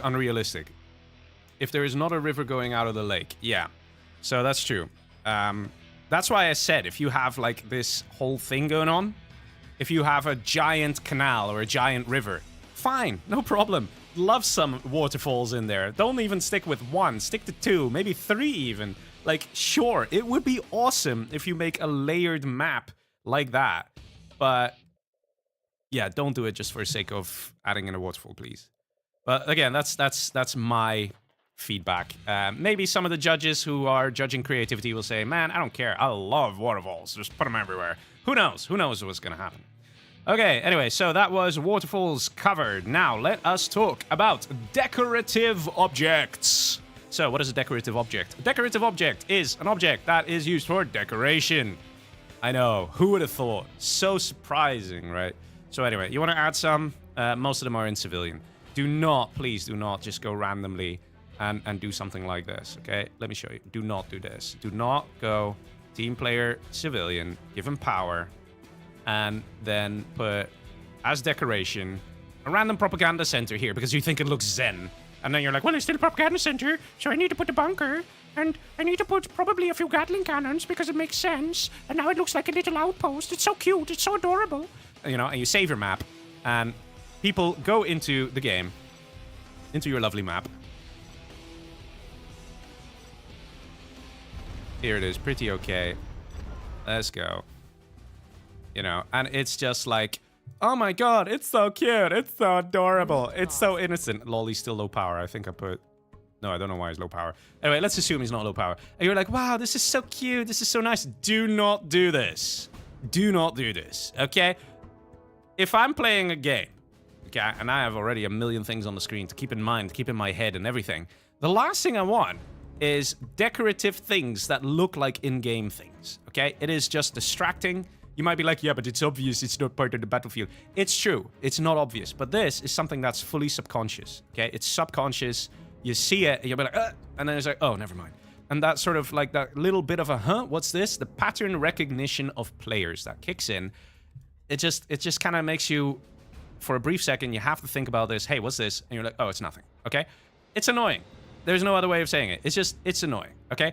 Then you're gonna have some smart Alec who's like, you know what? I'm gonna ranger drop here and see if I can capture it. And things like, just don't do this. Don't put these things. Anything that's an in-game unit, whether it's a single Crusader, a single Humvee, a single Technical, a single worker, just don't use those things. Please, okay? Please. But that doesn't mean you can't use decorative objects. So let's actually put in some decorative objects, right? Let's actually do it. Let's show you people, you fine people, what you can do and what is not a problem. What about exploding waterfalls? Yes, where each droplet of water is a Moab. Somebody call Goldfish. Anyway, so let's go to civilian. So this is basically where all the stuff is that you want. Now, there are two types of decorative objects. You have the MISC man-made ones, which is just random crap. You want to put a random ammo crate? Put a random ammo crate. Nobody cares. You can do it. You want to put a little gazebo? Put a little gazebo. Little cute gazebo. Look how cute. Perfectly fine to do. You want to put a giant bell as well because, you know, we're at the top of a hill. We need to put a giant bell. You can do that. Nothing wrong with that. And as you can see, there's a lot of stuff here. You can put brick walls, broken pieces of brick walls, or chain link fences, or clothing lines. Yes, because we're doing our laundry up high, because why not? You can put all that stuff. It's perfectly fine. Just have a look through what you like, what you want to put, and what you don't want to put, okay? As you can see, there's quite a variety of things. This one's actually pretty cool. This one's one you'll see very common, which people use when there's like an asphalt road and they need to finish the asphalt road. You put this in front. I will cover that in a bit. Actually, you know what? I'll just leave that here, so I will have an easy time in a bit. You have road cones, you know, because why not? One thing, though, you got to be careful with everything, because some things are not to be fucked with. A salvage crate is what you think it is. You give that to a marauder, he scraps up. You give that to a technical, he scraps up. Do not place down salvage crate. There are a couple things out there, and you will most likely already go, is this what I think it is? And if that's happening, test it first, okay? All right? Because there's also, you know, $1,000 crate. If you want, don't. Also, about $1,000 crates, do not put them in the map, please. I know a lot of maps have them, but I personally think it's a very bad idea because they are not visible to everybody playing the match. They can be cleared with scaffolds, And in some cases, certain players will have an easier time getting them than others. For example, dozers are faster than workers. So if you put them in the very middle of a map, and if a dozer gets sent forward and takes it, it's a bit unfair. Just don't use these as tech buildings, please. Or like, oh yeah, fun things in the map. Please don't. Unless you want to make a map for friends and have fun and blah, blah, blah. Please don't do that. Anyway, let's see what else is fun to use. Torches. You could put torches. No, torches is not that great. Wine. Never enough wine. Water tower. Vending machine. You get it. There's a lot of stuff here. Train tunnel. Yeah, sure. Train tunnel. Okay, there's a lot of stuff here. So that's basically the MISC man-made section. POW pit. Ooh, kinky, kinky. What goes on in that POW pit? Okay, probably a lot of torturing, but we don't talk about that. So you also have infantry. You can place down some decorative infantry. You might want to put down a farmer or something. Be careful with this, because again, it is something that can throw a player off, because they'll be like, what the hell's going on here? There are some random things moving on my screen. If you want to put infantry units, please, generic female and generic male, please put them like close to a building. So it's obvious that this is just something decorative. Don't place them all over the map. And whenever somebody's scrolling around, you see all this movement somewhere, Homeless guy is okay. He just lies on the floor. Look, I can show you. We can put him next to the water. He stands tall, but homeless guy does not stand tall in the game. Let's have a look at homeless guy. He's pretty OP, man. He's pretty OP. Okay, so homeless guy. Here he is. This is a homeless guy. He just lies down, coughing and dying. Anyway, so it's actually a bit of an advantage with homeless guy, because he clearly looks very different from everything in game and barely moves. So it's better to have a homeless guy somewhere if you want to desperately add something. So I could put the homeless guy next to the gazebo if I want to, But okay, I'm just kind of fucking around with the homeless guy, but you get what I mean. Be careful with your object placements and stuff. So yes, let's continue. There's homeless guy, and there's all these other people. Yeah, just be careful. Do not put things like UN soldier already, because it's got a gun and it will be a bit confusing. I wouldn't bother with that kind of stuff. Next, for objects, for fuck's sake, man, this water is just always in my fucking way. Go away, stupid water. Okay, let me just remove trigger areas so that shit doesn't happen again. There we go. Let's delete the homeless man. Let's delete this random crate that I placed down. Let's see what else people are saying. Waterfall with a rainbow. Too realistic. Show them version 1 of Platform Wars. I no longer have that one, man. I'm sorry. Okay, you have a waterfall, lake, and river out of beer. That is... you can change the color of the water. There are ways to do that. Like in the Toxin General Challenge, the water's like this murky green. You can do that. But I don't think you can change it over waterfall. But I could be wrong. But otherwise you can make it like a yellowy thing as well. Anyway, so I showed you the infantry, then there's MISC man-made, there's MISC natural as well, which is the thing mostly used for rocks. So there are many different types of rocks. You just kind of have to play around with what you actually like the most. Some looks like ass, and some look a lot better. So just kind of play around with that. That is placement of objects. Now, let's go into the more advanced thing of placing objects, which is when you want to put down something like a structure that you don't want players to be able to interact with. So I've been thinking, what looks really nice over here? A freaking tent. So if you have tent 2, right? It's a pretty nice tent. Maybe even put it right on the edge. No, actually, put it... where would it be nice? Maybe like this, right? Tent 2. I'm even going to call it a freaking tent. There, so we know it's a freaking tent. You don't have to give it a name, but I will show you why I will give it a name. Actually, wait. No, you don't need to give it a name. Never mind, I'm wrong. You don't need to give it a name for what I want to show. So, the first thing is, this is a thing that you can actually put infantry in, okay? I can show you, but you can believe me as well. You could put infantry in this. So, it kind of gets a little weird. Do we want people to be able to put infantry in here? No, because this is off the map. This is literally, you're not supposed to use this section. So what do? We do indestructible. Okay. You'll be quite surprised. Why indestructible? I'll tell you in a bit. And selectable, we switch it off. So it's not selectable. Then, to be on the safe side, we also say not enabled. Now, you might say, Leggy, why the indestructible? And that's because if you don't do the indestructible, and somebody, I don't know, launches a rocket at it, like a missile defender from a combat Chinook. Just one missile defender launches, and this thing goes to 50% health. When it goes to 50% health, it changes model. In fact, it will start looking like this.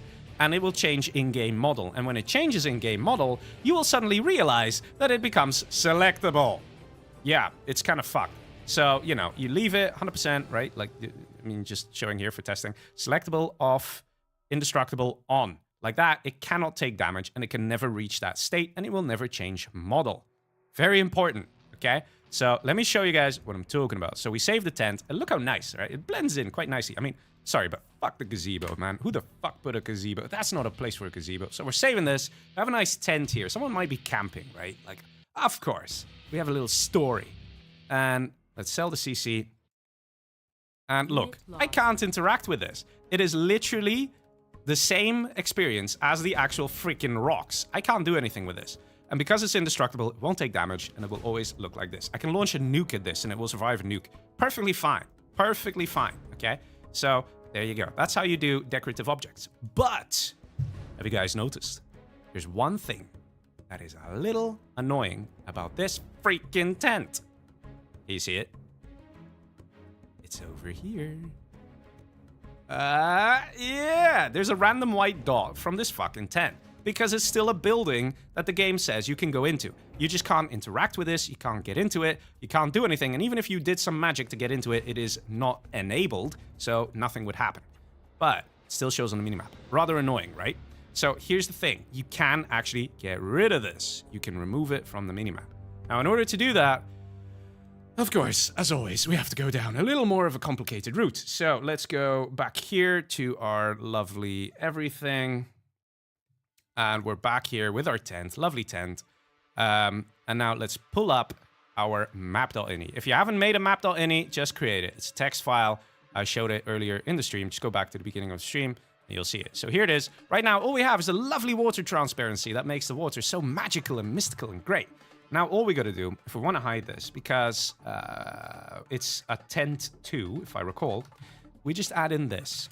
Poof, that's it. That's all we need to do. Save it, and it's done. So it says object, then the name of the object, and the name of the object will be literally, God, come on, will be this, right? So here's the name. So if I do temp supply dock, or, oh, what the hell is this? Okay, never mind, we don't talk about that. Let's say we do Temple of Heaven Side House Gate, whatever, I don't know. You want to put this in somewhere, let's say here. Oh, how nice, so decorative, ha ha ha ha. You literally look at the name, type it across in the map.ini, and you say radar priority not on radar. You save it and you're done. Okay, so let's delete this. And we've applied this now to the tent. Okay, so let's go back to the game. Okay. You can see it. It's right here. Okay. Right here. It's a bit hard to see on stream, but it's there. Now when we restart, hopefully the map.ini gets red again. I don't know if it always does that or whether I have to... Let's see. And it's gone! It's not on the minimap! Hey, there we go. And now it is exactly like every other decoration. It is like the bell over here. It has blended in completely and you have no problems at all. It's great. Isn't it great? It's great. Because this is normally a building you can put units in, and now it is strictly decoration. Great stuff, right? And it doesn't even bother people on the minimap who are looking at the minimap. There's not a random white dot where they go, oh, is that potentially an oil derrick I can capture? Or weird things like that. No, it's not even present. Perfect, okay? So that's something I wanted to show you guys with objects, placing down objects. Let's see what else I wanted to show you guys. So if you're wondering, where can I see this code? It's actually also in the live stream video description. So if you do show more, it also shows that not on radar code that you can copy into the map.ini. Okay, so that is the decorative objects showing you the unselectable and indestructible, the map.ini.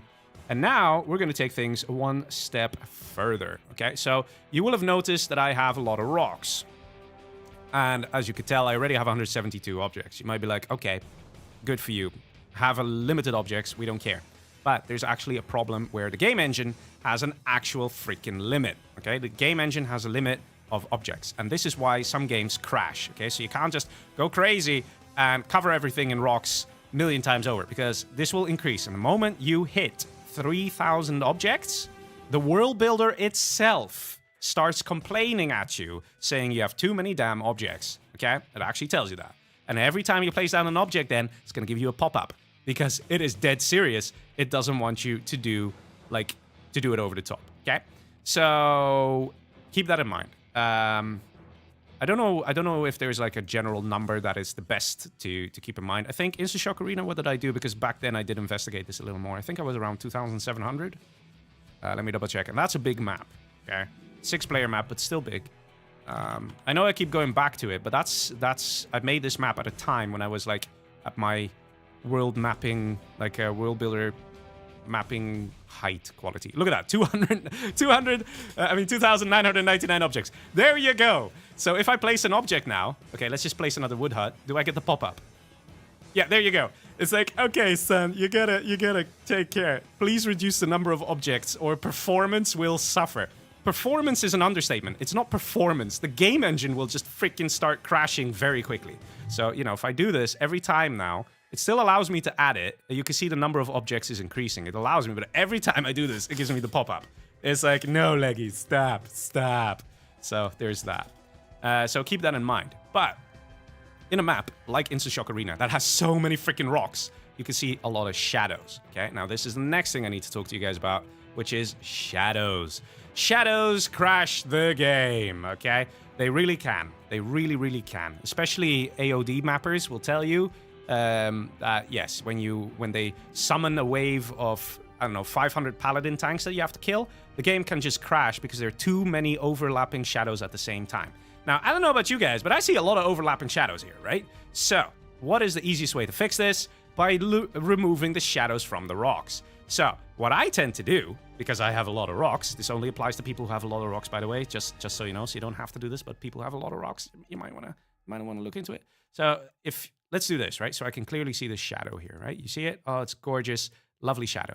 So what we're going to do is we're going to save this, and I'm going to go back into the map.ini. So map.ini, double click, map.ini. Oh shit, I opened 2 of them now. There we go. And I'm going to copy and paste what is also in the live stream description, which is every single rock having their shadow removed. Again, this only is something you need to do if you use a lot of rocks. And I'm saying maybe over 1,000 rocks, right? Like what I would do in Instashock Arena, in that map. So, yeah. This, basically, you have this rock, no shadow. This rock, no shadow. This rock, no shadow. None of them, no shadow. Okay, so now, let me show you guys the difference, right? So if you look here, you can see, like over here, you see that shadow? Over here, you see the shadows. You can see them, right? Now, I restart. And remember that floating rock? It's just floating. There's no shadow. There is no shadow, right? And you might be like, Leggy, isn't that a bad thing? But it is a good thing, because the overlapping shadows increase the chance of a game crash. By removing those shadows altogether, there are less shadows that have to be processed by the game. As a result, the game is less likely to crash. So basically, it can help with the stability of your map. And let's be honest, there's so many freaking rocks here, it barely makes a difference that the shadows are gone. And indirectly, it also can, in some cases, help with blending in with the landscape just a little bit more. Like over here, it doesn't look as nice. I think the shadows over here looked nicer before, but now I might just delete these rocks and then I'm also happy. You know what I mean? So this is something that is more optional, but if you're gonna have a lot of rocks, and I mean at least over 1,000, okay, then go for it. If you have less than 1,000, don't worry about it. So yeah, that's a nice trick for you all. And this applies, you can use that same map.ini trick for basically everything. Look, sorry, I just can't get over it. Like, look at this, just casually floating. Look at it float. There's no shadow. Okay, but this has a shadow. So, you know, it's cool, right? It's cool. Big Rock still has a shadow. Is that so? Yeah, this one still has a shadow. So this one might have a different name than the ones of which I'm removing the shadows, if you know what I mean. So what it could be is that this rock I may have used in my Instashock Arena map maybe only like 20 times. And then I'm like, yeah, I'm not going to remove this just to remove 20 shadows. Like, who cares, right? So it's up to you how you want to do that, what you want to do with that. But this is a tutorial. I just want to show you guys what you can and like, what you can do and what you can get away with and stuff. Look, no shadows. So like this, the map will be a little more stable, just a little more. It's not suddenly going to be crash-proof and all those things. Like, I'm not saying that. But what I am saying is the known problem with shadow crashes can be greatly reduced like this. Okay, so let's go back here. I can delete these rocks because I've shown my thing. And I kind of actually also want to delete these rocks because they feel a little ugly now because the shadows are gone. So, you know, maybe I could push them in a bit. Might be nicer. Right? So there you go. Whenever you do something like this with the shadows, it's... you gotta make everything look a little different. Look, the shadows still work for me on World Builder, okay? So the World Builder does not load the map.ini. As a result, the water for me is not transparent and looks very different here compared to here. Look how different the water looks. Also, the waves, they don't show on the World Builder itself. So keep that in mind. Okay. Let's keep going. Decorative objects. I have mentioned the shadows thing, the placement limit thing, and...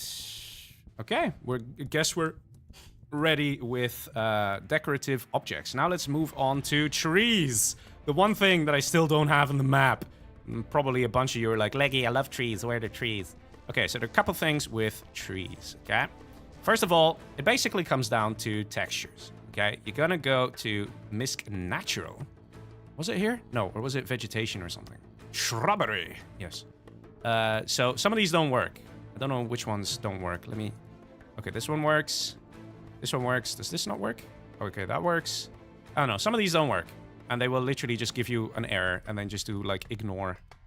I don't know. Bushes apparently seem to be working. Sometimes they don't work. There you go. And it's like, oh, I don't know what's going on. And you get this. And please, when you see this, just instantly delete it, okay? Kill it with fire. Because God knows what will happen in your actual map. And if you have a bunch of these and then some modding community does something and then tries to play your map and God knows what happens to it. So when you see this, just delete it. Yeah. Anyway, I got some more questions here. What is the orange glowy spot at waypoint 85? I think it's just a random bug. It's not linked to the waypoint. It's just a random bug. I don't know what it is. Actually, I have no idea. Sometimes you just see that in a map. Just a random yellow spot like that. Just a little bit. But anyway, so we're here on trees. Oh, regarding object placement, yeah, you can just totally use bushes as well. Perfectly fine. But we're looking at trees. So you want to place down tree? You can place down tree. Just go, la la la. All great. And the thing is, what you're going to have to do is the same as with textures. I hate to be that guy. Yes, I am that guy. Start with a tree. Bamboo. Then bamboo snow. Then bamboo 2. Then bamboo snow 2. And 1. And the next. And the next. And you are going to do this for every single freaking tree. And you're going to look at every tree. And you're going to be like, hot damn, this is a nice tree. I could use this tree. It would be great on the edge of my cliffs. And then you use it, right? But you have to go through every tree because you don't know what every tree looks like. And it's no guarantee that if there's a version 1 of something, that the version 2 will be just as good. Go through the trees. I know it's annoying. Trust me. I know. Trust me. I know it takes time. But it's just how it is. You're going to have to do this, okay? You're going to have to do this. And, you know, you might be like, Leggy, are you seriously going to do this now? Because look how many trees. Look how many trees. And I'll be like, no, trust me. I already did this. I already did this. You guys don't have to worry because I already know which trees will go well with my map, which is Dogwood 1, Dogwood 2, and Oakfall 4. Yes, I've already gone through this. There. These three trees, I feel, work very well together and also work well with the aesthetic that I'm going for. So, you know, because I've already done my research, what you can do for the lazy person, but I can guarantee you a lot of you will start this way and you'll get fed up of this. You can click on the tree thingy, okay? See the tree thingy? And you can go and be like, well, I like Dogwood 1 and Dogwood 2, so let's go tree Dogwood 1. And then we go tree Dogwood 2. And then there is tree Oakfall 4. Okay, these are the ones I want. And it says, how many trees do you want to place down in a single go? Let's do 10. Do we allow cliff and water? We allow cliff, but we don't allow water. And then the percentage of each tree. Well, we have 3 of them, so 100 divided by 3 is 33, 33, 33. There we go. And now, behold the magic of dragging and dropping. Boom! you'd suddenly have 10 trees in random positions in random places. And you'd be like, wow, this is great. I can literally grab a whole section and just cover it in trees and I'm done. Look at that. It's only took me 10 seconds. And no, you're not. Because sooner or later, you're gonna do the following. Okay, and veteran mappers will laugh their ass off when I do this. You'll be like, okay, I just want some trees right in the middle. And you do this. And you're like, damn it, no, I want it just in the middle. No, I just want it in the middle. No, it's still not good. And before you know it, you're doing this, Control Z, like 6 times. And you're like, yeah, this is pretty good. You know, and then you're like, still manually placing them. And then after doing that 50 freaking times, you're like, you know what? Screw it. I'm just gonna place them all manually. That's the truth of the situation. TK Leo says, actually, don't use the tree placing tool. For me, it's bad. Yeah. So most people will just hand place them. So the great advantage of hand placing trees, like I mean by hand, right, is that you have a bit more control because you can say exactly what you want where. So you're in your object thing, you can click on a tree, then you can place, and you will have the same tree. Then if you want a different tree, deselect, select a different tree, and then you place those trees automatically. So it's not even that bad. Okay, it's not even that bad. But let's say I want to add some trees here. Got this lovely section here. And I'm thinking like, okay, this texture is craving a dark tree. Whereas up here, this lighter grass might crave a light tree. At the same time, I feel like bushy trees might work well in this area. So I'm going to go to see my texture. So I see the map border. Always check the map border. And then we can just, oof, place a few trees. Another thing is trees move, okay? So it might be cool to all have them somewhat facing roughly the same direction. Don't need them to be exactly the same direction, but they move. So let's have a quick look at how this actually comes. They are all the same tree there, right? They're all the same tree. And they're moving. You see this? You see this? But and you kind of have a bit of a wind effect going on. But if I were to have them face each other, then things can go a little weird. So right now, I'm just quickly in the editor. I know you guys can't see it, but you're not missing anything. I'm just having them face each other. And I'm going to restart. And you see, they're sort of going to each other now. You see, they're kind of going into each other a little bit. It's those small things. But yeah, it's basically up to you how you want to do this.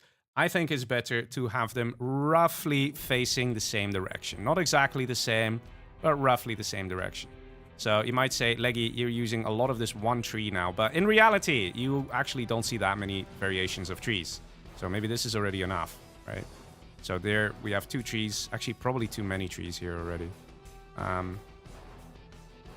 Probably this is already enough. You know what I mean? Okay, so we have our trees. Let's put some trees. I like this one because it's a bit like a bush. So I can do this. I can do like this. Just random sections of random trees.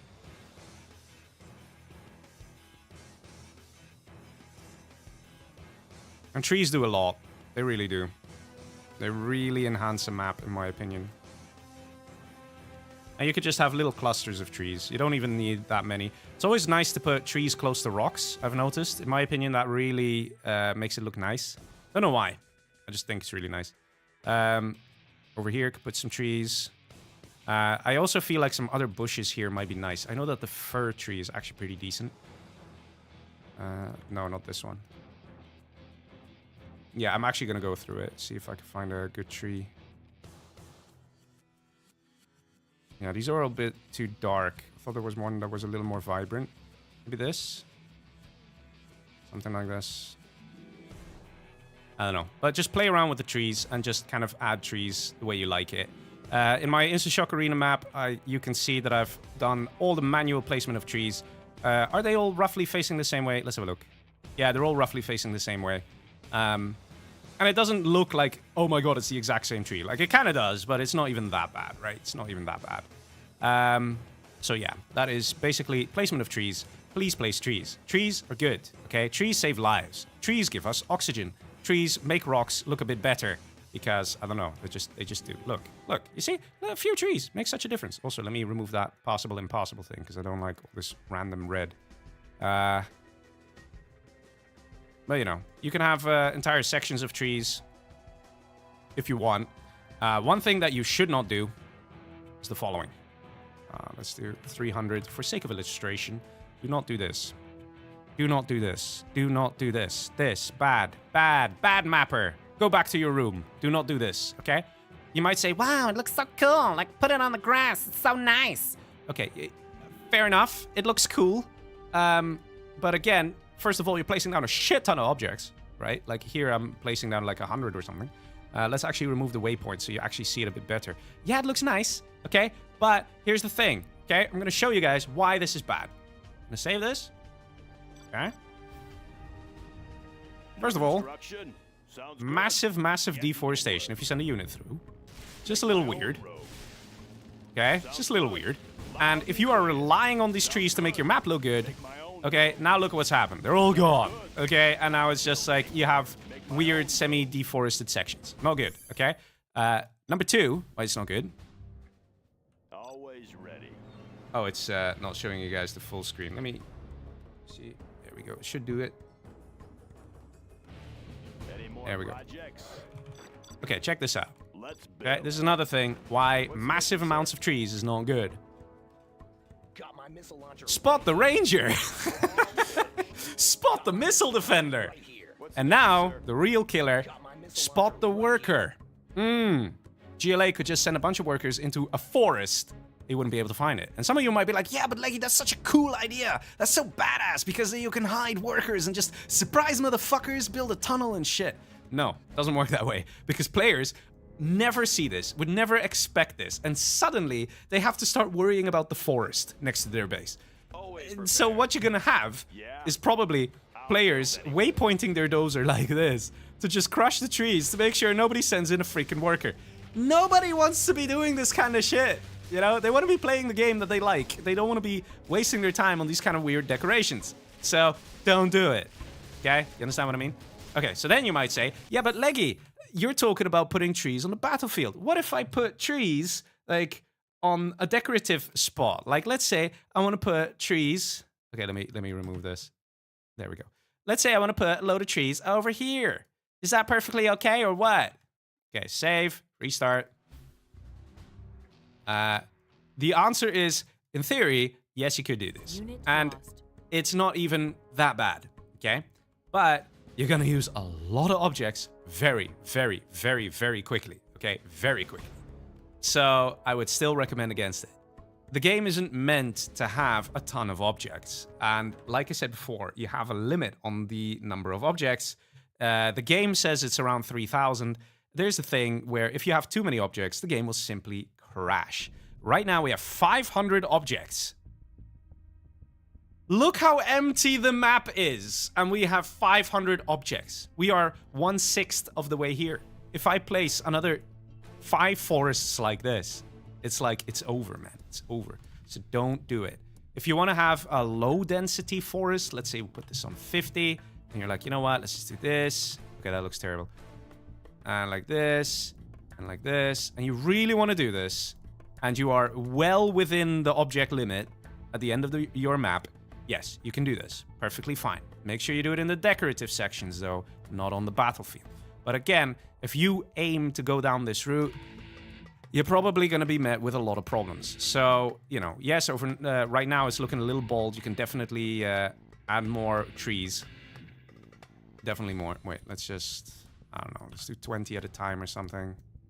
Like, you can already have something like this. You can see that that looks nice, right? But then have one section like that, maybe another section, and then leave the rest blank. You know, don't fill the whole damn thing with this many trees. And as it stands already, in my empty map, I already have 244 objects. I already have to be careful. Haven't even put any trees on the cliffs, okay? But we'll do that, we'll do that. Let's put some trees. Yeah, trees. Right? But yeah, that is something that I need to tell some people about the trees. Okay, yay, trees, so nice. Now we're gonna put the other trees. Mirage tank trauma incoming. Oh, so good.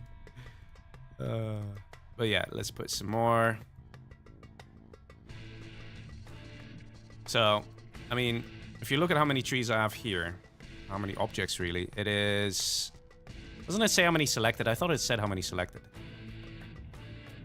12 selected. There it is. Okay, 12. So that is, and if you compare this section, it is 49.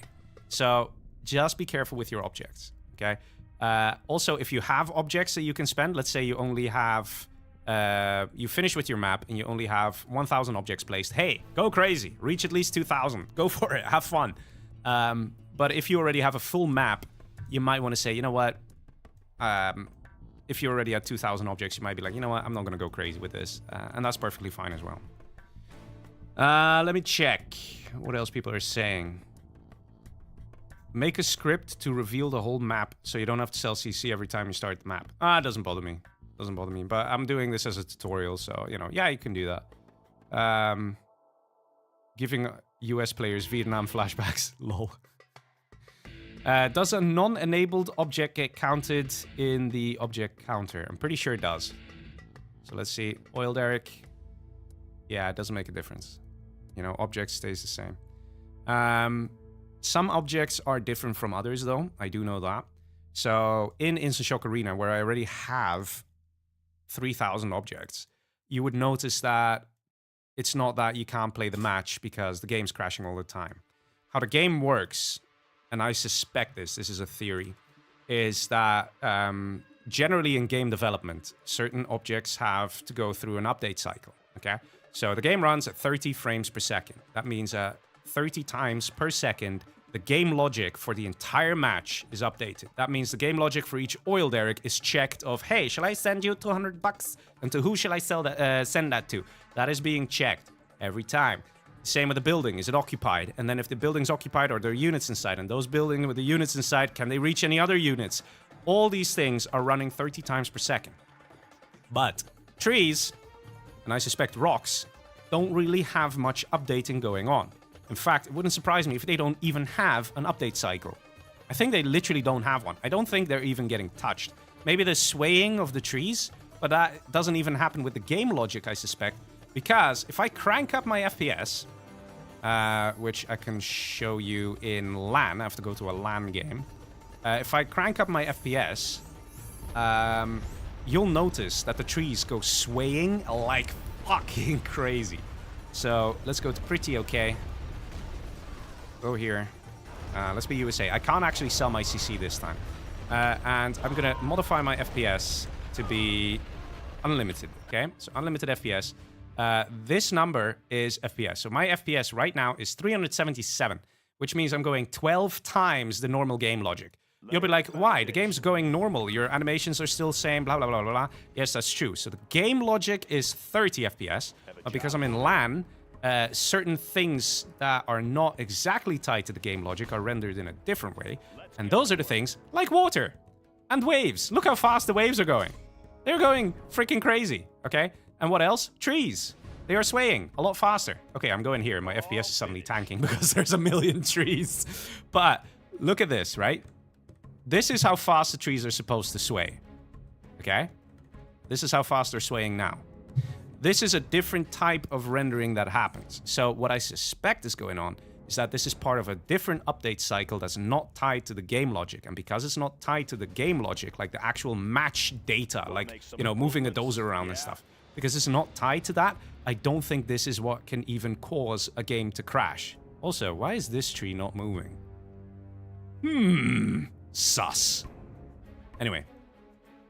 So that's what I mean. So I think you can have a lot more rocks and trees than civilian buildings, because civilian buildings do have actual game data, like they matter in the game. They're actually part of a multiplayer thing. Do not get 3,000 tents and make them invisible and, indestructible and things like that, because they will still probably have an update counter going through them that's tied to the game logic, which can then overwhelm itself. If you know what I mean. I hope I'm not talking too much confusion here, and I hope some of you are understanding. But yeah, there is that. Okay, let's see. Next thing. So I did trees. Now I gotta talk about roads. And somebody fetch Adrian, because I'd like to have him around. Because roads are one of those things that I feel a lot of people just don't understand. They don't understand. Roads are easy. They are really easy. Roads are, literally, you click on the road, okay? You go to, I don't know, What's a nice one? 2-lane. 4-lane. Yeah, big fat road. Okay, so we have a big fat road, right? And what was absolutely ugly is if you have a grass section, all right? Let's pretend this is all textured, right? You have a grass section. And then the road just ends. Like this. This is terrible. Why does it just end? Why does it just start? It's terrible. So one thing you would have noticed with almost all of these roads, the asphalt ones, is that people do something like this. They have the road go off screen. Because the start and stop of a road is just so freaking awkward that everybody does this. Let's see. Let's do it like this, you know? So you will see a road, and then somebody just does this. Oh my god, what the fuck is that? Okay. Oh my god. Something's gone wrong with my road. But anyway, you get my point. It goes off screen. Now, if you want to stop a road, right, what you can use is an object like this, okay? You put this in front of the road, right here. It suddenly doesn't look so bad because it's like, oh, look, it's the end of the road, literally. And you have an object to prove it. And it's like, oh, under construction. And then what you do is you go and go to... Wasn't there like a bulldozer? Is that a vehicle thing? Vehicle. There was a bulldozer somewhere, like a civilian bulldozer. Just want to find it. A forklift, fuck it. You put a forklift. You know, like, clearly something's going on here. Is there nothing? Tractor, maybe? No, that doesn't make sense. Truck. Fuck it. You do a truck. Okay. You have this, and let's go with dirt mound. There's dirt mound in... Man-made? Is it man-made or natural? I don't know. Dirt mound. Here it is. Found it. Do dirt mound. Dirt mound. And what you can do is you take sand texture and you do something like this. Right? There we go. Something like this at least, right? Okay, I didn't blend it very well, but something like... You do something like this. Something like this, okay? Don't just have a road and then just have it stop. Okay? Like, don't, wait. I can actually split this up if I recall. Ooh, that does not look pretty. That does not look pretty. But for sake of what I'm trying to get at, can I move this? Is it gonna just stay ugly like this? I guess it's just gonna stay ugly like this. Wait. Maybe I could fix it. No, that did not fix it. Okay. Whatever. You get my point. Don't just randomly have this road stop into luscious green forest. Like, at least do something like this. At least. Please. Okay, so that's one thing that I need to discuss with the road. Let me delete this. Delete this. Delete it. Good. All gone. I'm gonna remove this texture thing. Now, another thing with roads. Do not do something like this. Where you have a luscious green landscape, and then suddenly you have a weird sandy road going through it. This basically ties in with texture coherency. This doesn't make any sense. How come you have this luscious green grass? Why is there this perfect fucking trail of sand that is then with tracks in it? It doesn't make any freaking sense. You're dying to use this, to use this dirt road because you think it's freaking beautiful?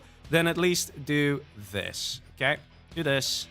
Go over the road with this, with an actual texture, okay, that matches the color of the road. Blend, and this already looks so much better, okay? It already looks so much better. You can even do some little nuances and things like where you do a little bit like this and a little bit like that, you know, just to kind of create a little bit more character. Actually, that didn't do much. Let me show a bit more. Like, there you go. All right, a little bit more like this. Please go down this route. And even then, I would say this needs another texture in between to go from this grass, from this dirt to this grass. Probably something would be nice. Maybe you can use this one. This one actually is pretty decent. Let's see how it goes with the dirt. I don't know, I'm just checking. Yeah, it could already be a bit better, right? So let's say, I think I know how I'm gonna do this. You might be like, Leggy, why are you going through the trouble of all this? Because I want to give a good example, okay? I want to give a good example. You do something like this. Okay. Like this.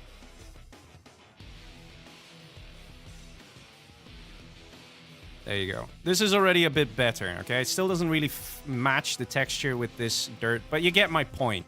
Please go down the route of this. In fact, looking at this, you know what I think it needs? Like a height reduction. So you can do a little height reduction here. Let's see. What is the height here? The height is 15 point something. So let's go 15. Okay, so let's go maybe 14. Oh, it needs to be a little lower. 12. Yeah, that's nicer. We do like a... No.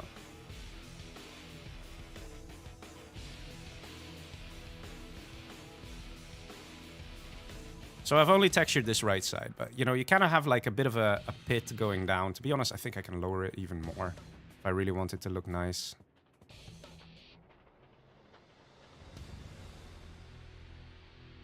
Okay, but this, ladies and gents, is how you do roads. You understand my point? Okay? This is how you do roads. Also, another thing. If you have a road with a lot of angles, okay, make sure you have the broad curve thing set up. So let's have the road go this way for now.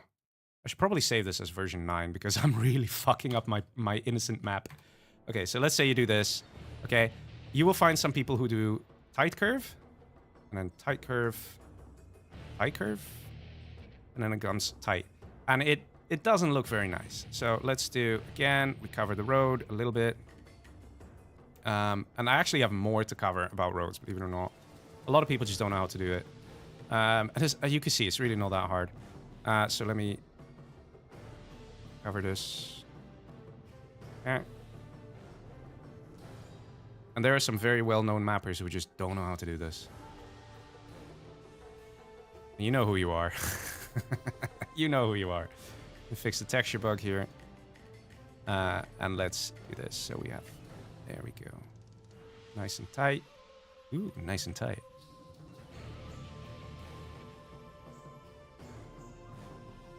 There you go. And you can see how I'm doing this. I'm actually not even taking the time of finding the perfect combination of textures and things like that.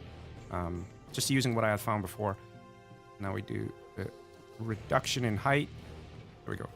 Already so much nicer, right? And then people will have this as a curve. Please use broad curve. Okay, broad curve is so much nicer. Look, I'll show you. So you have to do all 3 of the points, and it goes broad curve. So if you have this, okay, it's just for dirt roads especially, it looks so much nicer. And then also, don't do like this where you can see the road is fucking up because of height. Please take care of this. Yes, it's annoying. Yes, it's tedious. Yes, there are problems. But, you know, just take care of it. And sometimes it requires a little playing around until it snaps into place. I know, it can be annoying. But, you know, just make that effort, you know? Come on, guys. So there you go. It's... Okay, I kind of fucked up my point here. But you can have something like this. Right? And I can have it go this way now. Now my texturing doesn't make sense anymore. But you know what I mean. You know what I mean. Try and have the broad curve. So don't do... it was just doing it. Okay, you see this? It might be hard to see on stream, but you see how this is like angled here? Avoid that. Avoid that. If you have a broad curve, make sure all of them are broad curves. Just play around with it until it snaps into a broad curve like this. There you go. And turn the camera. Make sure there's no weird height difference, and you're good. So now I'm going to add one final piece over here, which is also a broad curve. And you might be like, okay, Leggy's done with the road. No, there's not. I'm not done. Because even here, the road abruptly ends. And you'll be like, yeah, but Leggy, you already textured it. What else do you freaking want, man? You're always complaining about roads. Easy. Click this piece, add end. There you go. Now blends a little more, okay? No blend, and you have this ugly straight line, okay? Now you have it fading just a little bit. You know, I'm done. Look at that. So much nicer. It is not that hard, people. It is not that hard. To prove my point, I'm going to finish this texturing job because it is not that hard. Leggy dying just a little. So we do this. Okay, I fucked up on that texturing bug there. It's fine. Wait. We blend. And we do here, do a blend as well. There we go. And you can see how quickly I'm doing this. Like, some things take really long in the world builder, as you can tell. But this is not one of them. Yet, so many people are fucking up roads. Look how nice, man! It's so easy. Okay. Let me read what people are saying. What about natural units, as in civilians, planes, and cars with a preset path? Don't know if you covered that, just got off work. Yeah, those would all be part of the update cycle. So if you look at trees, they sway based on your game FPS, so they're not really part of the core update cycle of the game. My guess, it's a pretty accurate theory because a lot of games use update cycles. Rocks, they don't move at all, so they're not part of the update cycle as well. Pretty sure about that. Supply dock, yes, because that is something where the money value updates over time, so the game logic is tied in with that. A unit that is moving across the map, same story. It'll move across the map, so that means the XY position needs to be updated. The tree swaying still stays stationary as one spot, and it's just an animation more than anything else. So that doesn't actually technically move, you know, for the game. The game doesn't see the tree as moving. We see it moving because it sways, but it's just an animation. The actual object doesn't move. Like, let me put it this way. The XY coordinate doesn't change. If the XY coordinate of something can change, that means it will probably be tied to the game engine. Anyway, let's see what else. I hate roads because there's a bug with it. Man, TK Leo, they're not that bad. Eventually, broken roads can be found at random locations if you use a lot of roads. Yeah, sometimes that happens. It's a bit weird. And then sometimes if you restart the game, they're gone. It's a bit weird. Leggy, dirt roads make sense on grass. What the hell, haha. Yeah, but if you look at this, right, what I made here, and you compare this to literally what I had done when I got mad and said, guys, don't do this, right? If you compare this end result to what I had before, there's a huge difference. Don't tell me there's no difference. There's a huge difference. Anyway, there's another example of roads I need to talk to you guys about, and that is the sand tracks, these, okay? So, Instashock Arena, it's got these. Look, even here, you have at the end, okay? Like, you can't have that in the middle piece, but on the end, you can. Look at this. It just blends in with the freaking texture. No problem. What happens if you remove it? Oh, it's actually still pretty good. But but you can still see that line. And you'll be like, man, Leggy, why are you zooming in? Because everybody has 4K displays nowadays. Okay? And I have a texture bug here, but we don't talk about that. So, you know, do that. Also, make sure your road matches the freaking texture you put it on. Okay, that's another thing. Okay, suddenly you see a lot more chat going on.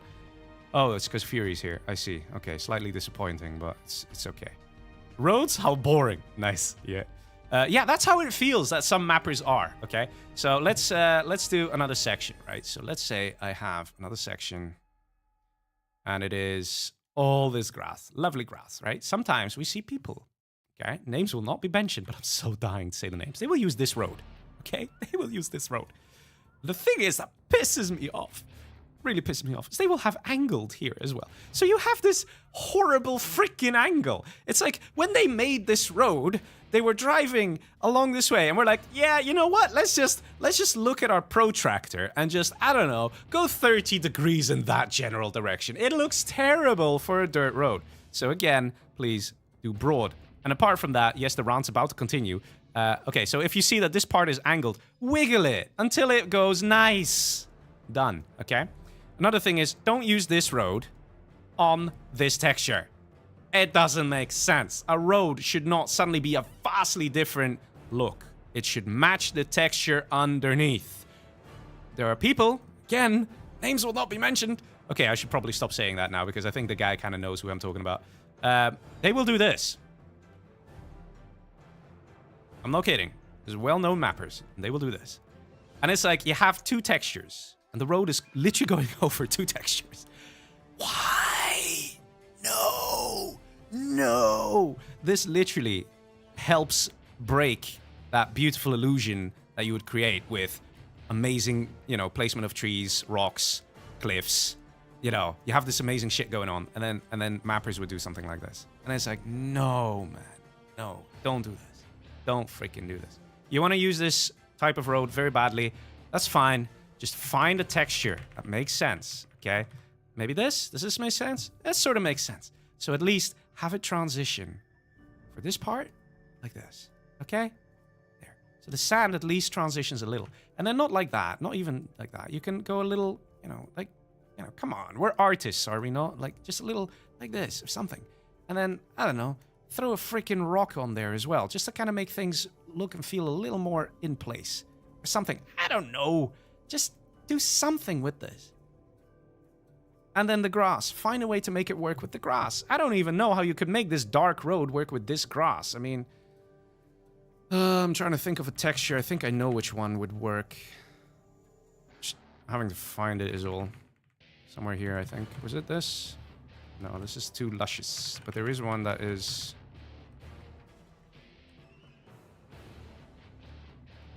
I just want to find it right now for sake of example.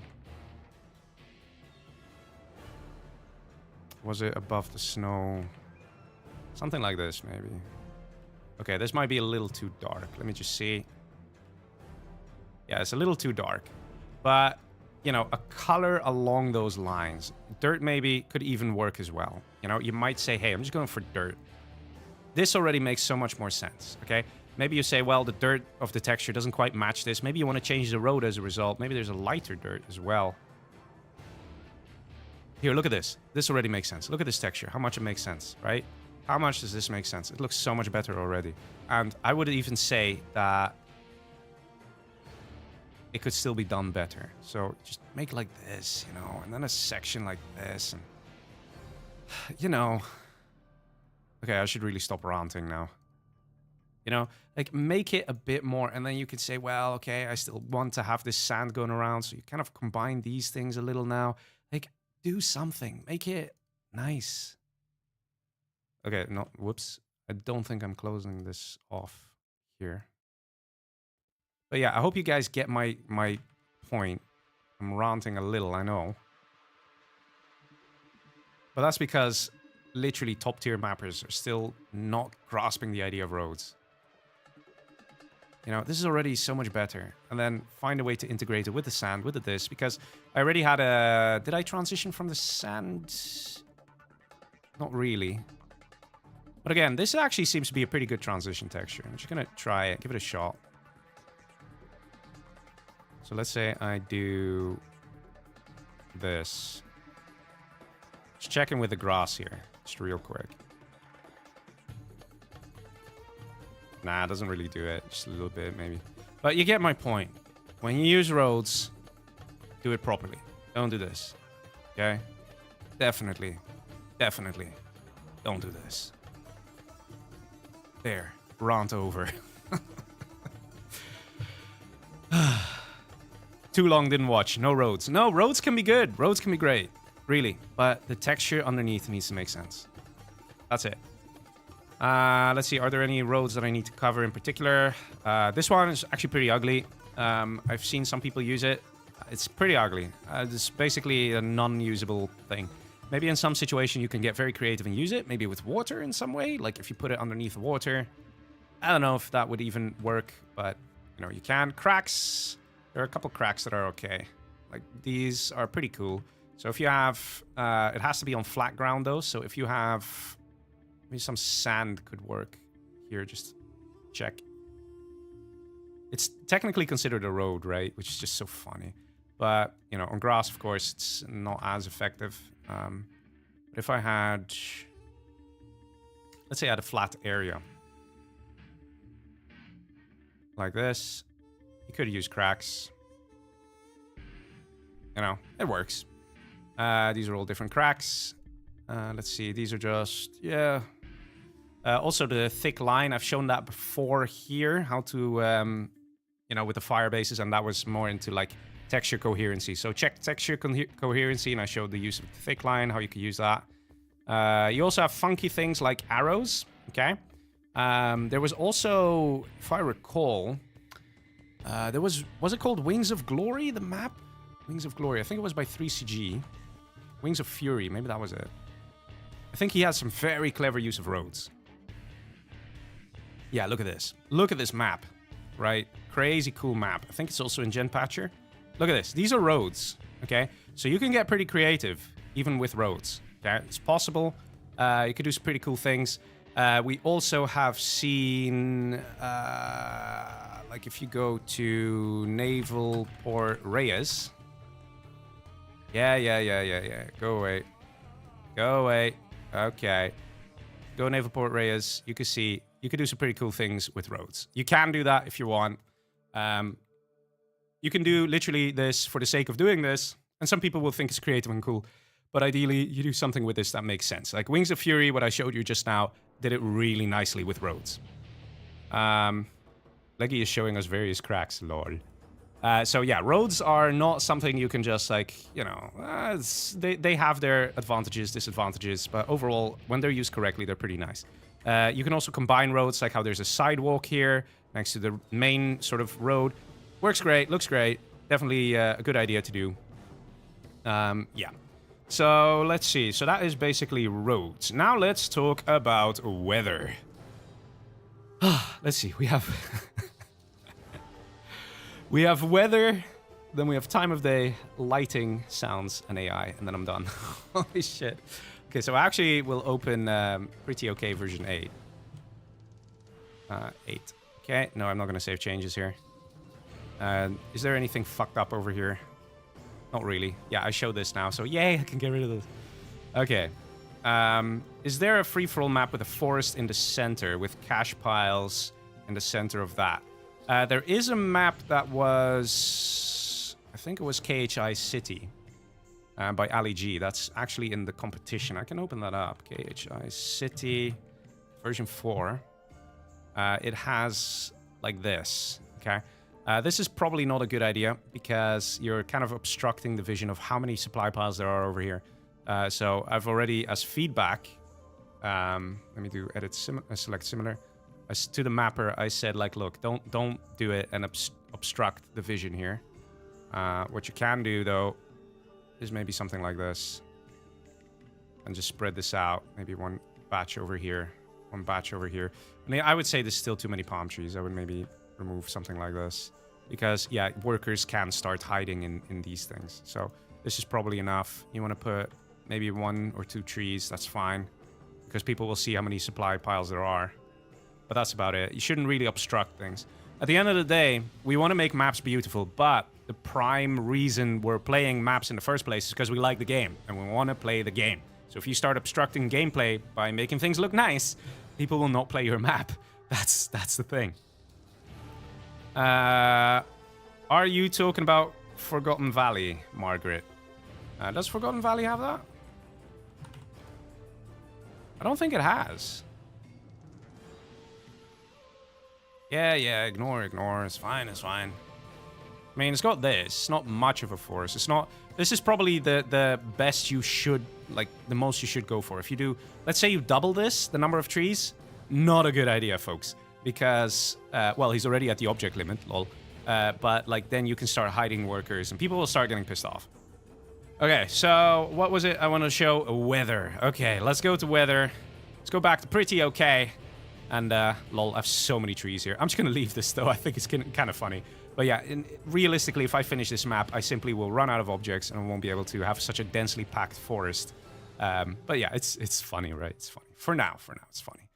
Actually, I was thinking of making one of these over here as well, but to be honest, guys, I don't think I'm going to get to it because time is running out for me. I've already been streaming for practically 5 hours. You know what? I'm going to have a sip of beer. Just give me a sec. I'm just going to have a... Ah, so good. Okay. I can feel my voice dying slowly. Talking non-stop for 5 hours. Anyway, let's go weather. So, if you want to have weather... There's a couple of weather things out there. Of course, there is snow, and there is rain. Now, you can get creative and also have little floaty light balls and, like, you know, things. And you can look at other maps, like Subjugation, the map Subjugation. Also, World Builder Contest winner 2020, who has that. It gets installed by the Genpatcher map pack, if you want to check it out. So you can see there, like, different sort of weather effects. There are sometimes TK Leo does some weather effects, like on Volcano Rush. Anyway, so you want to have weather? You go to here. And then you go to Map, Environment, Show Weather. Set that to true. Step number 1. Click OK. There we go. Save the map. You're halfway there. Next, go to your folder. Pretty OK version 8. That's the one we're in. Open map.ini, scroll to the bottom. If you don't have a map.ini, I show how to do it earlier on in the stream. And just basically find the weather section. So the weather section in the live stream video description, you can go to show more. You can see that I have the weather thing there. And that is all this. Look how nice. Yes, all this text. And you can choose what you want to do. Hope you guys can read everything. So if you want to use snow, you have to use snow. Then you get snow. If you want to use rain, you use this. So we're going to use rain. So just, there we go. Copy, paste, save it. There we go. Believe it or not, we already have rain. So let's fire up version 8. And I'm not seeing any rain. Where is the rain? Maybe my FPS is too fast. Do I see rain? I don't see rain. Why don't I see rain? Did I open up the right... am I on the correct map?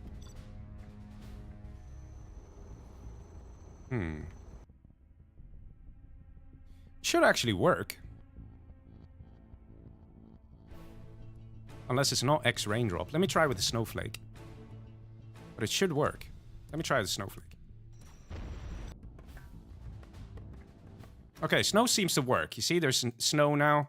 Even though it's not a snow map, but there is snow. You can see it. So, is it that I have... Is there something wrong here with the rain?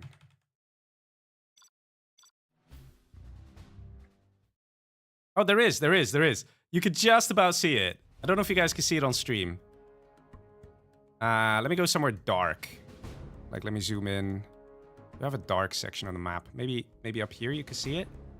It's very little rain, but it's there. You see it? You see it? There is rain. So if you say, Leggy, I don't see rain. I want bigger rain. It's very easy. All you gotta do is modify the map.ini. So all the text... Oh, I have a lot of map.inis, actually. Let me close this. Let me close that as well. So all the text that you see, it all does something, right? So we have the raindrop, and then it says, even though it says snow, forget about it, it's rain. And you have the descriptions here of what is going on. So if you want, let's see where there is size and the amount. So the amount is the amount of snow particles, in this case rain, raised to increase particle count. So let's just put this on 1.2. So we're going to have 6 times more rain. And we're going to say size. Size of snow particles is 0.18. Let's go to 1.18. So now it should be massive and in our face, and it should be raining, boys. Okay, I see the raindrops. Do you see the raindrops? They're kind of swaying from side to side like snow. So what we can do is velocity should definitely go a little faster. So let's go put that maybe 5. Definitely needs to go faster. Let's see, what else? Amount at which it goes side to side. Rain doesn't go side to side, so we'll put that on 0. Oh, you don't see what I'm seeing, right? So here we go. So velocity, I just increased this to 5. Amplitude, I set it to 0. So I don't want it to go side to side. There are a few other things here. We're not going to bother with it. I think this should be enough. So let's see, do we get proper rain now? Oh, yeah. Yeah, that looks like rain. If you guys can't see it too well, then increase the stream quality if you can. I do feel like I need to make it bigger. So I have it on 1.18. I'm going to now make it 5. So I'm going to make it 5 times bigger. So the raindrops should be a lot bigger now. Oh, yeah. Yeah, it's nice, right? It works. So this is just if you want to have rain, and if you want to have snow. You can play around with these things, you can get that working. So again, this is with the map.ini. You can see the stuff in the stream video description. So if you go to show more, you can see that stuff. It even says, like, hey, you want to add in snow or rain, this is how you do it. Now, we have rain, but we don't have the rain sound, which, you know, we want because we're making rain. And let's do that. So let's do the map. Go to Edit, Scripts, Player Civilian. We can actually add it in here as well. So we do New. And I got to check where it is. So we're going to go Multimedia. Then we got to go Sound Effects. And we do Play Sound Effect. And we do rain stereo loop. Let's do that. Rain. I don't see it. Rain stereo loop. Here it is. Okay. Save. Let's see if we hear some rain. Oh, yeah. You hear that? There you go. You got rain. And you'll be like, well, Leggy, now that we have rain, the lighting just doesn't fit because it's still just very bright in the map. It should be maybe a little darker, you know, like thunder and stuff. And believe it or not, that's the next thing we're going to focus on. We can start with time of day. Let's, for a brief moment, make this a night-themed map. Generally, they are not recommended because players tend to not have the best displays, and so therefore everything looks a little dark. So I'm going to save this as version 8B. That also means I have to copy across these files. So the WAK, or the WAK, and the map.ini. I'm going to have to make sure the WAK has the same name as the other map. There we go. And now what we can do is we can go to Edit, and then it was Map Settings, and it says Time of Day. We can do Evening, and if we want, we can make it snowy as well. So let's do Snowy. Now you can see right now, we have a snowy roof for the wood hut.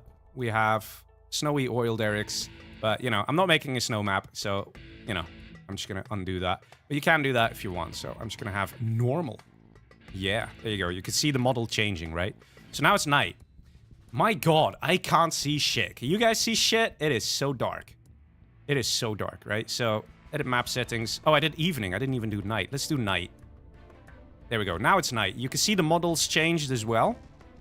You can see that they have a little light now going on and stuff like that. Which is cool. The wood hut is lit up. It's cool stuff. But people can't see anything. So what you do now, this might be a little mean of me, is you go to Jungle Thunder, the map, and shout out to the creator of Jungle Thunder. Who was it? Please tell me you have your name written here. McGregor9. Okay, shout out to McGregor for making this map. Because McGregor actually said, Leggy, I know you keep saying don't make night-themed maps, but I'm gonna do it. I'm gonna go for it. And I said, well, good luck. A lot of people will just shit on you because they'll say it's too dark. But look at this map. It's not too dark.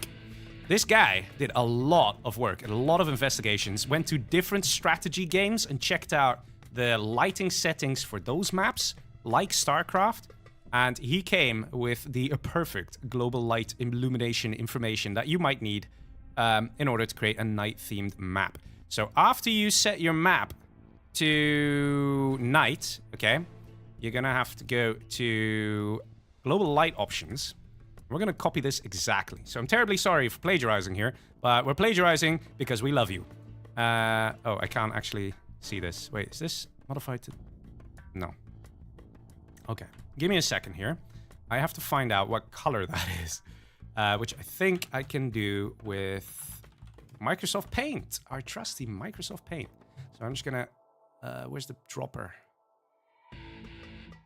Where's the dropper? Here it is. Okay, I'm just gonna check. And then this? Okay, so here we go. Here we have the color. So this is the color we want to go for. If I do this... Oh, it doesn't allow me to do that. Okay, so Microsoft Paint. Where'd you go? Just gonna leave the... I don't know, somewhere where you guys can see. So we can see it here. It's red, green, blue. That's what it's about. The red, green, blue color value. Okay, so I'm gonna go back in the world builder. I'm gonna click on this one first. This is the ambient light. So ambient light means this color is applied to everything in the map. Every model, every piece of terrain, everything gets automatically this color. So it's just basically one of the steps. So we have 75, 100, 159. There you go. It's the same color now. Damn. Look at that. Already very interesting. You can see the map changing totally. So thank you, Microsoft Paint, for assisting me in finding out what that was. And now we just copy across the colors from this one. Again, it's maybe not the nicest thing because he did spend a lot of time, but seriously, thank you so much because now we can actually theoretically have night-themed maps. because otherwise it's just not going to happen. So this is the sun, what the sun is going to contribute. Sun actually also leaves 3D shadows on terrain as well. And then there's accents. I have no clue what the accents do. Just being honest.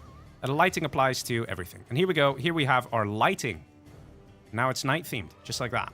I think this is all you got to do in order to get it. So you can copy these values. You know, so shout out to McGregor from Jungle Thunder who did this. You might say, Leggy, this is really bright, but remember, this is a snow texture. So if you want to see a more realistic version of what the map would look like, this might be it, a bit better. Might even be a little too bright, I would say. Right? Just a little bit. But it is the same. Did I make a mistake somewhere? I don't think I did. Oh, wait, this 81, whatever this is. Oh, it doesn't make a difference. Okay. Whatever. We're going to open up the map in the game now. I'm going to see if it makes a difference. Yeah, because I just put texture of the grass. Let's see. Okay, it's still raining. You know, it is very bright, but it is clearly a night-themed map. Okay? So there is that going on. So this is what I would recommend. And you might say, Leggy, this is really bright for a night-themed map. But the thing is this, that's what people want. We want to be able to see what's going on. Okay? We want to be able to see it. It's very important. If we can't see what's going on in the map, then people won't play the map. So we want to clearly see units, quads, tunnel networks, workers, and whatever. So we need the map to still remain bright, even though we're going for a night-themed map. And the rain still feels awfully small, but whatever. Doesn't matter. Accents should typically... wait. Accents should be typically borders, I think. Not sure what you mean there. Like borders of light? Like where light hits? Maybe, I don't know. Anyway, so let's go back. So I'm showing you guys how to do light, and I just did the time of day. I also did the rain and stuff. I don't really want to continue with the rain. I don't really want rain. Rain, you gotta be careful because people might just find it annoying, okay? People don't like the sound sometimes. People also don't like random shit floating all over their screen. So it's if it really adds something, go for it. But otherwise, I would say, think about avoiding it. Anyway, so I don't want weather, so I'm deleting it from my map.ini, and there we go. I've removed the rain from my map. I've shown you snow, I've shown you rain. Now let's focus on time of day. So if you want to reset the time of day, it's very easy. You could just go here, and if you change the night, if you change the time, it actually changes the lighting with it. Okay, let me close this as well from Jungle Thunder. Okay, so there you go. Back to normal, how it was. Map settings. Oh, I did afternoon. Yeah, that's how it should be. Before I had night, right? Oh, it actually saves it. That's pretty cool. I thought it actually removed it.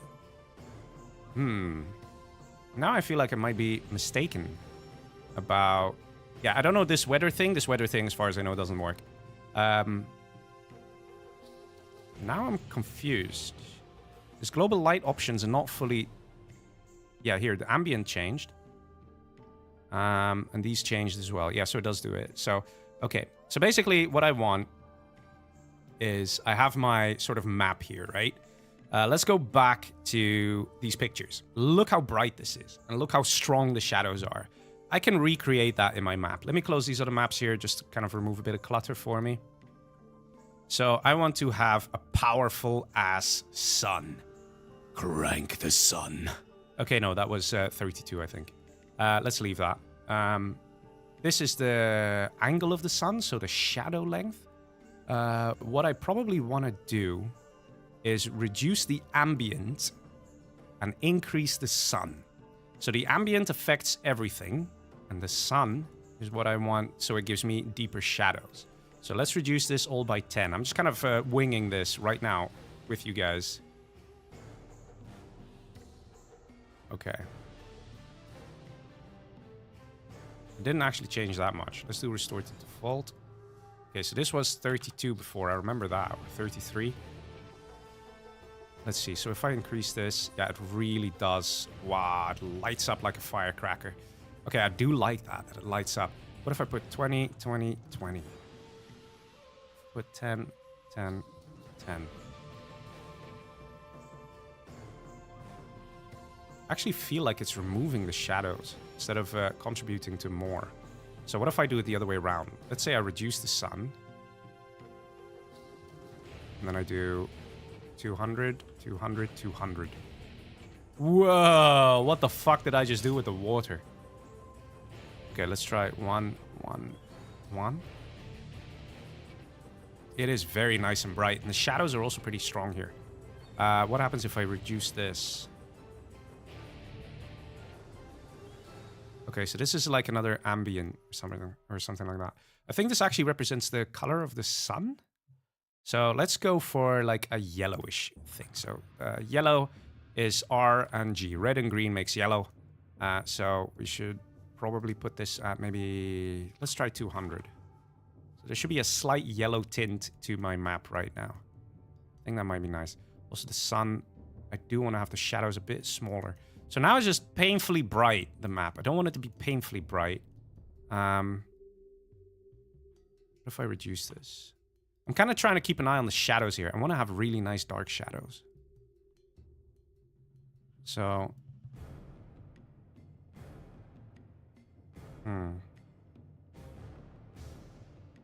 Ooh, funky. Look at that. Looks pretty good. Okay, so I think I want this. Let's try. Let's do 200. 200.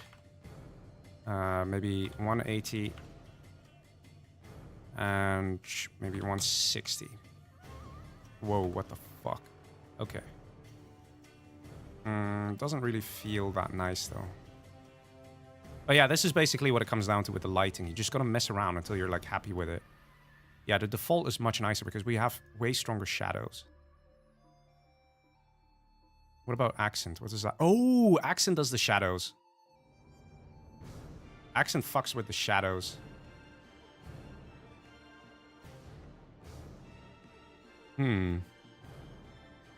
Actually, to be honest, I don't mind it like this. Don't mind it like this. Let me try and recreate the colors, though. I feel like I'm actually pretty close already with the colors. The map is extra bright now, but it doesn't really bother me. Let's see. This really feels like it's getting there. Right? Wouldn't you say that this is very similar in coloring? Just the colors, I'm saying, right? Not the textures. I mean, I'm only trying, right? The thing is pretty good. So we really have a summer thing going on. The reason that this is painful to the eyes is because it's all one texture, okay? Remember that. It's all one texture. You should ideally texture that, which, you know, like I've kind of textured this section. You should do the same over here. I've started gently texturing here a little. You should do that stuff more often, like all over the place. Of course. Does it take negative values? I'm too scared to try, I'm not gonna lie. Game's not exactly the most stable. So I kind of like this as a look. Nice and bright. There's another map that was nice and bright that is 24/7 by 3CG. It's also really nice and bright. Even Coral Islands is very bright, though I feel Coral Islands is a bit too bright. And the reason I think I'm getting away with it here, even though this map might be brighter than Coral Islands, is because the textures aren't, like, very light. Okay, we have a beach here, but it's not too bad. Okay, so that is time of day. Oh my god, I can't believe it. We're soon done with the tutorial. It's crazy. Next thing we gotta do is... Let me just close that. Thank you. Next thing we're gonna do is sounds. So when you place down sounds, first thing you're gonna do is go to View. Make sure you put sound flags on. Okay, very important. And sounds couldn't be easier. It's so easy to do, and a lot of people still forget it. Why? Okay, so first thing you're gonna do, you go to Audio, and you see AMB, okay? You might wonder, what's AMB? AMB is ambient sounds, okay? So they are literally sounds that are there to sort of add a bit of character. So if you see mountain birds, they are just birds. Hey, look, a mountain. Hey, look, a ton of trees. Let's just put mountain birds, 2 different mountain birds. Let me show the labels. Did I hide the labels? Why can't I see the labels? Normally I can see the labels. Maybe I need to do... That's weird. I was hoping I could show you guys the labels. It would say, like, mountain birds and stuff, but I guess I'm not seeing it. Sound circles, maybe? Right, sound circles, also something I should explain. So, the blue circle means if the camera is inside the blue circle, the volume is going to be the highest. And the highest is 70, okay? The minimum volume is going to be at the very edge of this thing, which is 40, okay? And then everything in between is going to be louder or softer based on where you're looking. So if I'm over here, I will hear birds loudly. If I'm over here, I will somewhat hear birds. If I'm over here, I might just about hear birds. And if I'm here, I won't hear birds. You understand what I mean? So there you go. So we put some birds. What else do we want to put? We could put some forest birds. Whatever, put one here. Fuck it. Let's see, what else do we want? Urban stuff. We don't need urban stuff. Maybe we want to put urban docks. You know, just because you get that urban sound. We could put that here. Close to each supply dock. Because we have an oil supply dock and 3 supplies. Might be a nice touch, right? So you might want to do that. You don't even need to place these perfectly, okay? One thing, though. If you are absolutely crazy and don't want to waste objects, because look, you place this guy down, it counts as an object. If you're crazy, whoops, what you can do is you can click on an object like a supply dock that will not get deleted from the map. Don't do it on an oil derrick because you can remove those. Supply dock cannot be removed. You can add an ambient sound, and the same sounds are there, same rules apply. You can just do that if you want. It's up to you. But, you know, you could basically save maybe 20 objects, because you might have 20 sound flags for your whole map, right? But it is a trick that you can do. Not everybody knows about it, but it's pretty cool. So let's see, here's just more ambient stuff. And then the CIN is cinematic. So just avoid the cinematic stuff, because it might just crash your game, it might just not work. So let's see, water, ocean, waves. Well, well, well, good thing we have some freaking waves. So let's put it here. Put 2 flags, pretty nice. There we go, done. We're gonna save. I'm gonna see if we can hear the flags. Do you want to restart? Yes, I think I do. No, I'm in the wrong map, because this one has the rain. Or, oh no, I'm in the right map. Oh, I have to restart the game. So there's another thing. Sometimes you'll have issues with your map.ini, okay? The map.ini, you can add stuff, and you can change stuff, but you cannot easily remove stuff. So if you remove stuff, you actually have to restart your game. So it loads the map.ini in. Any change made in a map.ini will last until you restart your game. Okay? These sounds are perfect for my crop duster. That is not hidden on the map and crashes. Workers. Oh, poor workers. But yeah, avoid using crop dusters though that actually fly around, because people will get pretty annoyed and fed up. Anyway, let's see. Is the rain gone? Why is the rain not gone? Did I not remove it from the map.ini? Did I modify the wrong map.ini? I think I modified the wrong map.ini. Let me double check this. I probably didn't. Yeah, there it is. Whoopsie, I modified the wrong map.ini. Can I restart now? Please tell me that works. It probably won't. Probably have to restart my game. Oh, it works. What do you know? Okay, I got lucky. I got lucky. Normally, I don't think that works. Maybe in single player it works a little differently. But yes, pay attention to all the lovely sounds. Wait, let me kill off the music here. Unit lost.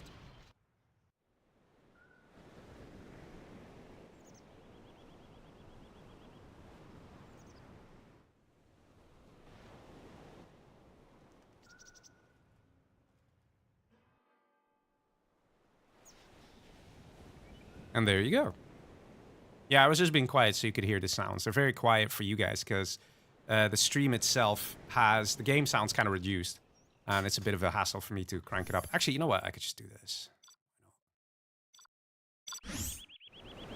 There you go. Now you can hear it. Super easy, right? And you saw how easy it was to get the sounds.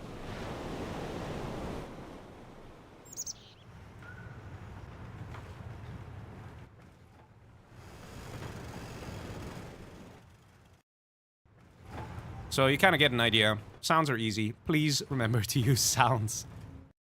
Yeah, the sound of the waves are cool, right? So the whole combination with the waves, with the rocks, with the sound, with the beach. Like, I didn't texture the rest of this beach, though, but I probably won't either. Actually, you know what? Maybe I should. Maybe I should. I feel like I owe it to you guys. Put the music back on. Put everything back to normal. The reason I feel like I should is because it's one of those things, man. Texturing is not easy, and there are not many examples out there on how to texture properly. Not saying I'm the king of texturing. I'm really not. I'm just a mapper, right? But I know a bunch of don'ts. Like, don't do this with texturing. Don't do that. Da-da-da-da-da-da. And as a result, you come close to a bunch of rights, if you know what I mean. Let's see. So this is 13, right? There was another one. This. Okay, so look at this, right? You already have a few transitions. Just a few pebbles and such. And this. It doesn't really matter if there are texture bugs in these, because they basically look the same. So the human eye can't really spot the difference. So it's just, I don't know. If it does texture bug, I'm terribly sorry, but whatever, it's fine. There is a really nice texture, if I recall. Was it this one, actually? I think it was this one. I think I'm going to use this one yet again. It's just so nice. Actually, no, there wasn't. There wasn't. I remember. There was another one, and it's hidden. It's hidden somewhere. I remember because I had a chat with the 3CG about it a long time ago. And I was like, man, 3CG, you make such nice beaches. And I'm like, why don't you use a transition texture from the beach? Was it this? Actually, you can see how already this could work, right? Like the beginning of this. Just a little bit.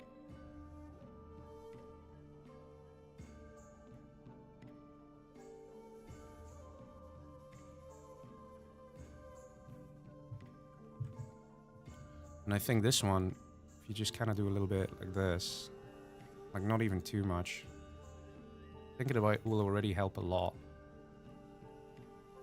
But yeah, beaches are difficult to texture, guys. They are difficult to texture.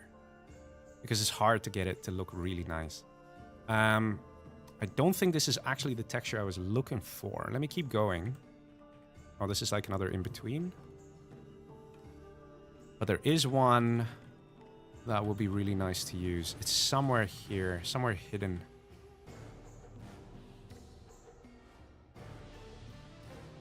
Is this it? No. Unless I've already used it, unless it was that one.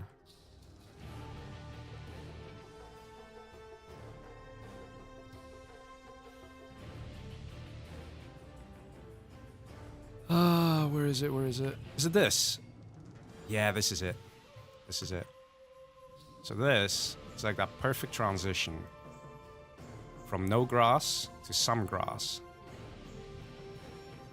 This is it. Okay. So poof, poof.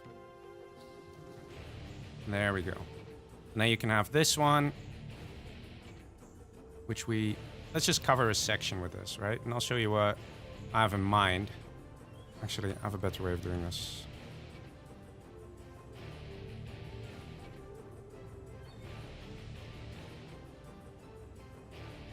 Kind of gonna cover this whole section here.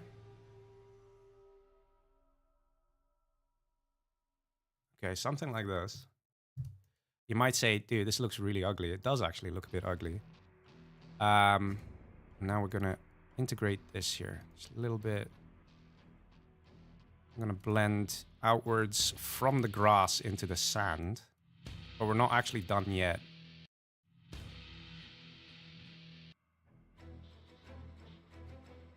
Now, hopefully this will help you guys get an idea with texturing.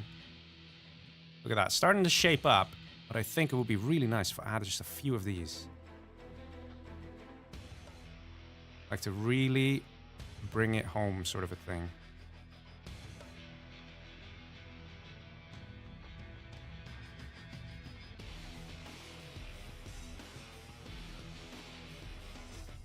Right.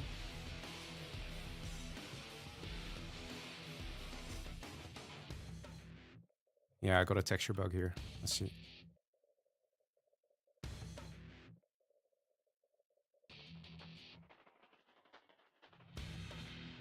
I think this is already pretty decent.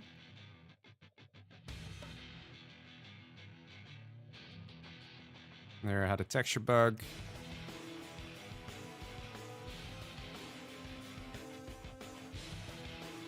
And now you have a beach that is not just boring. Let's put it that way. Because a lot of beaches, it's difficult to do a beach. And it quickly feels like it's all just the same texture and the same look. It is really hard to get a good texturing going on a beach. But I think this overall is pretty okay. I feel like I could do with another grass texture. This just immediately transitions into the base grass texture. What I would probably do is that ugly grass texture. I know I keep calling it the ugly grass texture, and then I keep using it. But I think if you have like patches of this, let's see how that works. And then we blend into it. I don't know.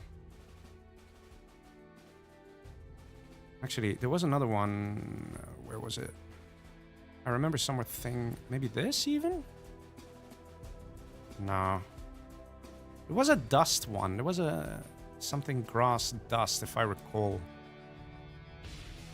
Maybe even something like this. Does this work?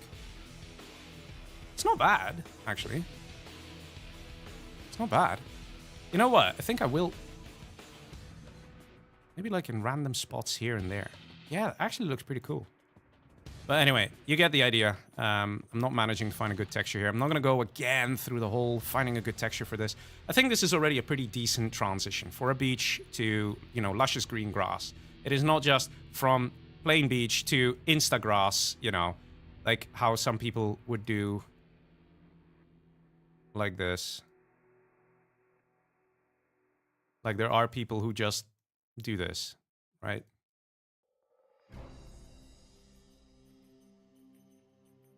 And they say, this is a beach, and they call it a day. Like, this already, like, this transition is just too harsh. It's not nice. If you look at this, there's already so much more going on here. It's so much nicer, in my opinion. But, yeah. Just wanted to show you guys quickly that little bit of texturing. So, sounds I've done. The only thing left is AI. To be honest, I've already done AI. So, I think I'm actually going to call it. I think I'm done with this freaking YouTube tutorial on how to make maps, because it is a tutorial, but you guys, you get the picture. You can see, let's see the final result here on the beach. Unit lost. You got the waves, you got the sand transitions, right? Oh my god, the amount I've already done on stream here, guys. The amount I've done on stream. It's insane. It is insane. I'm trying to think if there are things I haven't covered that I should tell you. Again, if you're just tuning in, this was an example of what not to do, by the way. For those of you thinking, oh, that looks great, I'm going to do that too. If it's a 1v1 map, you probably have enough objects to play around with that you can do that. But, yeah. Texturing can be amazing. Okay, texturing is how you make maps beautiful. If you look at this, there are no rocks here. There are no trees here, okay? Texturing is the name of the game, and it is painful, and it takes long. But if you look at this section here, I think I did even okay here with the mountains. I'm still not entirely convinced with the sort of orangey color on these rocks. Could do maybe with something else. Also, I like this rock that I made here. I don't even have that many mountain textures here. Should probably be better as well. And I'm thinking I'm seeing a texture bug over here. So again, everything just needs that love and care, and then you will end up with, well, just this portion is basically not even ready. I need to put some rocks in, maybe some trees here and there, but this is like 90% ready, 80% ready, you know. Got some waves here, some sound. I really like how I did here, this beachhead. I tried going for a bit of a turquoise effect. Let me show you guys what I set out to create, and let's compare it, right? So is it like this? No, of course not. But this is a game from 2003. So we have what we have, and we make do, okay? We're using real life examples to recreate what we can. And the end result, in my opinion, is pretty okay. This was an example, and I didn't even use that much from this. I don't think I used anything from this. You can see maybe like how the beach transition is taking place here. Those kind of things, like how it does actually, what I kind of just winged, like I just kind of winged it. It's kind of how you see it here, because you have bits of sand around the grass, like how you have here, like this bit. You have the sand going around it. Please do those things. Looks really nice. Yeah, there is not much else that I think you guys should know. I think I've explained everything I know about world building, apart from maybe a few things that are for highly advanced things that you guys are probably not going to use anyway. And if you are going to use it, you probably have already produced a shit ton of really good maps, and I would have heard about you and would be chatting away privately non-stop. Overall, I'm happy with what I told you guys, what I showed you guys. And I do think I'm going to stop the stream here while I still have a voice left. If you guys have any questions, you got to ask me right now, because I'm going to stop the stream in about a few minutes. Beautiful beach, where is it? Probably France. It says Plage de la Baie de Couret. That's what it says. So, you know. Let me just double check here that I've got everything sorted for you guys. Again, if you have any questions, now's the time to ask, because I'm about to stop the stream. We didn't actually playtest my map, which I guess is a bit of a shame. I wanted to make at least one more over here with the cliffs. Didn't get around to doing that, but you'll just have to use your imagination. Are you familiar with the StarCraft 2 editor? No, I'm not. I've very lightly played StarCraft 2, and that's about it. So, yeah. Still just trying to think here what to tell you. I guess I can show you how to change the money on the supply. It's for those of you who are very curious, it's really easy. Give the supply a name. So let's give the supply a name saying supply player 1. Go edit scripts player civilian new script. And you go actions if true, and there is somewhere over here set money on a supply dock. I think it's in unit. Set cash value. There you go. So you go supply player 1. You could set it to 25,000. Okay. Save. Now we're going to restart, and you'll see it's 25,000.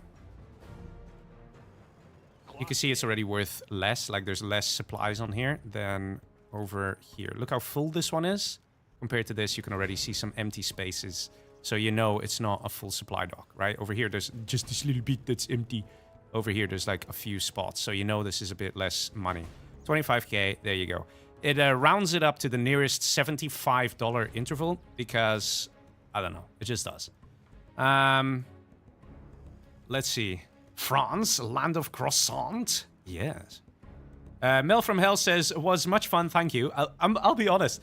I'm surprised if you guys think this was really fun because it's mostly just me giving a lot of instructions and a lot of info. But if you liked it, if you actually thought it was fun, then thank you very much. That's actually very complimentary to me because, you know, it's just a lot of explaining and stuff without much action and things like that.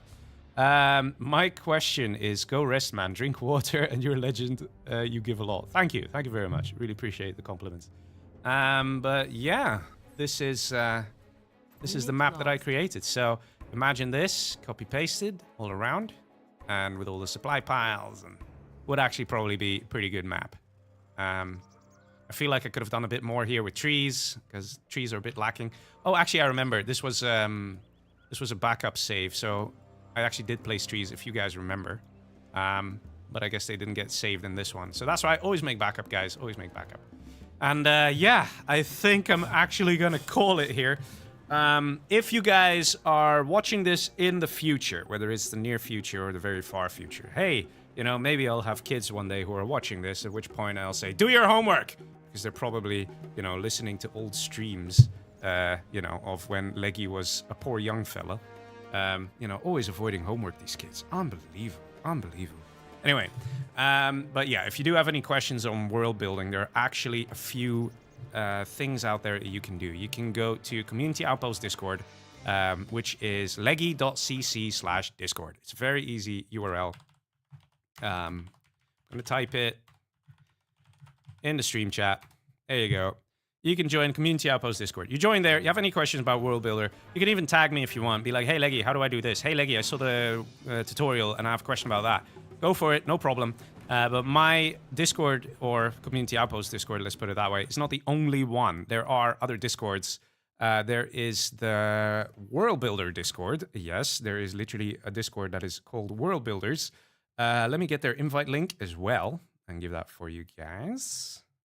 So in case you want to join them, you can do that as well, which is this one.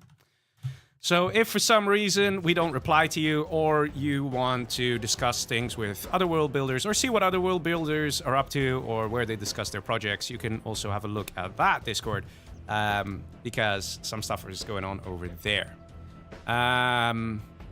for the rest, yeah, I would say happy mapping. And if you do mapping, just get ready to spend a lot of time on it. Do not rush things. Take your time. Also, do not do all the geometry of the map in one go, and then all the water of the map in one go, and then all the beaches, and then all the waves, and all the... Don't. Focus on one part at a time and finish it. The reason I'm saying that is because eventually you'll get tired and bored and frustrated, and you can go back to the parts you finished, and that will give you that motivation where you're like, okay, that's pretty nice, and that will make you want to continue. If you just have an untextured mess like this, it will quickly drain away motivation after you spend maybe 6 hours on it and you still don't see anything nice. So I would suggest first make the layout of the map, then test it with other people, get feedback from other players, see if the maps are enjoyable to play. If they are, once you're done with that core element, make it pretty and start one spot, one corner, and just start growing the map from there. That is the best thing you can do. Trust me, I speak from experience here. If you don't do that, you might lose motivation, which would be very sad because you might actually lose interest in making the maps. But yes, ladies and gentlemen, I'm going to stop it here. If you're still around, then I'll be like, hot damn, you better give me a like now, because otherwise I'll get very, very angry with you. But yeah, I'm glad you were all tuning in. And this will be the last World Builder tutorial I will do. Hopefully this is the one tutorial to rule them all. And I will see you hopefully again tomorrow with a regular World Builder stream. So goodbye, guys. I'm off. I'm gonna have a rest. Good night and see ya.